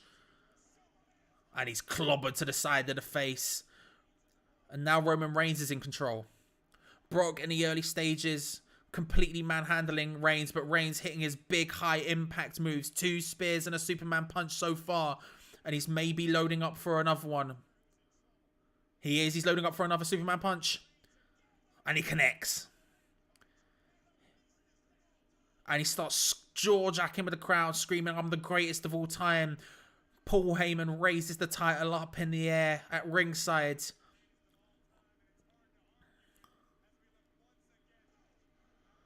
Two Superman punches. Followed 2 spears. One through the barricade, one in the middle of the center of the ring. And now Lesnar laughing to himself as he gets back up. Reigns with a cowl on as Roman loads up for a 3rd Superman punch. And Brock ducks underneath it. German suplex. Suplex City in full effect. Next stop. Here we go. Second one in. Lesnar, who's looking not worse for wear. He's holding his sides a little bit as he does it. But he is fully just lobbing, yeeting Roman Reigns about the gaff. He is being thrown left, right, and center every which way from Sunday. Wall-to-wall suplexes right now from Brock Lesnar to Roman Reigns. Looking for a 4th. 4th German suplex in a row. and taunts in the middle of the ring. Just hits him with the little strut. 4 German suplexes. 2 belly-to-belly suplexes. Looking for a 5th German suplex in a row. Roman Reigns fully invested in the property management of Suplex City right now. He's been driver and Norris. He's bought the house. He's put the down payment down. 5 in a row.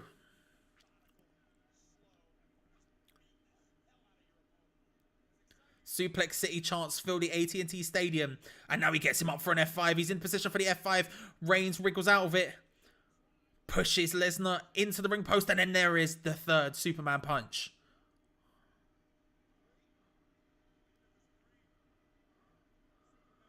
There is the 3rd Superman punch. And Lesnar on the ground trying to shake off the cobwebs as Roman Reigns raises his arms.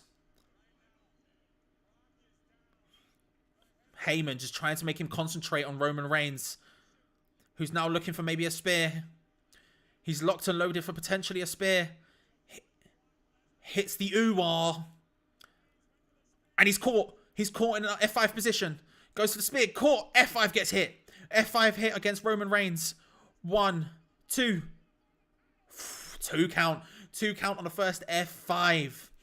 He taken maybe slightly too long there, Roman. He was standing, looking around at the crowd. Paul Heyman had to scream Tribal Chief to get his attention, to turn his attention to Brock, who was rising to his feet as he goes in to try and hit the spear after the ooh-ah. He hits, it catches him in the F5 position, delivers it. 1, 2. 2 spears from Roman Reigns so far have connected. 3 Superman punches. We've had 4 German suplexes in a row. 2, maybe even 5 German suplexes in a row. 2 belly-to-belly suplexes and an F5.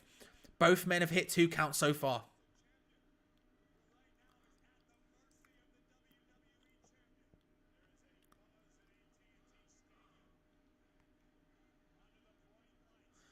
Conflicting chants coming from all sides of the stadium as Roman is back up on Brock's shoulders, but raking the eyes and the nose. Oh, tries to go for the ref and hits the spear, and the referee goes down. Spear, but Roman Reigns manages to wriggle out of the F5 position by raking the eyes, pushes Reigns, pushes Lesnar towards the ref. It looked like it was going to be a ref bunt. He stops it, but as Lesnar turns around, gets speared. Ref goes down, and now Roman hits the low blow on Lesnar. He has the belt in his hands. The Universal Championship is in Roman's hands. Lesnar struggling from the low blow. Up he gets. Down he goes. Huge hit from the championship. Roman screaming at the ref to try and get his attention. 1, 2. Kick out from Roman.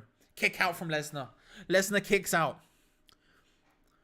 He just got hit with a spear, a low blow, and the title belt, and he kicks out at 2.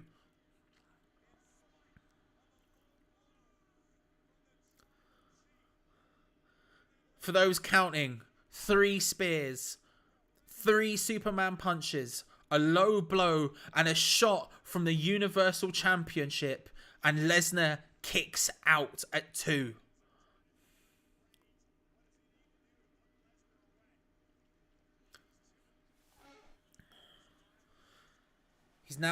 He's now talking to himself. He's saying he's the best that's ever done it. He told you he's the best that's ever done it. He's the best. He's number 1. Roman screaming at the crowd. He wants the acknowledgement more than he wants the win, it feels like. He's telling Brock to stay down as he gets back up once again. Off the ropes. Off the ropes again. Oh, and a spear from behind. 1, 2, and Brock just grabs onto the ropes. Grabs onto the ropes. A spear from behind on Brock Lesnar.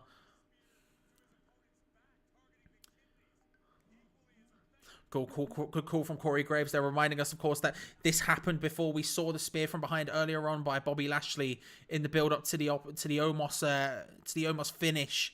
And now we've seen another one here. That's a fourth spear. And another. That's as clean as you like. But, Oh, but Brock catches him. Brock catches him in the Kimura. It was a spear as clean as you like, but as they hit the mat, Brock catches him in the Kimura. He's got them crazy eyes.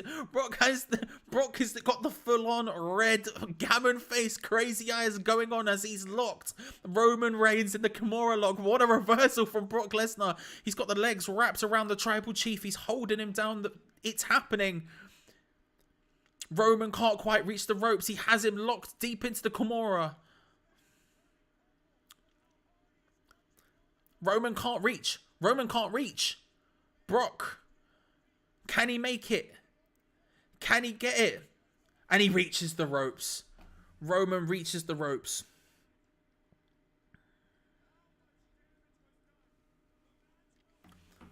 Roman reaches the ropes.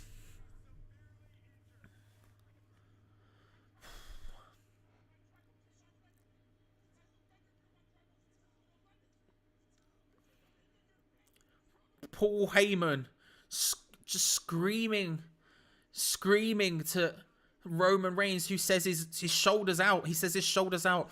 Paul Heyman screaming, saying this is everything your family's ever fought for, my Tribal Chief. This is it. This is your legacy. And Lesnar now hoists Roman up onto his shoulder for an F5, but he manages to bring out of it one more time. Off the ropes. And another spear. Another huge spear. This could be it. 1, 2, 3. It is. Roman Reigns wins. Roman Reigns beats Brock Lesnar in the biggest match of WrestleMania history. The unification match has finished. The undisputed WWE Champion. The undisputed WWE Universal Champion, as it's been called. He wins both the WWE World Heavyweight Champion and the WWE Universal Championship. Roman Reigns beats Brock Lesnar with a spear.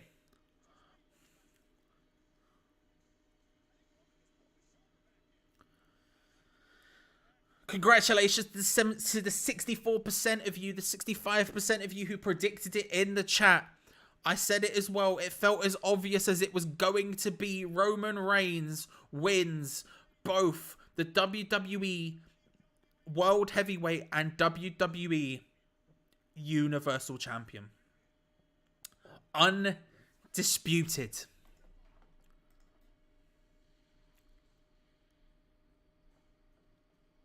There you go. Reigns wins. Reigns wins.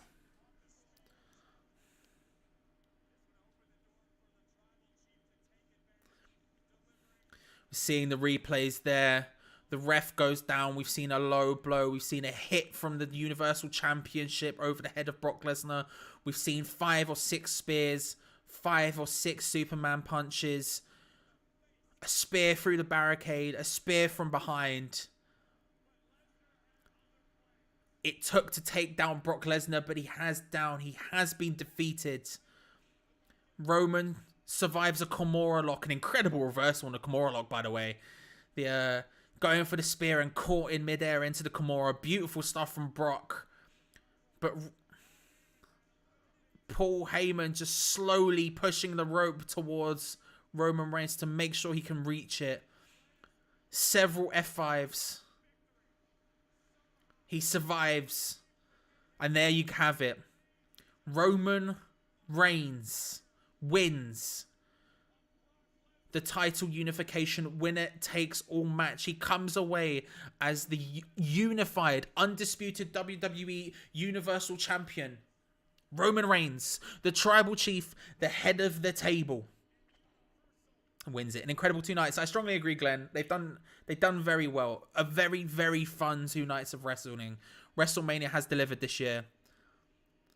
You know, there's been some down points. It's not been all incredible. It's not been all banging. But I tell you what, overall, you can't describe it as anything else as incredible. Brilliant, brilliant work. And as WrestleMania goes off the air, Roman Reigns holds both championships aloft. Looks into the camera as Heyman behind him looks down, and there are the fireworks. Roman Reigns is your unified, undisputed WWE Universal Champion. Well, if you want to see the fallout from this, of course, what does this mean for the belts? What does this mean for the WWE Heavyweight Champion? Does this mean we won't get one on Raw? Will Roman just be across both brands? Will he give away a belt? What does this mean for WWE Raw? We can find out tomorrow night live on this very channel. Because I will be live for a watch along for WWE Raw tomorrow night. So make sure if you haven't already to subscribe and hit the bell notification button so you don't miss out on that stream. But WrestleMania comes to a close with Roman Reigns once again standing tall with both belts. The tribal chief has done it. He's unified the belts. There we go. Maybe we can get to watch Brock roasting meat on YouTube. You should check it out, by the way. Funny guy. I saw him in the Pat McAfee interview he did a couple of weeks ago, and to be fair, he seemed like a top dude. I haven't seen the meat videos, but I'll have to go and check them out. Lesnar gave it a go, but he was not good enough on this night. So there we go, ladies and gentlemen. Two nights of Mania have come to a close. A banging 2 nights. There'll be videos going up on the channel overnight. There'll be a video going up. I'm not sure. I think I've got 2 in mind right now. We'll go and see what we can do. But make sure to check those out if you see them come up in your sub feed. And like the video. It's been good to have you. Thank you everyone who's joined. I appreciate it. Glenn, Peach, unfortunately Adam, Andromeda, Slurcy, Josh, everyone who's got involved. James at the beginning of the show. Appreciate it. It's been a good 2 nights. It's been a big 2 nights. And I'll tell you what, my voice is a little bit dead. I'm surprised I can still speak. But we're in the position we're in. There we go. Like I said, we'll be live again tomorrow. So thank you very much.